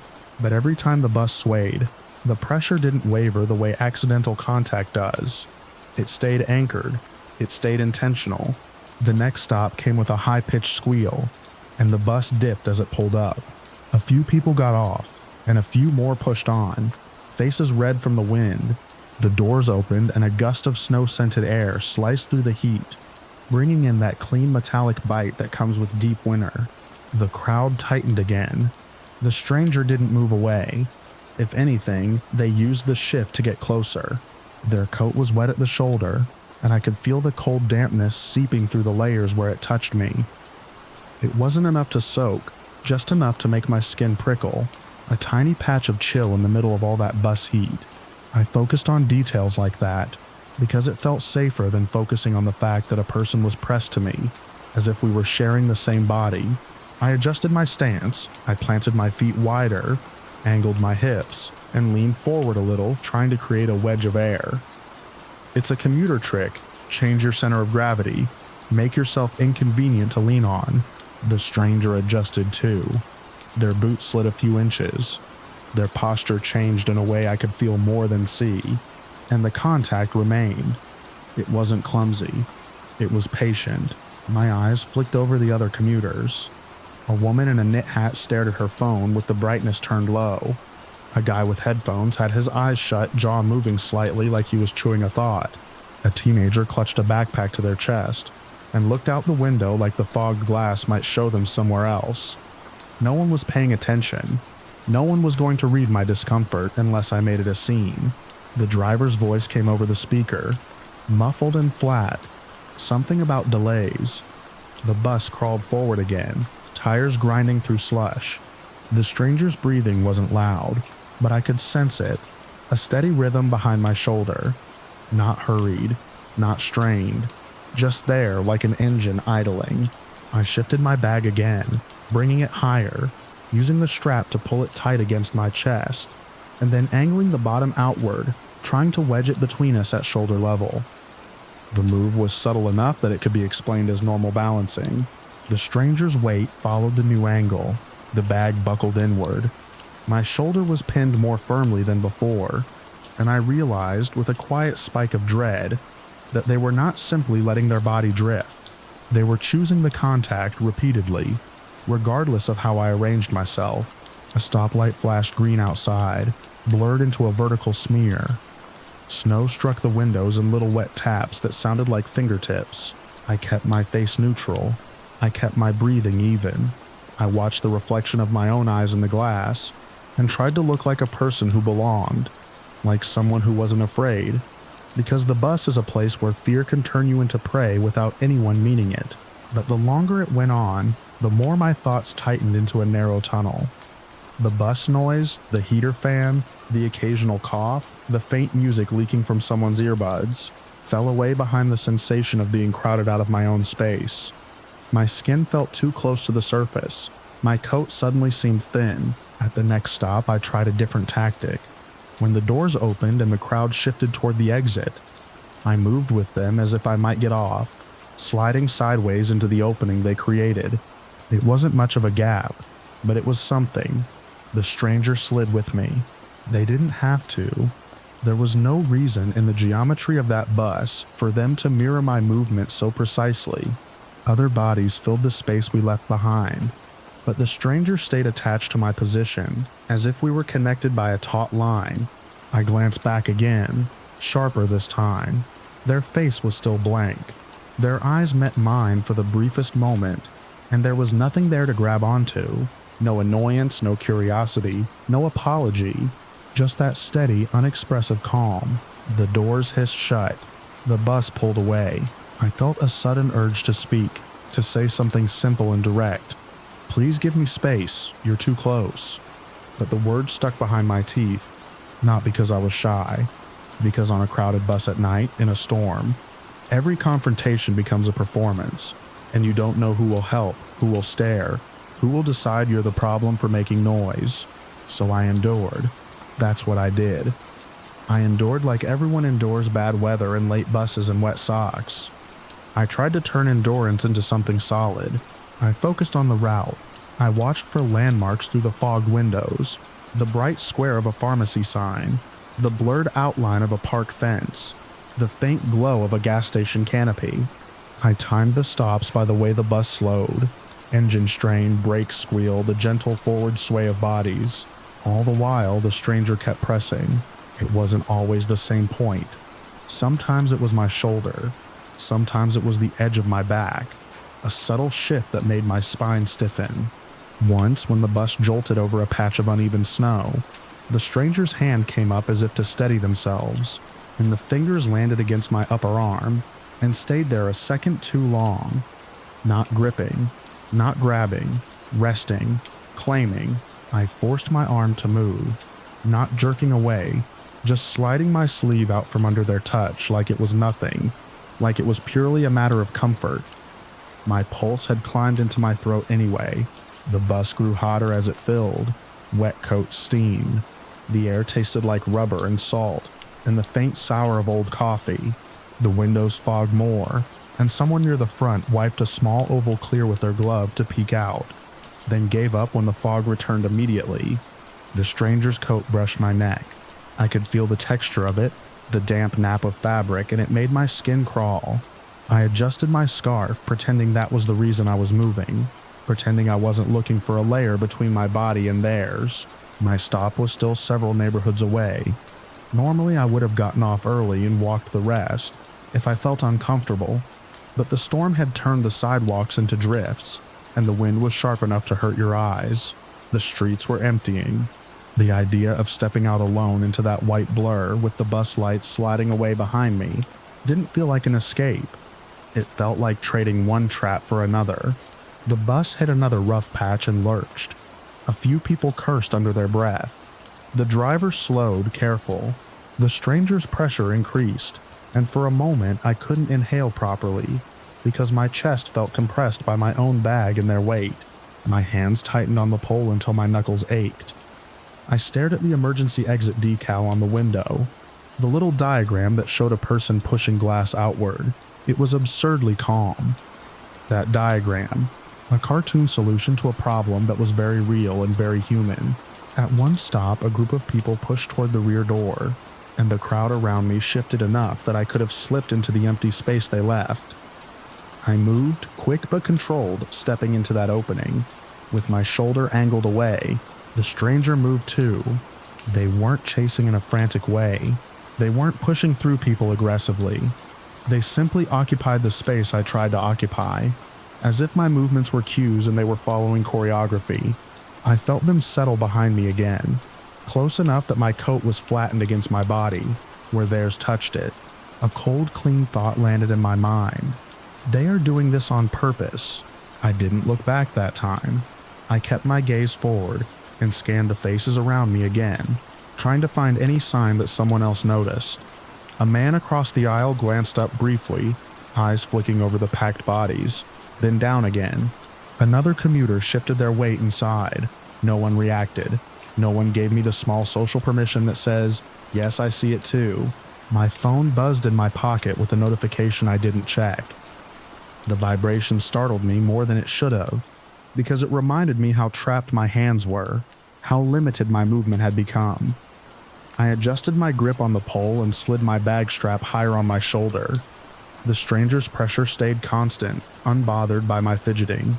The next few minutes were the worst, because the bus slowed to a crawl behind a line of cars creeping up a hill. We weren't stopping, so there was no reshuffling. The bodies around me became still, braced. The hum of the engine deepened.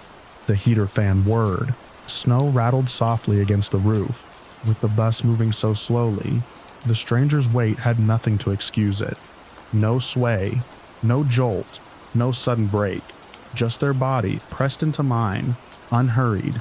I tried to shift my shoulder forward a fraction. They leaned forward with me. I tried to step half an inch left. They stepped with me. I felt my breath quicken. I forced it slow. I stared at the condensation running down the glass in thick lines, like the window was sweating. In my head, I drafted an incident report in the plane. Factual style my job requires.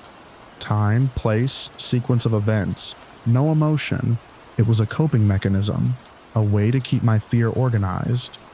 Later, when I actually wrote it down for myself, I labeled it with a note I still have saved in a folder I never open. The bus finally crested the hill and picked up speed. The sudden motion made the crowd sway. Someone's elbow jabbed my side. A backpack strap slid across my sleeve. The stranger pressed harder and my shoulder rolled forward under the force. My stop was close. I watched for it with an intensity that made my eyes sting. The familiar intersection appeared as a blur of red brake lights and white snow. The bus sign above the driver flickered with the route number, then the stop name, then blank again. When the bus slowed, I didn't wait for the usual gradual shuffle. I leaned toward the rear door, preparing to push through as soon as it opened. The crowd was thick, but people usually make room when they see someone aiming for the exit. It's one of the last small kindnesses left in public spaces. The bus braked. The doors hissed. Cold air surged in. I moved. For a heartbeat, I thought the stranger might cling to me, might press in one last time, just to prove they could. My muscles tightened for it. My grip on the pole released, and I shoved my bag forward, using my own momentum to carve a path. The stranger's body shifted behind me, close enough that the air between us felt charged. Then someone else stepped into the gap, and the pressure broke, not because the stranger chose to stop, but because the physics of bodies changed. I slipped through the door and down onto the curb. The cold hit like a slap. Snow immediately dampened my eyelashes. The wind took the breath right out of my mouth and replaced it with that sharp metallic taste. Behind me, the bus doors sighed shut, and the interior lights turned the windows into glowing rectangles of steam and shadow. I stood there, shoulders hunched, watching through the fogged glass as the bus pulled away. I tried to pick out the stranger's face among the crowded silhouettes, but the condensation smeared everything into indistinct shapes. For a moment, I thought I saw someone standing exactly where I had stood, near the rear door, perfectly still, head angled toward the window as if watching me watch them. Then the bus turned the corner and the light vanished into the snow. I walked home with my hood up and my bag clutched tight against my chest, boots crunching through fresh drifts that filled in my footprints almost as soon as I made them. The storm swallowed sound. The streetlights hummed above me. Every so often, I glanced back at the white empty street, half expecting to see a dark coat moving smoothly in my wake, matching my pace without hurry, without expression. All the way to my door, my shoulder felt wrong, like the shape of me had been pressed and held and released too late, and the cold night air couldn't quite erase the memory of that steady weight behind me.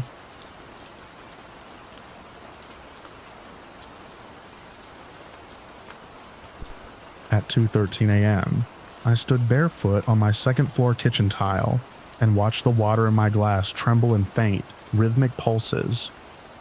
It wasn't the refrigerator cycling or the pipes cooling. It was footsteps directly overhead, pacing the exact rectangle of space where my ceiling met someone else's floor, each step landing with a patient certainty that made my throat tighten. When I shifted my weight from left foot to right, the steps above shifted too, like a cursor snapping to follow my movement. I'd moved into the building 3 weeks earlier with the kind of optimism that comes from a signed lease and a clean start. The place was old brick that held heat, a narrow stairwell that smelled like dust and lemon cleaner, mailboxes with dents and faded name labels. It sat in a busy part of the city where buses sighed at the curb and delivery trucks rattled over potholes. I'd toured it in daylight. Everything looked solid. The manager, Mr. Halverson, had emphasized quiet tenants and no drama, like it was a feature. I work as a back-end developer, which means my days are predictable even when the code isn't. I wake early, make coffee the same way, sit at the same desk, solve problems that stay inside a screen. Routine is my baseline. That first week, I arranged my apartment like a small system. Shoes by the door, keys on the hook, dishes rinsed immediately, laundry on Sundays.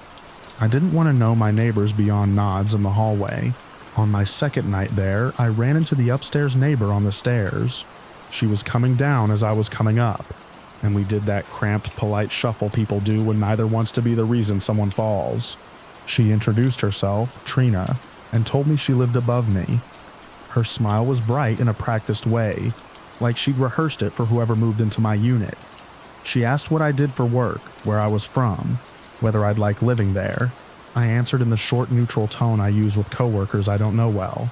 Before she moved past me, she suggested we exchange contact information in case something comes up, because old buildings have quirks. It felt normal enough. The older neighbor across the hall, a man named Leon with silver hair and an impressive collection of potted plants, had told me the same thing on move-in day. It's good to know who to call if the water heater acts up or you smell gas. I handed Trina my number and saved hers, thinking it was one more small act of urban cooperation. Her first message arrived before I'd even finished unloading my last box. It was friendly. Then another. Then another. At first, it was simple check-ins, asking if I'd found the best grocery store nearby, telling me which nights the street parking was a nightmare, warning me that the mailbox lock stuck in cold weather. I replied with polite thanks, then set my phone face down and went back to unpacking. By the end of that week, the messages had shifted. They became longer, more personal, and strangely certain about me. She remarked on when I came home, what time my lights went out, which window I opened in the morning. She'd say she hoped my work call had gone well. When I hadn't told her I had a call, she'd mention the smell of my dinner, garlic, cumin, toasted bread like we'd shared the meal. I told myself it was just the way sound carried in an old building, and that some people paid attention in ways I didn't. Then came the footsteps. It started as a coincidence I could shrug off. I'd walk from the living room to the bathroom, and a second later I'd hear someone above make the same crossing, the boards creaking in the same pattern. I'd stop in the hallway to brush my teeth, and the steps above would stop. I'd pace while thinking through a stubborn bug in my code, and the pacing above would begin, steady and unhurried, as if I'd accidentally set a metronome for someone else's night. I tested it without meaning to. One evening, I got up from the couch and stood near the entryway, staring at the deadbolt, trying to decide if I'd go out for food. I stood there long enough that my legs started to ache. Above me, the steps stopped too, hovering. When I finally walked back toward the couch, the steps resumed, matching my route. My phone kept lighting up with Trina's messages. She'd write about feeling energy through the floors, about how the building connected people who were supposed to meet. She used my name often, and every time she did, it felt like she was tugging on a thread tied around my wrist. I tried being slower to respond. I tried being bland. Nothing changed. If I didn't answer, she sent more.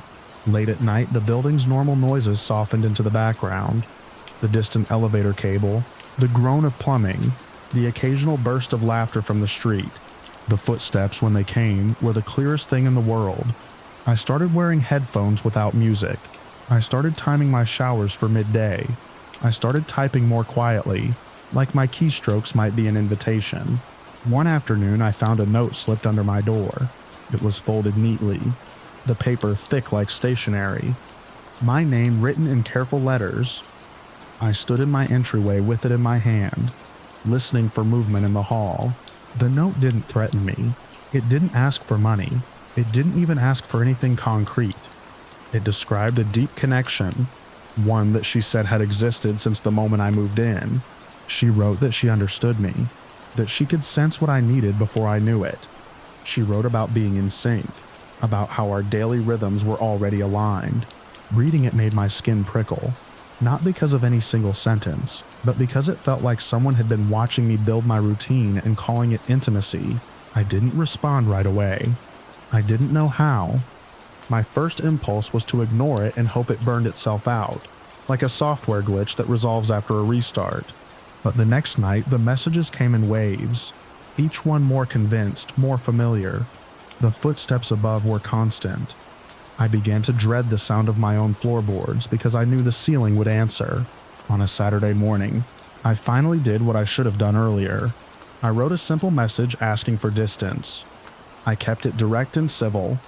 I said I appreciated neighborly communication, but the frequency and tone of her contact made me uncomfortable, and I needed it to stop.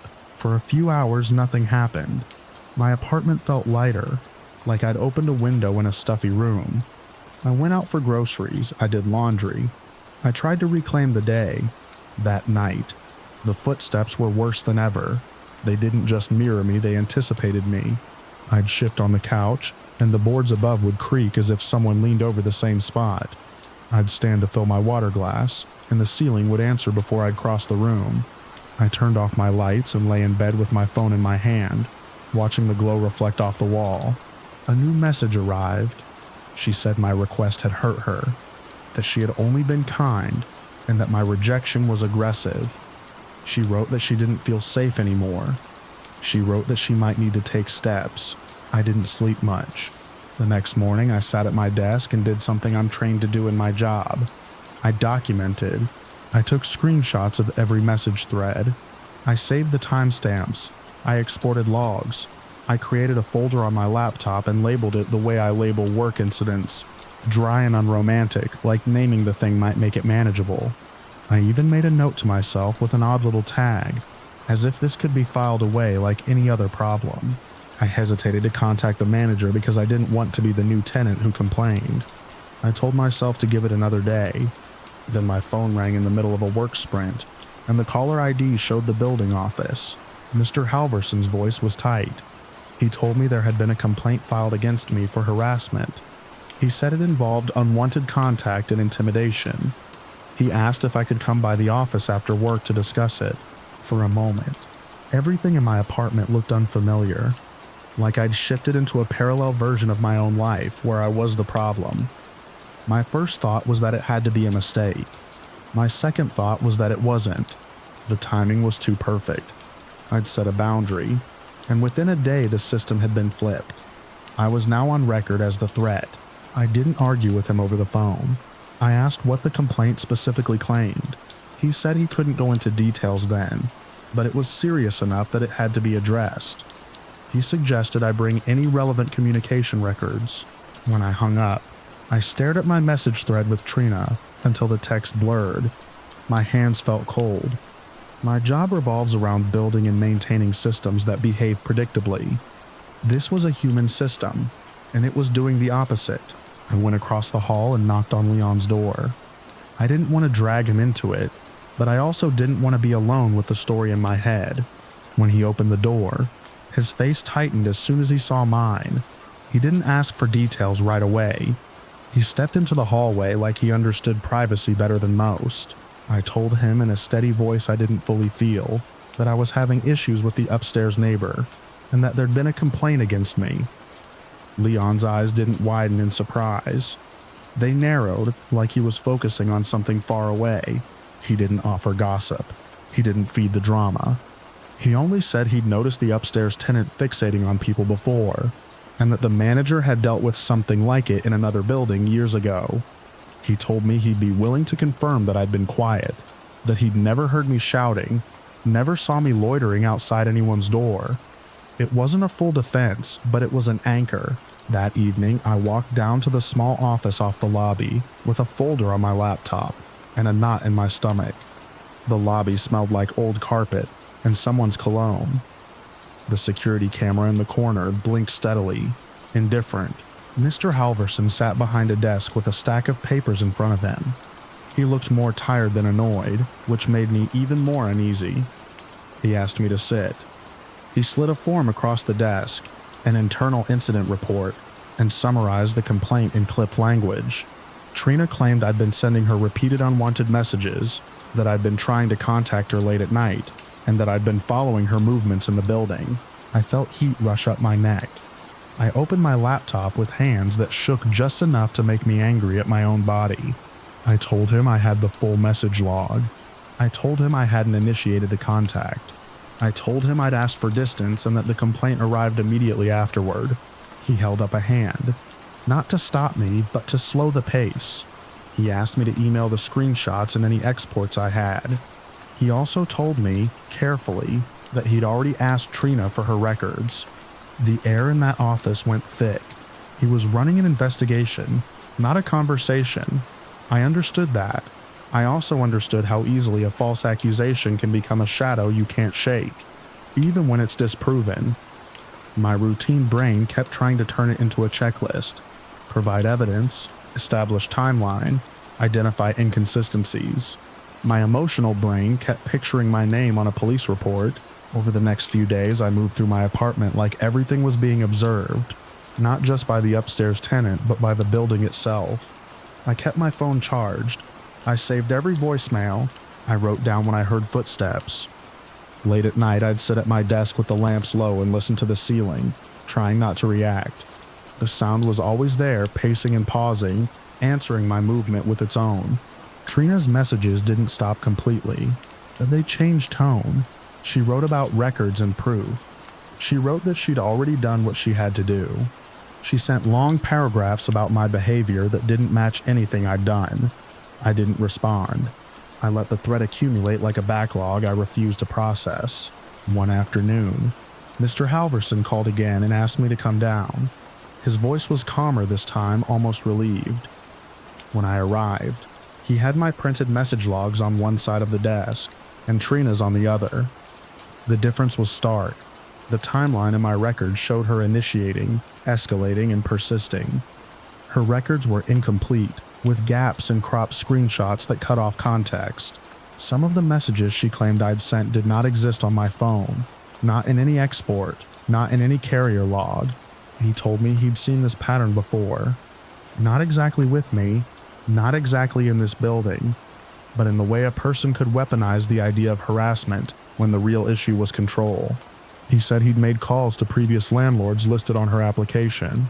He said there were prior incidents of similar complaints and neighbor conflicts, always with the same shape: intense contact, a rejected boundary, then a retaliation through management or police. Hearing it laid out like that didn't make me feel victorious. It made me feel sick. If it had happened before, it wasn't an accident, it was a tool. Mr. Halverson said he was proceeding with a notice to vacate. He used formal language, the kind that keeps everything clean if it ever ends up in court. He also said he wanted me to keep documenting until she was gone, and to call him directly if anything escalated. He asked if I felt safe. I realized I didn't know how to answer that without sounding dramatic. That night, the footsteps overhead became frantic, looping from one end of the apartment to the other. I stayed still in my living room, phone in hand, lights on, curtains open like visibility could protect me. I heard a door slam upstairs. I heard the thud of something heavy dragged across the floor. Then, after midnight, there was a long silence that felt like the building holding its breath. Over the next week, I saw Trina only once, briefly in the stairwell. She kept her head angled away from me, her posture stiff. I didn't speak. I didn't slow down. I kept my gaze on the chipped pane of the handrail and counted the steps only by the feel of my feet landing, not by number, not by ritual. Behind me, I heard her pause, as if waiting for me to react. I didn't, on moving day. A rented van idled outside, exhaling exhaust into the cold air. Two people I didn't recognize carried boxes down the stairs. Trina stayed mostly out of sight, but I heard her apartment door open and close, the hallway echoing with the small violence of everyday movement. Leon stood in his doorway with his arms folded, watching without staring. Mr. Halverson was there too, clipboard in hand, polite and firm, a presence meant to keep the process procedural. When it was over, the building returned to its usual noises. The elevator cable sang. Someone's television murmured through a wall. A radiator clanked. I sat at my desk and stared at my code until the lines made sense again. The absence overhead felt like a physical change in air pressure. That night, I walked from my kitchen to my living room and listened. The ceiling did not answer. I stood still, then took a step, then another, waiting for the familiar mimicry, the echo of someone tracking me through wood and plaster. Nothing followed. I poured water into a glass and watched the surface remain smooth. I'd expected relief to feel like a clean break, but it wasn't. It was more like realizing you've been holding your shoulders tight for weeks and only now noticing the ache. I didn't delete the folder of screenshots. I backed it up twice. I kept my routine, but I stopped assuming routine meant safety.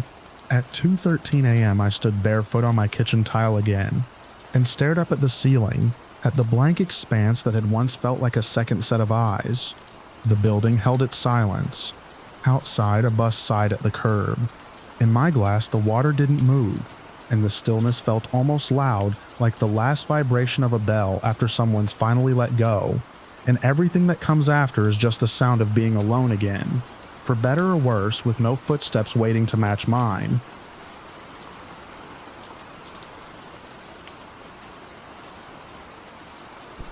The first time I heard the lock beep, I thought it was just the house settling into one of its weird little electronic moods. Our front door has an electronic keypad instead of a normal deadbolt, and it chirps sometimes when the batteries get low, or when someone brushes the buttons too fast. I was home alone on a bright ordinary afternoon, and I was halfway through dumping a basket of clean laundry onto my bed. Sunlight was coming in hard through the blinds, striping my carpet like a barcode. Everything felt too normal for anything bad to happen. Then the lock beeped again, and then a third time, in the same tight pattern. 3 beeps. 3 wrong tries. It took my brain a second to catch up, because it was such a specific sound. Not the friendly little chime when you get the code right. Not the long annoyed tone when the door is held open. 3 sharp beeps that meant someone had just entered an incorrect code. I froze with a t-shirt half unfolded in my hands. I didn't move. I didn't even breathe right for a moment. Like if I stayed still enough, the sound might reverse itself and become something else. My parents weren't due back until dinner. My little sister was at a friend's house. There was no reason for anyone to be touching that keypad. The lock beeped 3 times again. This time it was closer to a rhythm, like whoever it was had a plan. Tap, tap, tap. Pause. Tap, tap, tap. Pause. The pauses were what scared me. A kid messing around would mash the buttons fast, laugh, run off. This was someone trying a sequence, waiting for the response, trying again. My first dumb impulse was to go see who it was, like I was answering the door for a package. My second impulse was to pretend I wasn't home and hope it went away. Both of those impulses felt equally stupid as soon as I had them. My heart was already sprinting in my chest, and my hands went clammy around the shirt. I set the laundry down as quietly as I could, and stepped into the hallway. The house felt different when I wasn't making noise. The fridge hummed. The air vent clicked. Somewhere outside, a lawn sprinkler hissed and ticked in steady arcs. Normal suburb sounds that suddenly felt like camouflage. The beeps came again. 3. Wrong. I moved toward the front door with my socks barely lifting off the carpet. The entryway has a little side table with a bowl for keys and junk mail. On the wall above it is the keypad for the security system, the one my dad insisted on installing after someone stole a neighbor's bike. I stared at that keypad like it could tell me what to do. I didn't arm the system right away. I don't know why. Part of me worried it would make some noise that would tell the person outside I was inside. Part of me was still trying to decide if this was real. Another set of 3 beeps. I edged closer to the door and leaned toward the peephole. The peephole makes everything look curved and far away like a fisheye lens. And the first thing I saw was hands. Big hands. Not gloved, not shaking. 2 fingers pecking at the keypad with annoying patience. Then the person's face slid into view as they leaned in, like they were trying to see if the screen displayed anything helpful. He was a stranger, not a neighbor I recognized, not a delivery guy, not anyone I'd ever seen at school. Late 20s or maybe older, hair tucked under a baseball cap, hoodie pulled up even though it wasn't cold. He kept his head angled down so the brim shaded his eyes. The only time I saw his eyes clearly was when he glanced over his shoulder, quick and practiced, scanning the street. I felt my stomach drop, like I'd stepped off a curb that wasn't there. He tried again. Tap, tap, tap. The lock answered with the same 3 beeps. He didn't look surprised. He didn't look frustrated. He just shifted his weight and tried something else. As if he'd done this before, and had time. My brain started doing that thing where it drags up every scary story I've ever read, and tries to staple it onto the situation. The guy outside wasn't just someone at the door. He was a person trying to break into a house he didn't know for sure was empty. He was guessing, betting. I backed away from the peephole and put my ear close to the door. I could hear the faint click of the buttons through the wood. I could also hear another sound, low and distant, like an engine idling. At first I thought it was a lawnmower. Then I realized it was too steady, too close to the curb. I forced myself to move again. I went to the narrow window by the front door, the one that looks out toward the driveway. I didn't lift the blinds all the way, just enough to angle one slat and look. There was a car parked on the street, not directly in front of our house, but close enough that the driver could see our front steps. Dark sedan, windows tinted. The driver's silhouette was still, facing forward, waiting. That was the moment my fear turned into something sharper. This wasn't someone confused about the address. This wasn't a salesman. This was an attempt. I stepped back, grabbed my phone off the kitchen counter, and held it so tight my fingers hurt. My thumb hovered over the emergency call screen without hitting it. I've thought about that hesitation a lot since then. I think part of me didn't want to make it real by dialing. Part of me worried if I called and they heard my voice, they'd get angry. Part of me didn't want to be the kid who overreacted. Then the lock beeped 3 times again, and it snapped me out of the fog. I moved to the security keypad and punched in the code with shaky hands. The system chirped, and a little light turned on. Armed, I didn't bother with the silent mode. I took a breath that tasted like dust and laundry detergent and adrenaline. I walked back to the door and planted my feet like I was heavier than I felt. I didn't open it. I didn't even touch the knob. I just raised my voice at the wood and the glass, and whoever was outside trying to make my house their problem. I shouted that I was calling the police and that the security system was armed. It came out louder than I expected, the way your voice gets when your body is flooding itself with panic. I didn't say anything clever. I didn't threaten anything beyond that. I just made it clear someone was inside, aware and not quietly hiding. Through the peephole, the stranger jerked his head up. For the first time, I saw his eyes. They went wide in an instant, scanning the door like it might suddenly crack open with a person behind it. He took a half step back like he'd been burned. He didn't argue. He didn't try the handle. He didn't linger. He ran, not a casual jog away like someone embarrassed. He sprinted off the porch, down the walkway, and across the front yard in a straight line like he'd rehearsed it. He yanked open the back door of the waiting sedan, dove in, and the car lurched forward before the door even fully shut. Tires hissed on pavement. The whole thing was fast and ugly, like an animal bolting. For a second, I just stood there, staring through the peephole at an empty porch. My own reflection ghosted faintly in the glass. My ears rang from how loud I'd yelled. The house felt too quiet after the beeping, and the sprint, and the engine peeling away. Then my hand started shaking so badly I almost dropped my phone. I locked the deadbolt manually out of habit, even though the electronic lock was already locked. I checked the security keypad again, as if it might have been a dream and the light would be off. It was still armed. I finally hit call, not 911. I called my mom first because I was 15 and my brain still wanted my parents to solve problems with their adult voices. It went to voicemail. I called my dad, straight to voicemail. They were probably in a meeting or driving through a dead zone. That made my throat tighten in a way I didn't expect. I hated how alone I suddenly felt in my own house. I called the non-emergency line next because I kept thinking, what if he comes back? What if the car is circling the block right now?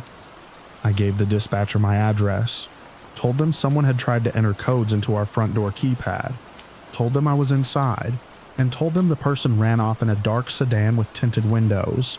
My voice sounded steadier than I felt, like my body had moved the panic deeper so my words could work. While I waited for an officer, I did the dumb thing people always do after they survive a scare. I checked everything like I could retroactively prevent it.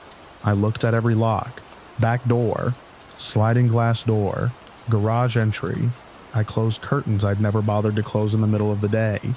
I turned off the TV I hadn't even been watching because the silence made me hear my own heartbeat too much. I stood at the kitchen window and watched the street like I could catch the sedan reappearing by staring hard enough. Nothing happened. A patrol car showed up maybe 15 minutes later. The officer walked up our driveway, like he'd done it 1,000 times, one hand resting casually near his belt. I opened the door only after he was close enough for me to see his badge clearly through the peephole. and even then I kept the chain on until he asked me to take it off. He was calm, which helped. I explained again. The beeps, the peephole, the way the guy kept trying, the car waiting, the way he ran when I yelled. The officer nodded and wrote it down. He asked if there were cameras. We didn't have any outside, just the security system. He asked if I knew any neighbors who might have cameras aimed at the street.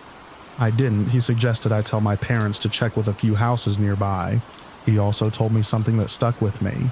These kinds of attempts often happen in broad daylight because people assume no one is home and because it's easier to blend in. Before he left, he stood on the porch and looked at the lock like it was personally offensive. He tested it, made sure it was functioning, and reminded me not to open the door for anyone I didn't know. It was obvious advice, but it landed differently after you've watched someone try to brute force their way into your life. After he drove away, I sat on the stairs in the hallway and stared at my phone until my parents finally called back. When my mom's voice came through, my throat did that tight thing again, but I kept it together long enough to tell her what happened. She came home early. My dad left work. They looked at the lock logs and saw the failed attempts stamped with the exact time, neat and digital proof that it hadn't been my imagination. My dad took screenshots like he was capturing evidence from a crime movie.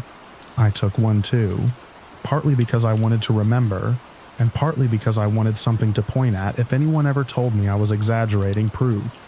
That night, my dad installed a camera. The next weekend, he changed the code and made a rule that no one used anything remotely guessable. We talked to neighbors. One of them said a similar thing had happened, 2 streets over, someone testing doors in the afternoon. Another neighbor mentioned a dark sedan they'd seen idling once in front of a different house. It all sounded like gossip until I realized how easily it could be connected. I still think about the sounds, more than the sight. The beeps. Those 3 short, mechanical acknowledgments that someone was trying to translate our front door into a math problem they could solve. When you have an electronic lock, you get used to trusting it the way you trust gravity. You don't imagine someone standing on your porch calmly tapping numbers like they're trying to crack a safe while you're 10 feet away holding a t-shirt. Sometimes, when I'm home alone even now, I catch myself listening for that pattern. Not because I expect it, but because my body remembers how quickly a quiet afternoon can turn into a situation where your voice is the only barrier you have. I don't picture the stranger's face anymore. I picture the porch after he ran, empty and sunlit, like nothing had happened at all,